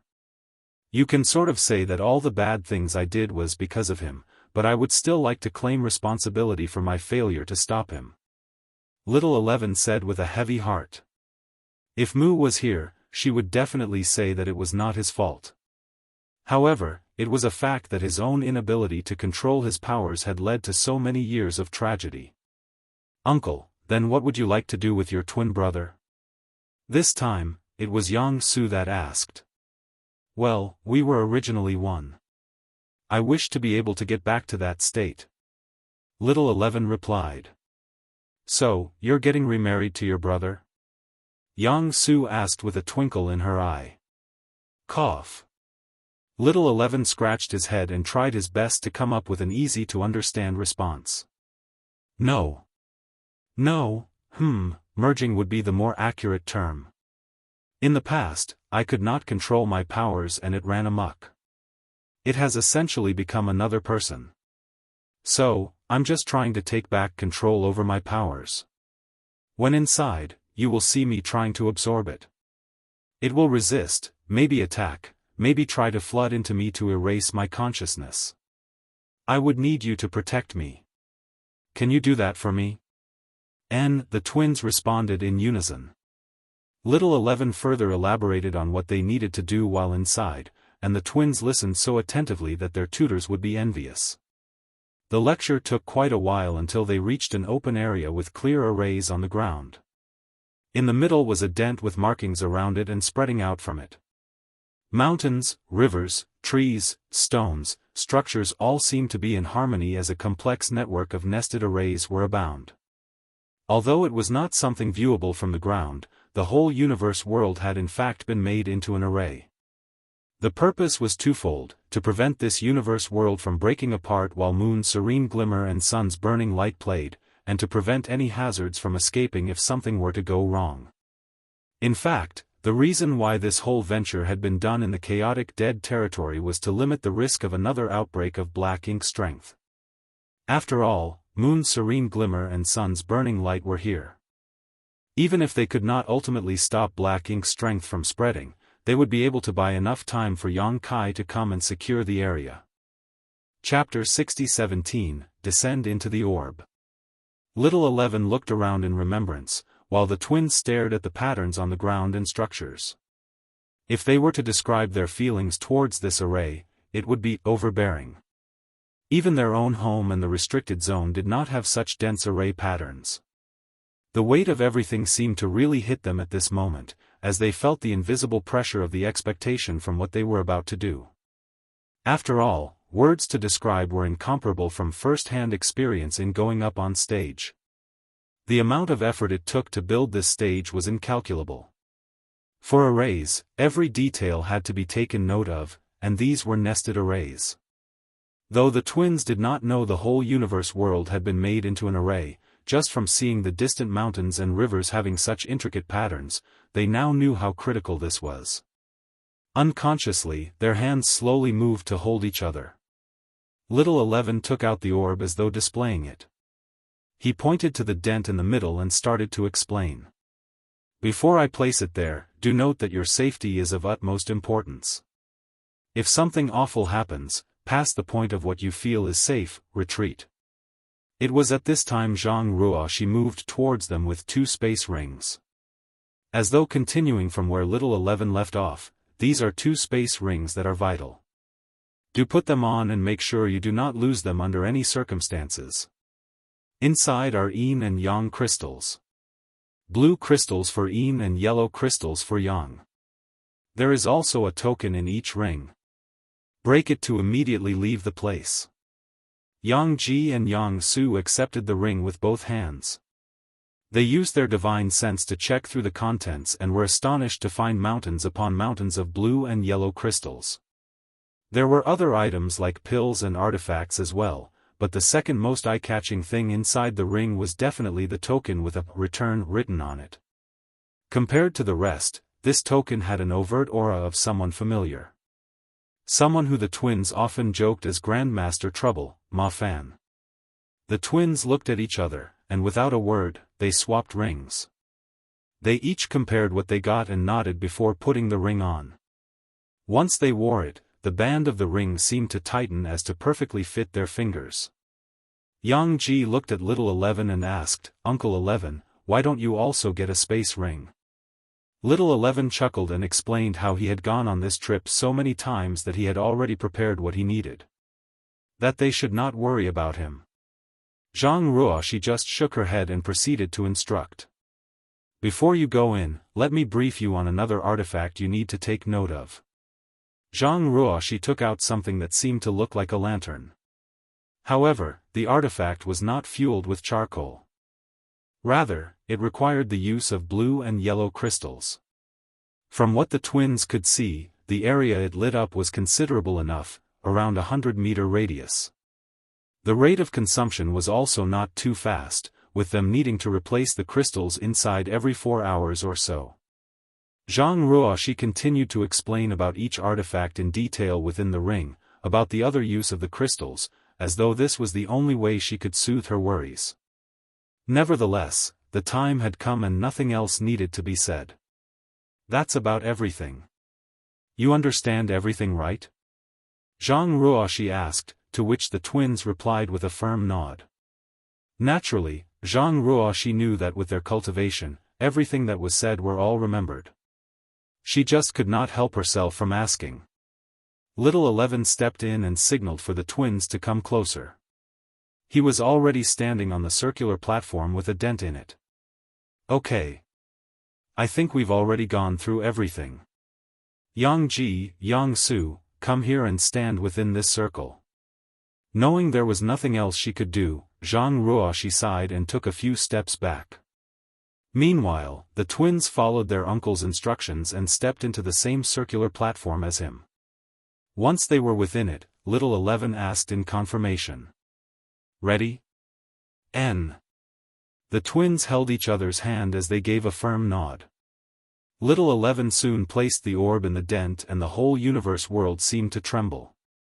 The patterns all around them started glowing, and the structure beneath their feet began to drop down.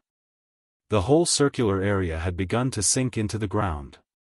When Yang Ji and Yang Su looked at their surroundings in astonishment, they saw the whole mountains and rivers start to glow with countless mysterious patterns being lit up. Finally, their eyes laid on the three not in the circle, who waved their hands for a farewell. They could see Zhang Ruoxi being reluctant. As for Moon's serene glimmer and Sun's burning light, who had been playful this whole time, they wore solemn expressions. That was the last scene they saw of the outside world as the circular platform beneath their feet quickened in its descent.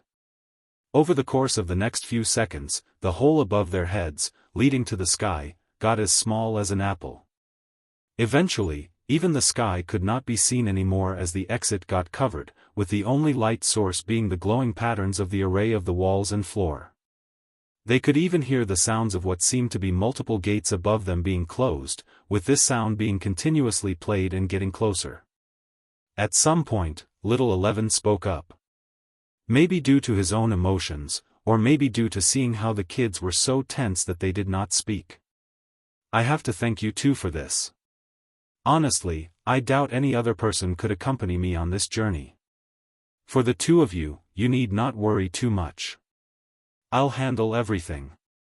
Even though Little 11 said such words, the twins were not fools. If he could truly handle everything, then what were they here for? They obviously had a special role in the grand scheme of things. They were just worried they would mess up. Yang Su, the more tactful one, was the first one to answer with a nod. Yang also gave a nod as a follow-up. Not too long, the walls and everything seemed to start to get brighter, and in a flash, the whole space they were in had changed. Sylvan, I feel like I've dragged the prep work for too long. I can't help but feel like they need this much prep work done though. Well, in the next chapter, we'll be inside the profound source gate. Chapter 60:18, Try Touching. The next moment Yang and Yang Su opened their eyes, they were already in an empty space with a gate in front of them. The empty space was completely white. It was not painted white, but rather, glowing white. Even without explanation, Yang and Yang Su could feel the warm and mighty energy emitted from their feet. Meanwhile, the white sky was merely a reflection of the ground. In fact, they believe the reason why the orb looked so dark from the outside was because all kinds of energy could not escape from the orb and was trapped inside by this reflective sky. As for the gate, it was larger than any other gate they had seen before and tightly sealed. It was carved with intricate patterns, and every one of them seemed to be the essence of numerous grand Daoists. Although Yang and Yang Su did not know much about the Tao of artifact refining, they could nevertheless tell that this gate was not something humans created. It perfectly resonated with heaven and earth, as though it had been birthed along with the universe. Little 11 proceeded to approach the gate and the twins followed. Before anything else, Little 11 instructed them to touch the gate first. When they did, memories of the past flooded their minds, terrible memories. For Yang, he remembered the time when he got scolded by his mother for catching him not studying seriously. The spanking that followed was not one he wished to remember. He could already feel his butt turn red. For Yang Su, she remembered the time when she caught her brother saying he wanted to be like their father, and have his own harem. She beat him up afterwards and their relationship was on thin ice for a while. Memories continued to replay, and the twins all made sad expressions. Little 11, who was checking up on the changes, simply waited. Over time, the two children broke free on their own without needing his help. He gave a nod as though this had been expected. Making contact with black ink strength would normally lead to humans being corrupted. Divine spirits are naturally more resistant to it. Just the surface of the profound source gate is hard to make contact with for most humans. Little 11 touched the gate and swept his fingers over it. There seemed to be small dark dust particles on his fingers, which he licked. These particles were the escaped black ink strength from when he opened the gate previously. In general, black ink strength would be eliminated by the surrounding white space within the orb, as yin and yang energies were constantly being exuded. However, since this was from Mo's source, it took a lot more time to purify. What was left on the door was black ink strength trying to retreat back into the profound source gate but could not do so. It had been so long that only dust-like particles were left of them. Did either of you feel anything change in your knowledge? See? Both shook their heads with Yang explaining first. Uncle 11, all we experienced was recalling some bad memories. I don't think I feel anything different with my knowledge. See, I'm the same with Big Brother. Yang Su continued and asked, are we supposed to feel something? I guess it is different from person to person. Your father, when he was weaker, and a few others, reported that they would feel as if their knowledge and small universe were slowly being dyed black and get out of their control. Dark memories of the past would flash by and they relieved it while slowly losing themselves. For you too, I did expect it to have some effect but the extent was questionable. If you two couldn't handle it, we might as well call this whole thing off. Little 11 said, a little impressed that these two were completely fine after all that. What did you two experience? Just a nightmare, Yang stated, not wanting to delve much deeper into the topic. I did not see much.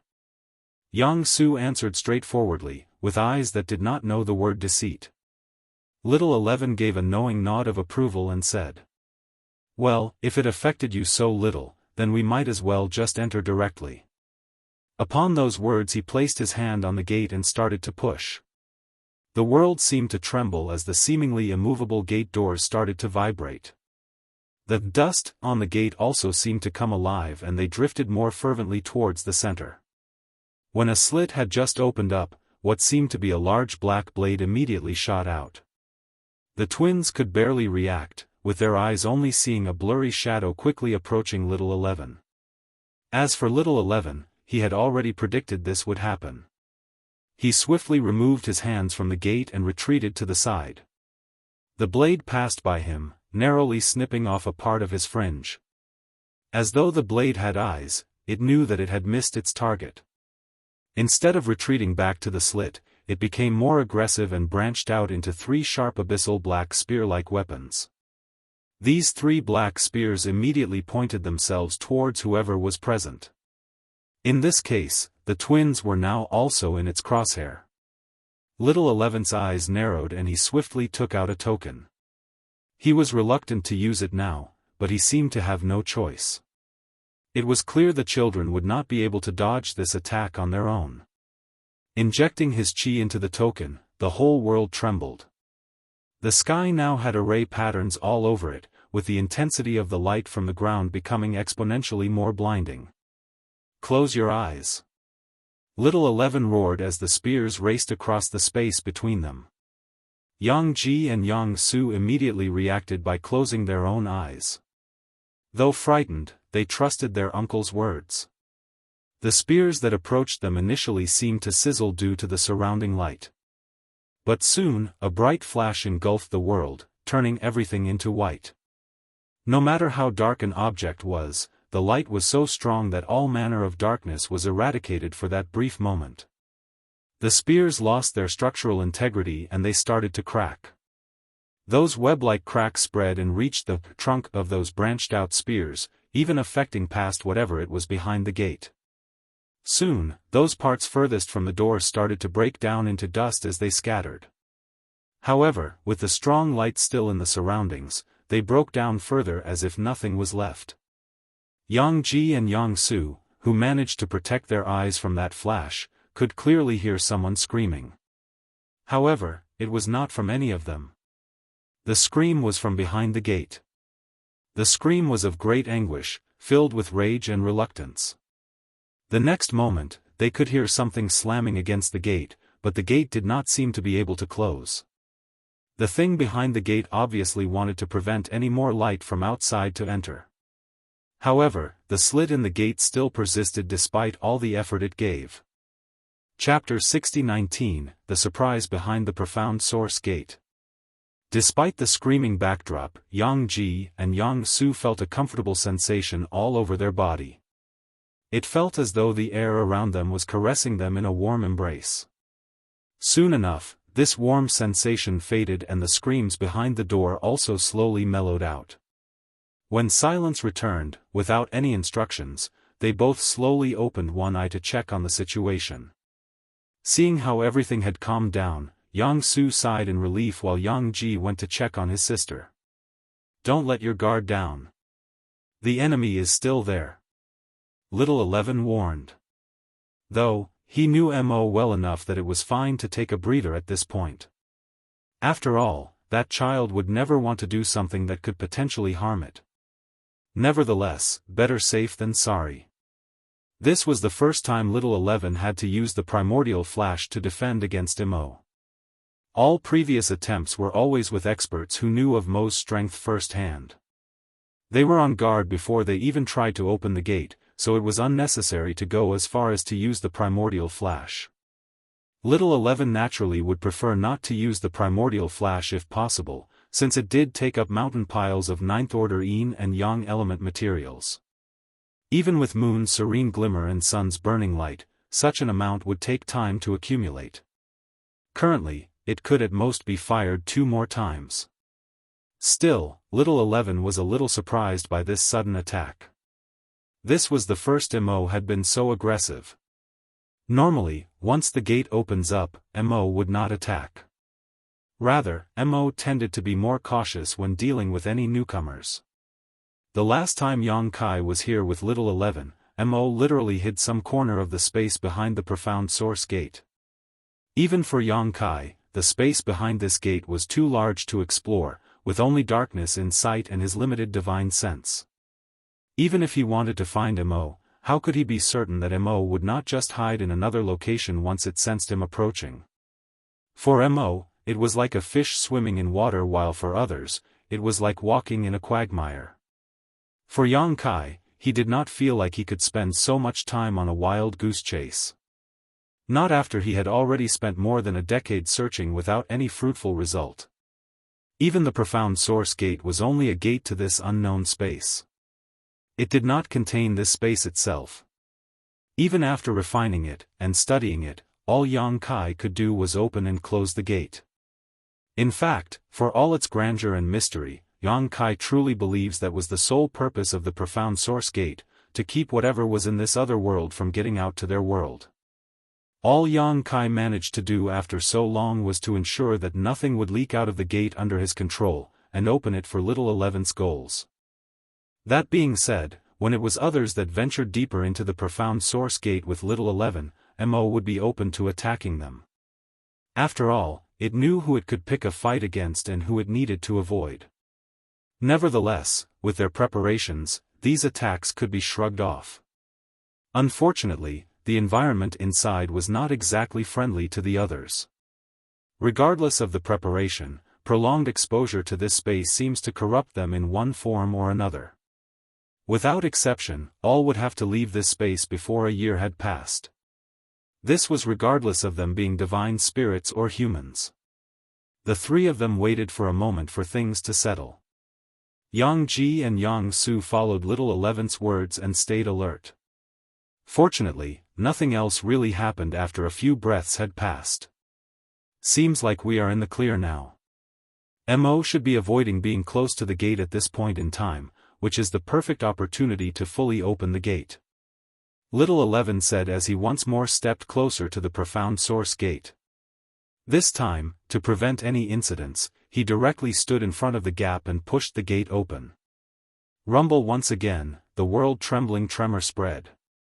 As Little 11 had said, nothing truly happened as he was pushing the gate open. Even when the gap was now too large for him to push any further, nothing else occurred. It was truly anticlimactic. However, Little 11's next words sparked curiosity within all its listeners. What is going on? Hearing those words, the twins could not help but look over his arms. Behind the gate, illuminated by the light, they saw a unique scene that they had not expected.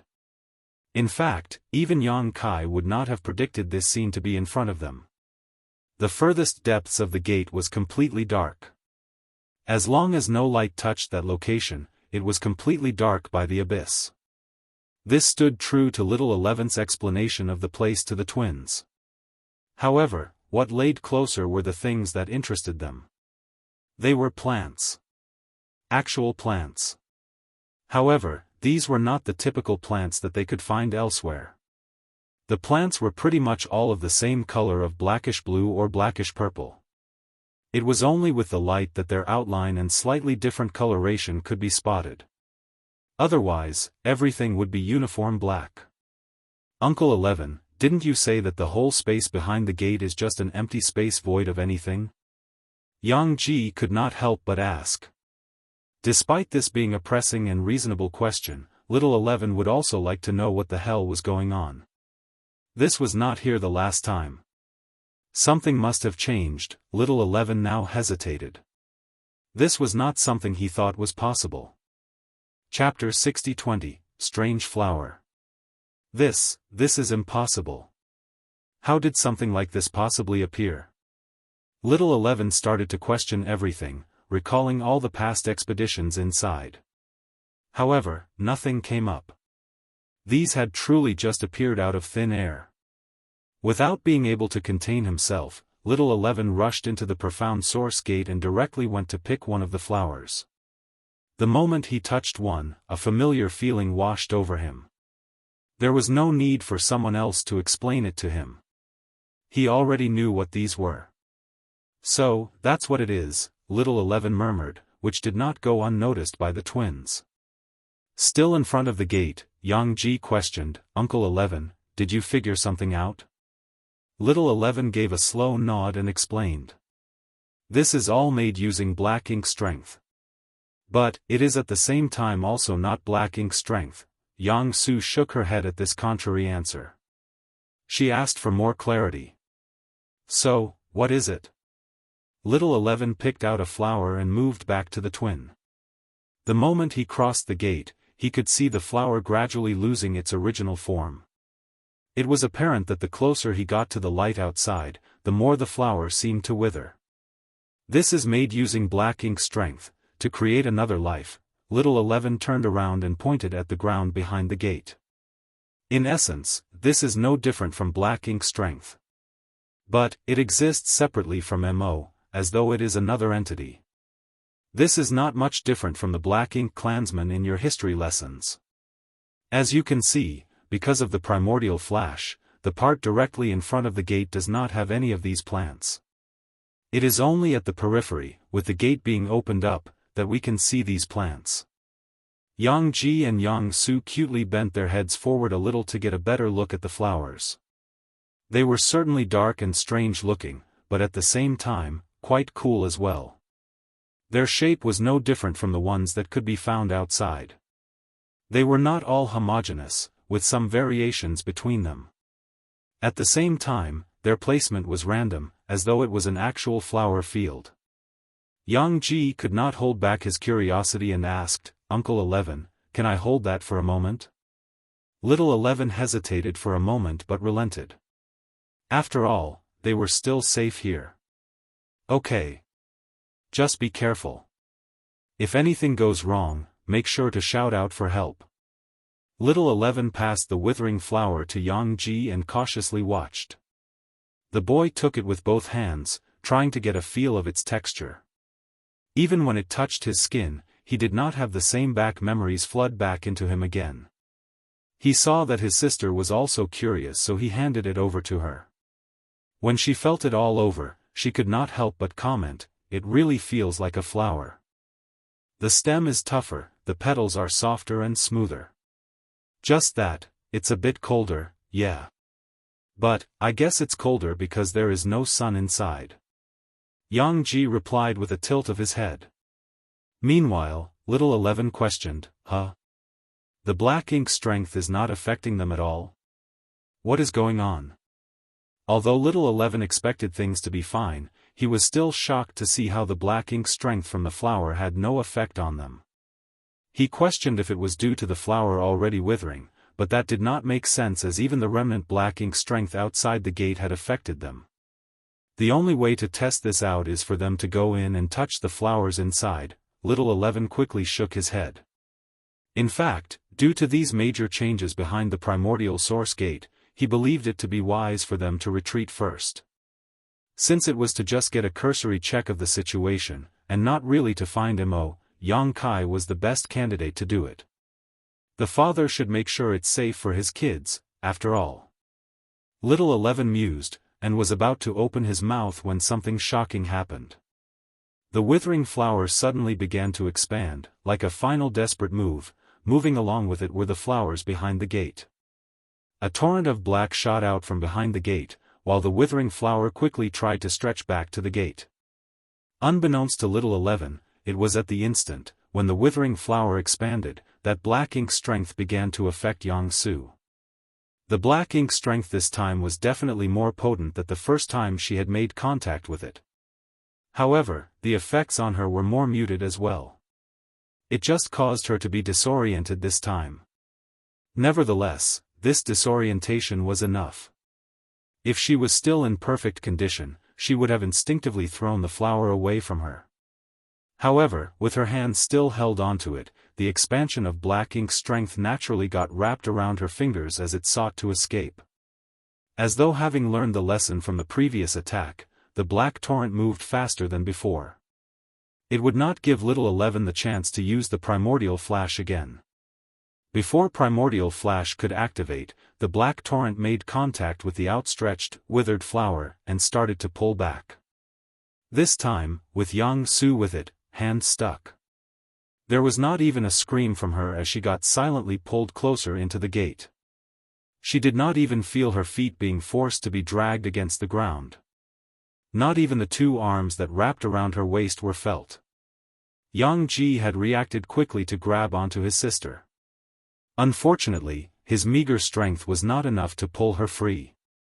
In fact, he had made his own situation worse as he got rapidly pulled in as well. By the time there was a bright flash, the two children were gone, with little 11 cursing how the situation had gotten drastically worse. Sullivan, guys, any feedback so far? Draggy? Want more action?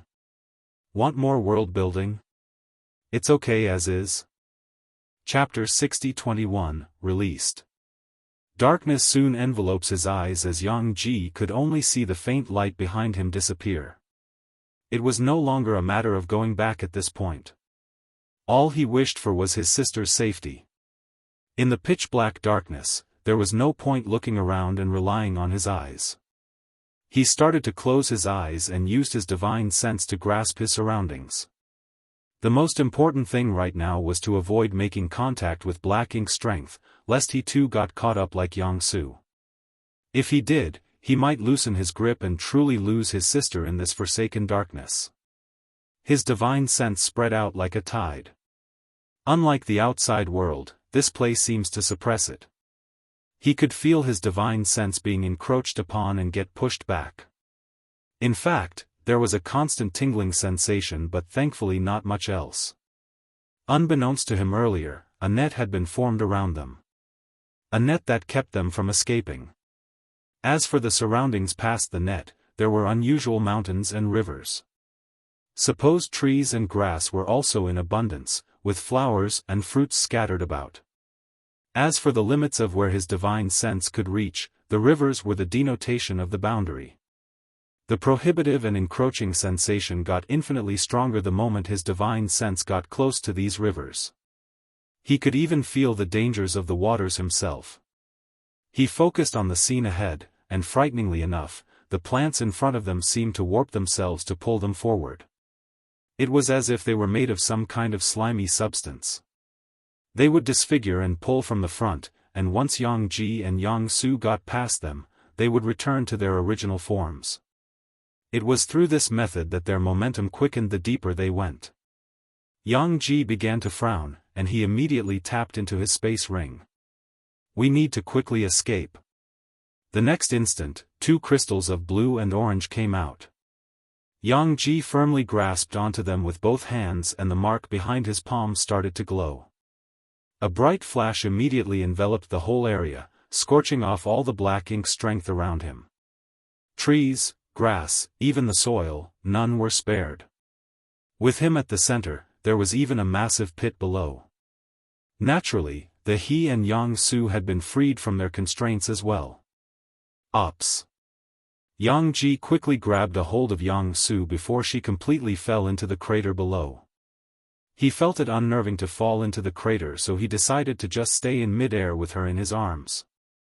Thankfully, the effects of Black Ink strength did not linger on her for long as Jianghu soon regained consciousness. In fact, she was immediately confused as she suddenly felt warm arms under her but nothing in sight.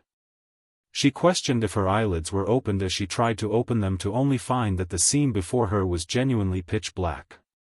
"Brother, are you here?" she asked, a little unnerved. "Yeah. Start using your divine sense. No point relying on our eyes here," Yang Ji said with a sigh. Jianghu did as she was advised to see a strange scene around her. She could already make sense of what had happened from fragments of her memories. Even the crater below was something she deduced her brother had created. What made the scene strange was the crater underneath them reforming itself, as though the whole ground was alive. However, a more thorough investigation of her surroundings was halted by her brother. "Since you're fine, can you get up on your own?"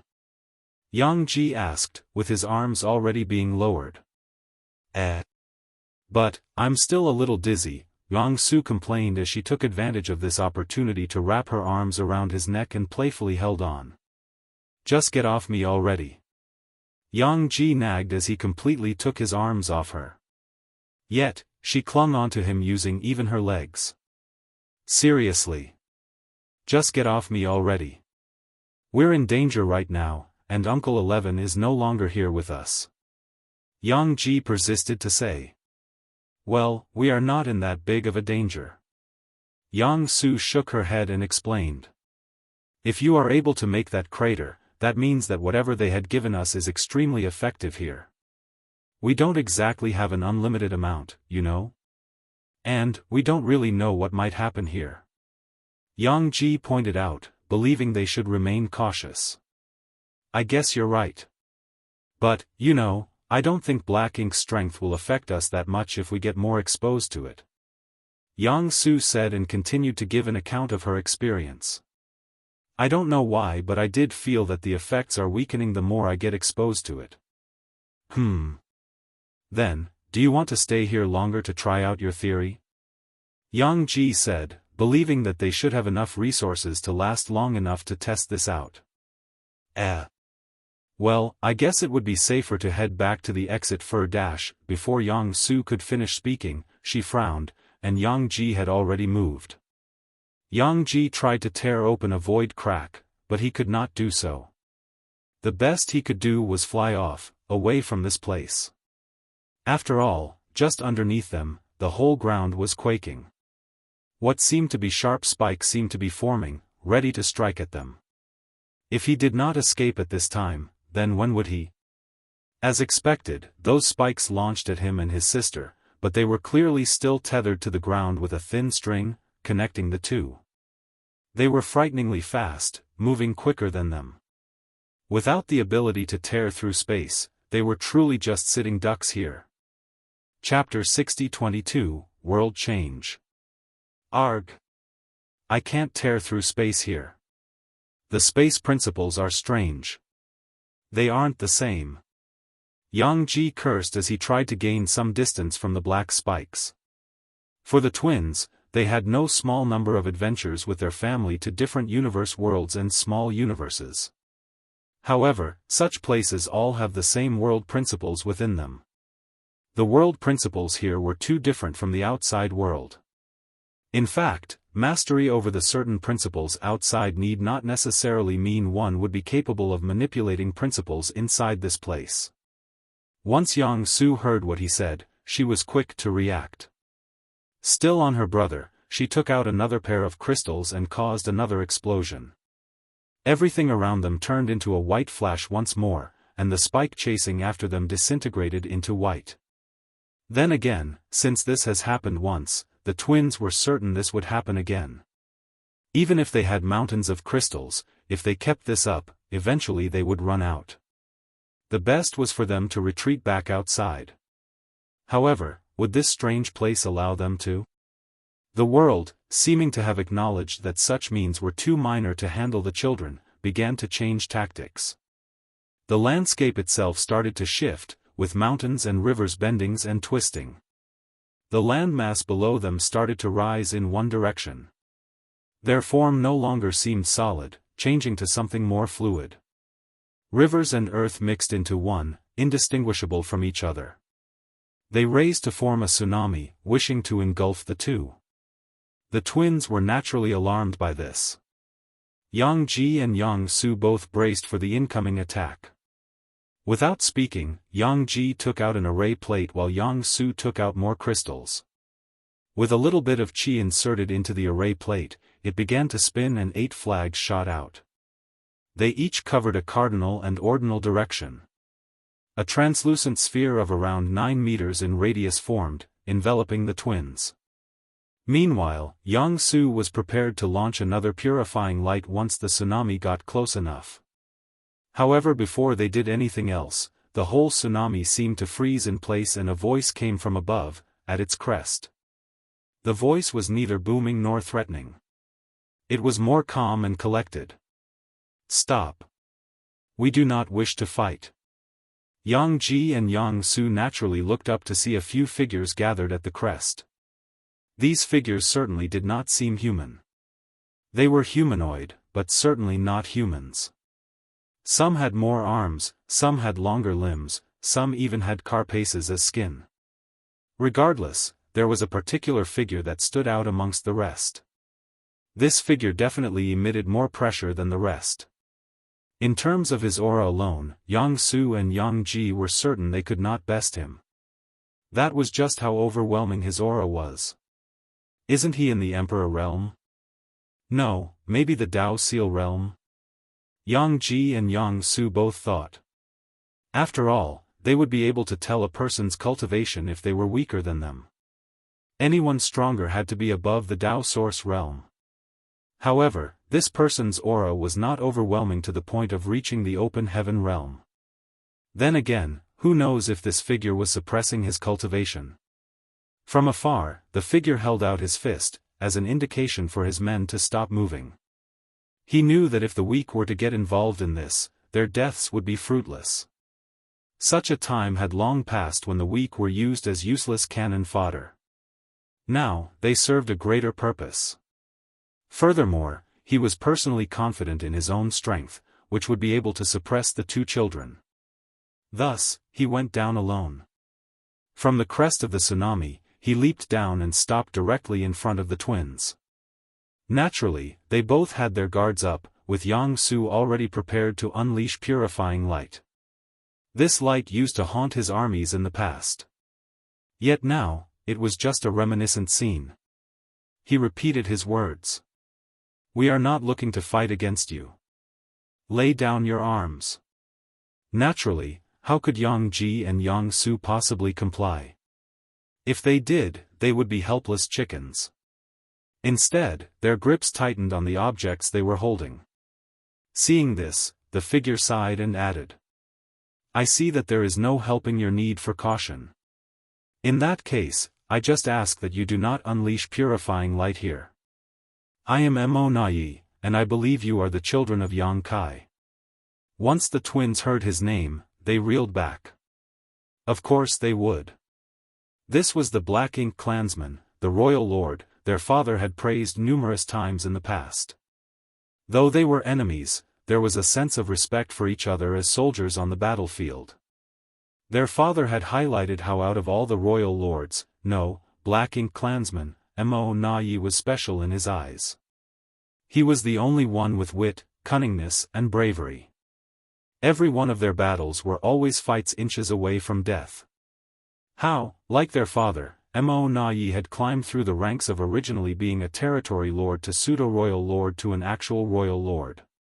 How he was the first and only to accomplish such a feat, though enemies, they might actually share more similarities than differences. It was just unfortunate that they never had a moment of peace to really get to know one another. Other than crossing blades, possibly, that exchange of drinks at No Return Pass marked their only time to get to know one another. The twins naturally heard of his eventual fate. It made it all the stranger how Mo Nai was currently here, still alive. Furthermore, he knew who they were. They questioned their ears if they heard wrongly. But, his next words confirmed that this was reality. "Young kids, the battle against your world and the Black Ink clan has ceased for thousands of years. Why have you come to our land?" Mo Nai questioned. It was not in an overbearing manner or anything. Just an actual question that showcased his curiosity. Jiangji and Jianghu hesitated to explain. After all, the reason why they were here had something to do with their Uncle 11. They did not know if sharing this information with the enemy would be a detriment to the overall cause. Seeing how the children were not speaking up, Mo Nai just shrugged and moved on from the topic. Although he did want to know, at this point, it was not truly necessary. These children would not really amount to much in a battle, and if anyone stronger crosses the gate, he would be alerted of it. Currently, no such thing had occurred, so he was assured they did not exactly come with hostile intentions either. If anything, he already had a faint guess as the Holy One's other half was detected at the gate. To show his intentions first for them to let down their guard, he confessed. "Nothing good will come of starting a war again, much less doing harm to the children of Yang Kai. Your father is basically the best guarantor you have, so no need to be so wary." Jiangji and Jianghu thought for a moment, and realized this to be reasonable. However, Jianghu realized the contradiction. She got off her brother and moved in front of him, directly questioning, "Then, why did you kidnap us?"